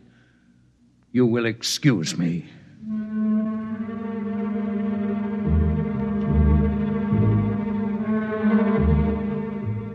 We stood around and watched that proud, frightening figure drag itself out of the room. The kid was trembling like a leaf as he drew a bank draft for 10 years' pay and handed it to Clay Harbank. The next morning, Clay and I boarded the Hixabrad ship, and 4 days later, we touched down at the outer planet of the Tarsian chain. Well, this is where I get off, Mort. I don't know what to say, really. I guess you know how I feel. Think I do, Clay. Let's just say so long. There will be no need for goodbyes. What? Both of you are leaving the ship here. But I thought I intend to return to intergalactic headquarters empty-handed. Empty-handed? But they'll question you. What will you tell them? The truth, of course. But you have told me nothing. But I assumed... I am not interested in your assumption. You asked me my mission. I told you it was a criminal investigation. You said you assumed you would go back with me, and I told you when my ship was departing. There is nothing more to be said. But surely you know... Mort, don't say anything. The Hixabrad deals only with facts, what is absolutely known. They're the most literal beings in the universe. Let it go at that. Goodbye, gentlemen. I am grateful for the pleasure of your company.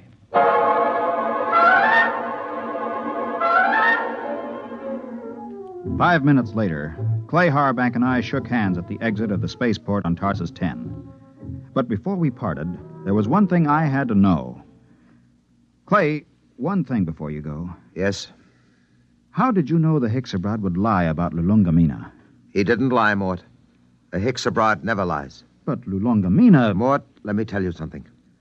Lulongamina is a word in use throughout the Tarsian planets. Actually, it's a Hixabrad word. It means home.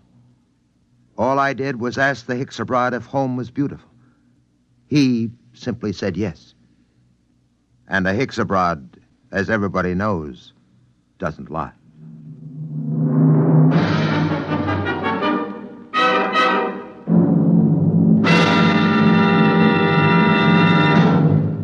You have just heard X-1, presented by the National Broadcasting Company in cooperation with Galaxy Science Fiction Magazine, which this month features the Finn O'Donovan novelette Bad Medicine, the story of a robot therapist that never failed to effect a cure, even if it had to convert itself into a typhoid Mary to do so.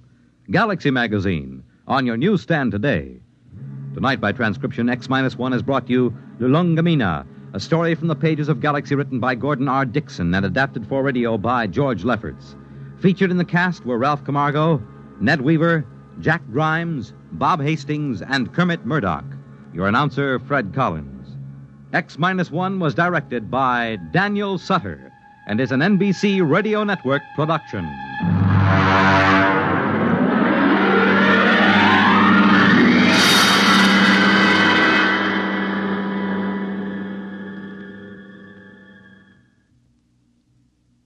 X-1 came to you from our Radio City studios in New York.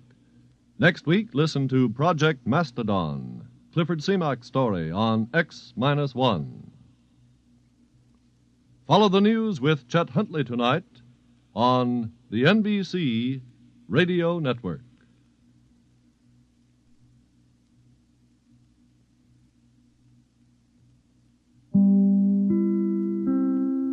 Now stay tuned for X-1 on NBC.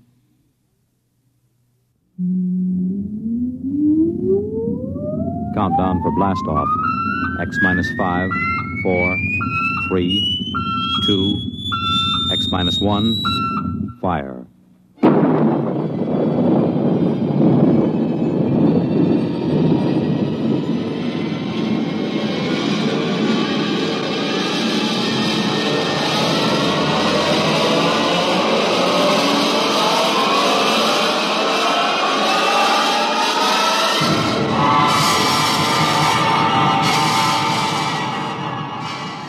From the far horizons of the unknown come transcribed tales of new dimensions in time and space.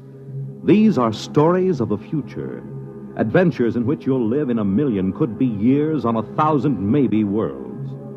The National Broadcasting Company, in cooperation with Galaxy Science Fiction Magazine, presents X minus one.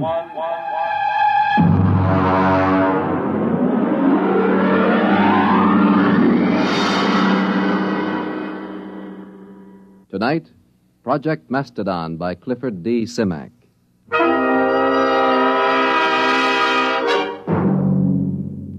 Mr. Secretary, may I present Mr. Hudson of, Macedonia. Macedonia. Mr. Hudson, this is the Secretary of State.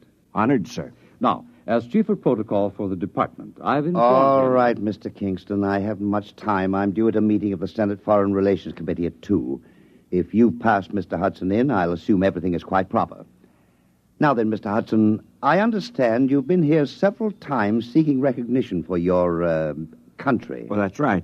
I had a hard time making your staff believe I was in earnest. And are you, Mr. Hudson? Oh, very much so. You are an American, Mr. Hudson. I assume you're acting as a representative for Macedonia rather than as a principal in the matter. Oh, no. I claim dual citizenship, sir. I am a Macedonian. You pardon me, but I've never heard of your country. Well, it's a new nation, but quite legitimate. We have a constitution, a democratic form of government, duly elected officials, and a code of laws. We are a free, peace-loving people, and we are possessed of a vast amount of natural resources. And Please tell me, Mr. Hudson, just where are you located? I gathered it was somewhere in Asia. Oh, no. Technically, you are our nearest neighbors. That's ridiculous. Now, look here, Hudson, you can't... If you'll give me just a moment, Mr. Secretary, I have considerable evidence. I'll have to ask you to leave. I'm sorry, sir. Go ahead, Mr. Hudson.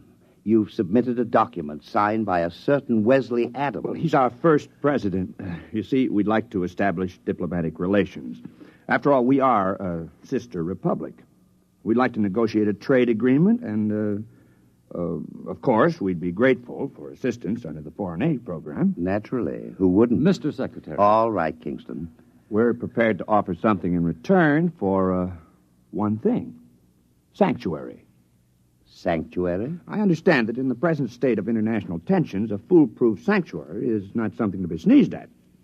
All right, Kingston, I think we've had enough. Show Mr. Hudson out.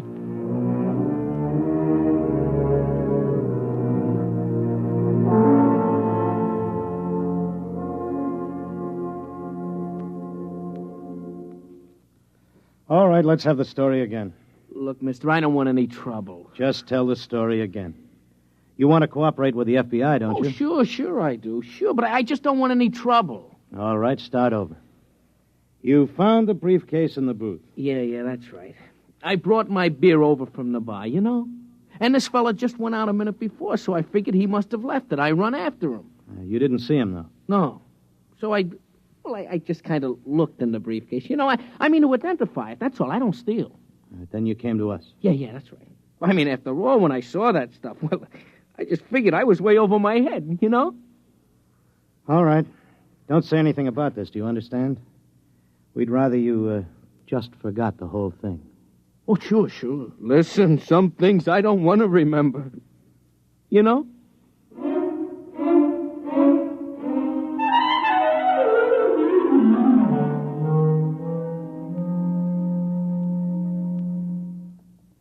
Hello? Is this Dr. Harrison of the Paleontology Department?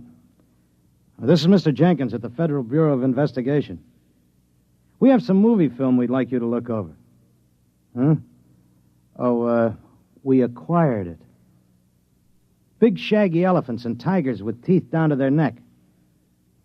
No. No, it's not fakes. Our labs are sure of that. Whatever is on those films is real. No, we don't know. That's why we called you. We haven't the slightest idea where those pictures were shot. We can't even guess.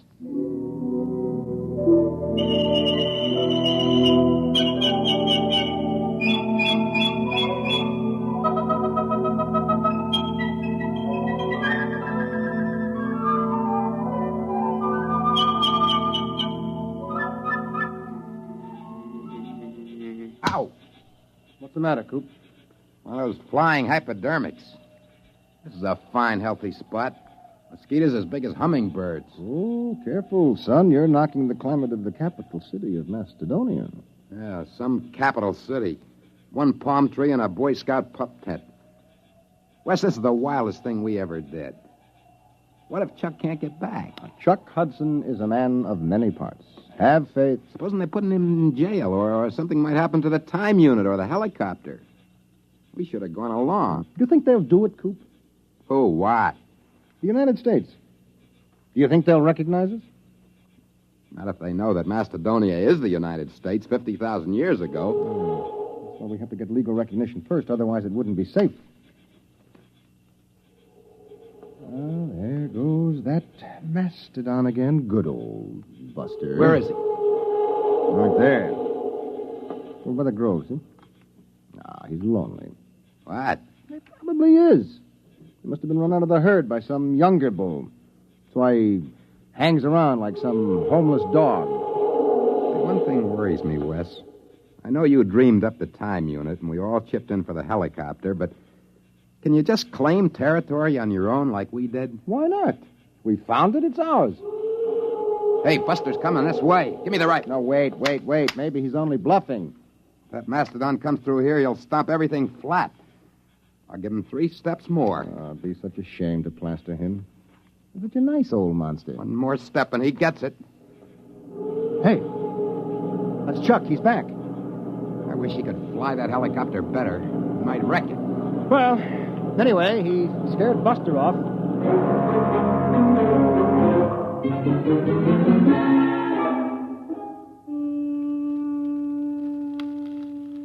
Poke those fires up, Wes. Oh, they're high enough, Coop.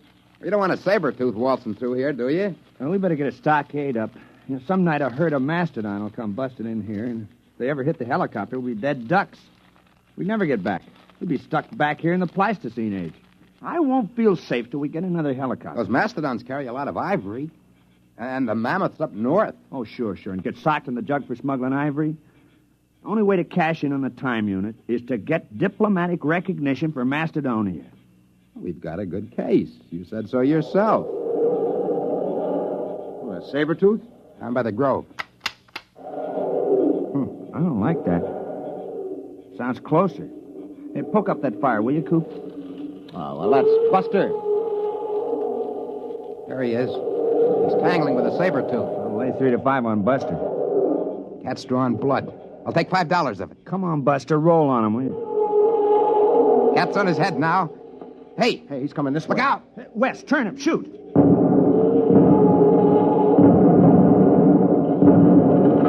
Hey! Got him!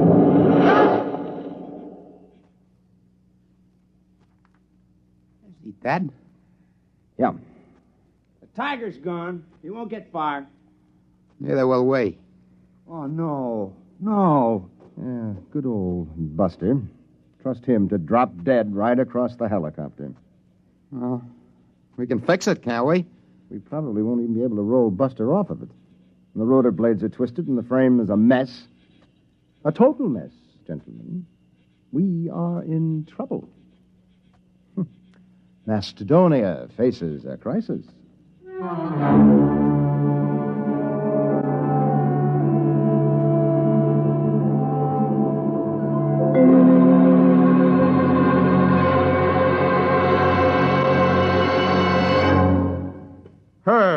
Herb, you're the key man in the administration. You swing a big stick on the hill. You can't give up on Project Mastodon now. Les, it's been 10 years. If they were coming back, they'd be here by now. Look, I've been working on this ever since we got those films. I've traced their lives from the time they were born till the time they disappeared. Adams was the brains. The other two were quite capable of helping him carry it out. Hudson knew all the angles. Les, I've sneaked your appropriation through 4 times. Now, there's a limit. But I've got the proof. We've had every paleontologist in the country go over those films. They couldn't be faked. Who would know to put lynx tassels on the ears of saber-toothed tigers? Who would know that young mastodons were black? And the location.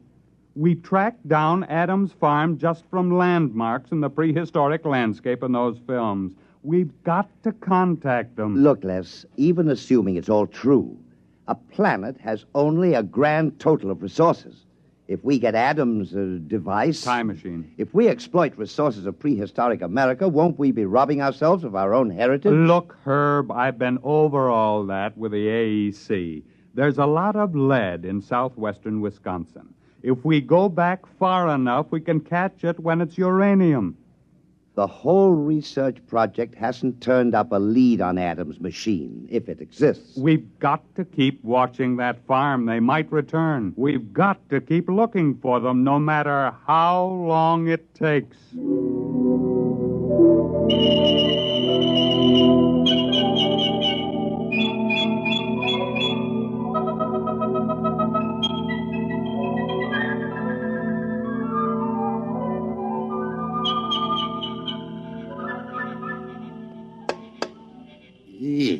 Listen, Wes, we can't stay around here much longer. Old Buster's getting a little too strong. Yeah, well, I'll have the time unit clear the helicopter in a few minutes. Then we'll just have to move camp upwind. Look at him.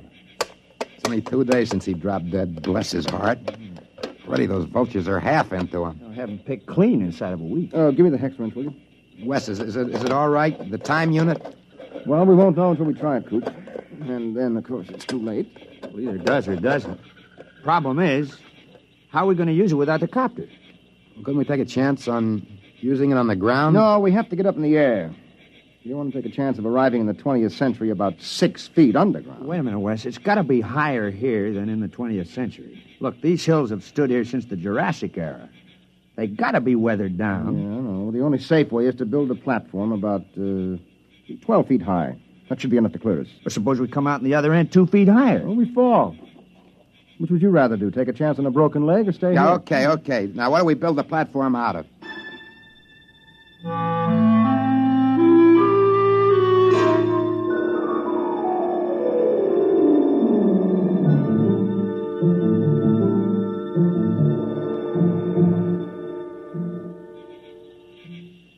There you are, Wes. All right, I got it. Chuck, comes the next stone. Now, wait a minute. Hey, look out. You want the whole pile to come down? Oh, I'm sorry. Okay, Wes, hand it up. Yep. Give me. That's about 12 feet, isn't it? Well, it ought to be. It took us 10 days to pile it up. Look out, I'm coming down. All right, don't start an avalanche.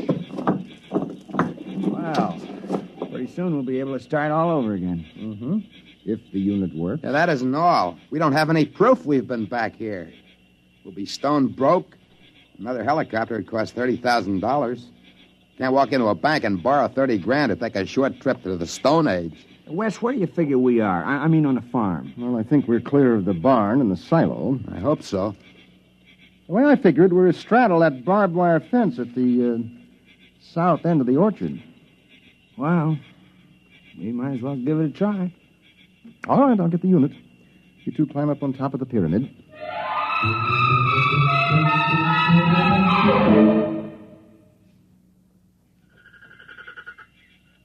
You ready? Think it'll work, Wes? I don't know, Coop. Got pretty well banged up when Buster hit the copter. I haven't got the equipment to check the waveforms. All right, stand around close, bend your knees a little. Might be quite a rock. Go ahead. Push the button. Okay. 1, 2, 3. Nothing. Doesn't work. Well, that's that. We're stuck.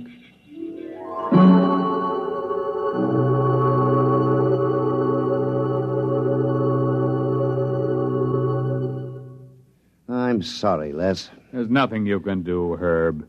You've been out of government for 5 years. If there's anything I can do, the board of directors instructed me to offer you... No, thank you. Well, what are you going to do? I mean, now that you're retired. I bought a farm. Oh? In Wisconsin. Well, you haven't given up, have you? I'm the only one. They closed Project Mastodon down 3 years ago, and they've been hinting ever since that I'd be happier retired. Old Bowers, he's the crackpot from Project Mastodon. I'm sorry, Les, but it has been 20 years. Yes, it has. But think of it. From a military point of view, hidden bases in enemy territory itself, centuries removed in time, yet only seconds away. If we had bases like that and shelters...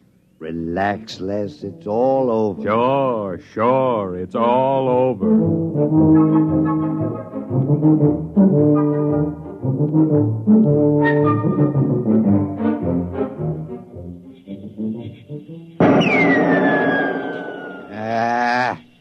Missed. You should be more careful. We've only been stuck a month now. Someday we'll run out of ammo, and then it's bows and arrows. It's cold. There'll be snow soon. Coop, I'm worried about Wes. He takes it pretty hard. As long as he's tinkering on that time unit, he's happy. Oh, he isn't going to repair the unit. He hasn't got a chance. Back in the workshop with the tools, maybe. Well, anyway, the hunting's great. Well, maybe we better start saving bullets for big game. We won't be lords of creation around here long without our guns. Yeah, and if one of us gets sick or breaks a leg, well, nobody lives forever. Wes is the lucky one. He's got that time unit to tinker with. Come on. We better get back to camp.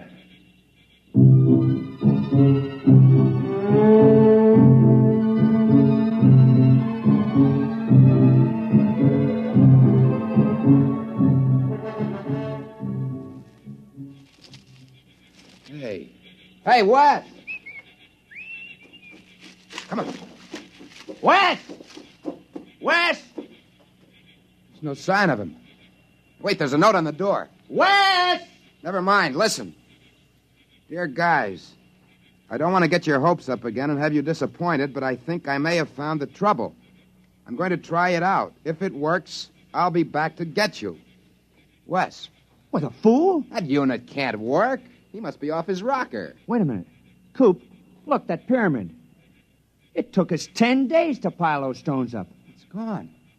The pyramid of rocks. It's gone.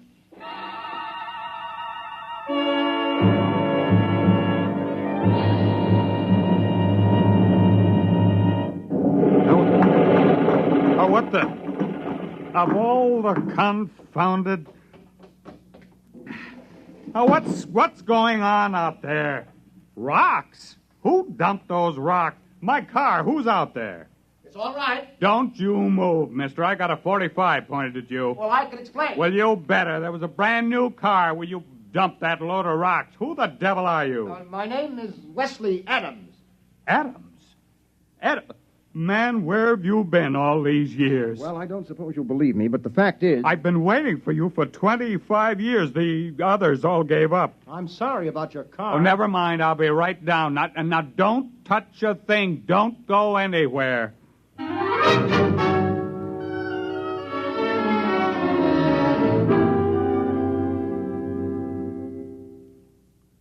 Can't be 25 years. It's only been a few months in Macedonian time. 25 years. Man, it's been a long wait. The unit must have been badly calibrated. You see, it isn't accurate for more than 50,000 years at a jump if the setting is moved. Well, we better call Washington. I imagine you'll want the same terms as before.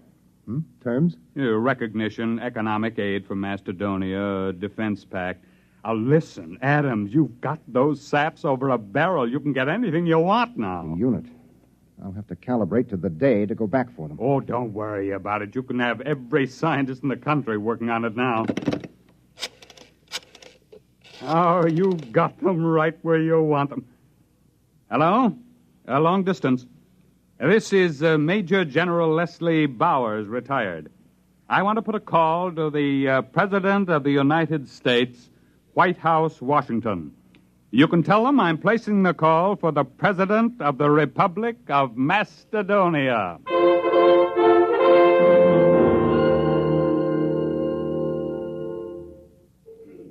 Come on, Og, son of fire. Put another log on. It's cold. It's good cold storage for the furs. Boy, when West gets back, we'll be millionaires. Furs, ginseng root, ivory. If he gets back. It's been 5 years. He'll come back. I feel it in my bones. Well, he better find it before we get too old to enjoy anything. Unfortunately, there's no Social Security in Macedonia. Don't you worry. West is working on it right now. I can feel it.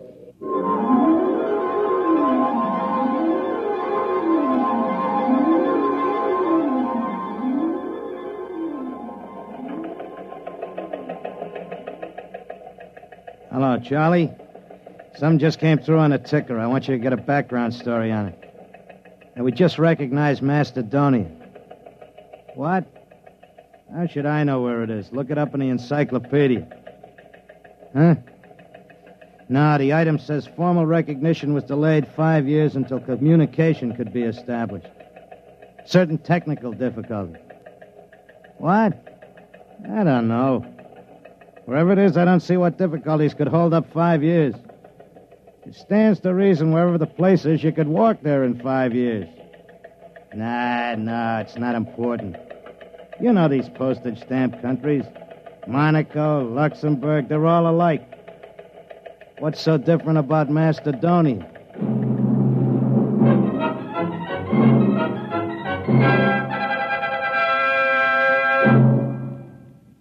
You have just heard X-1, presented by the National Broadcasting Company in cooperation with Galaxy Science Fiction magazine, which this month features the Theodore Sturgeon novelette, The Skills of Xanadu. When a malignant world endangers another, surgery is the usual answer. But perhaps there's another solution, to kill it with kindness. Galaxy magazine on your newsstand today. Tonight, by transcription, X-1 has brought you Project Mastodon, a story from the pages of Galaxy written by Clifford D. Simak and adapted for radio by Ernest Kenoy. Featured in the cast were Floyd Mack, Dick Hamilton, Charles Penman, Raymond Edward Johnson, Frank Maxwell, Robert Hastings, John Larkin, and Joseph Julian. Your announcer is Jerry Damon. X-1 was directed by Daniel Sutter and is an NBC Radio Network production.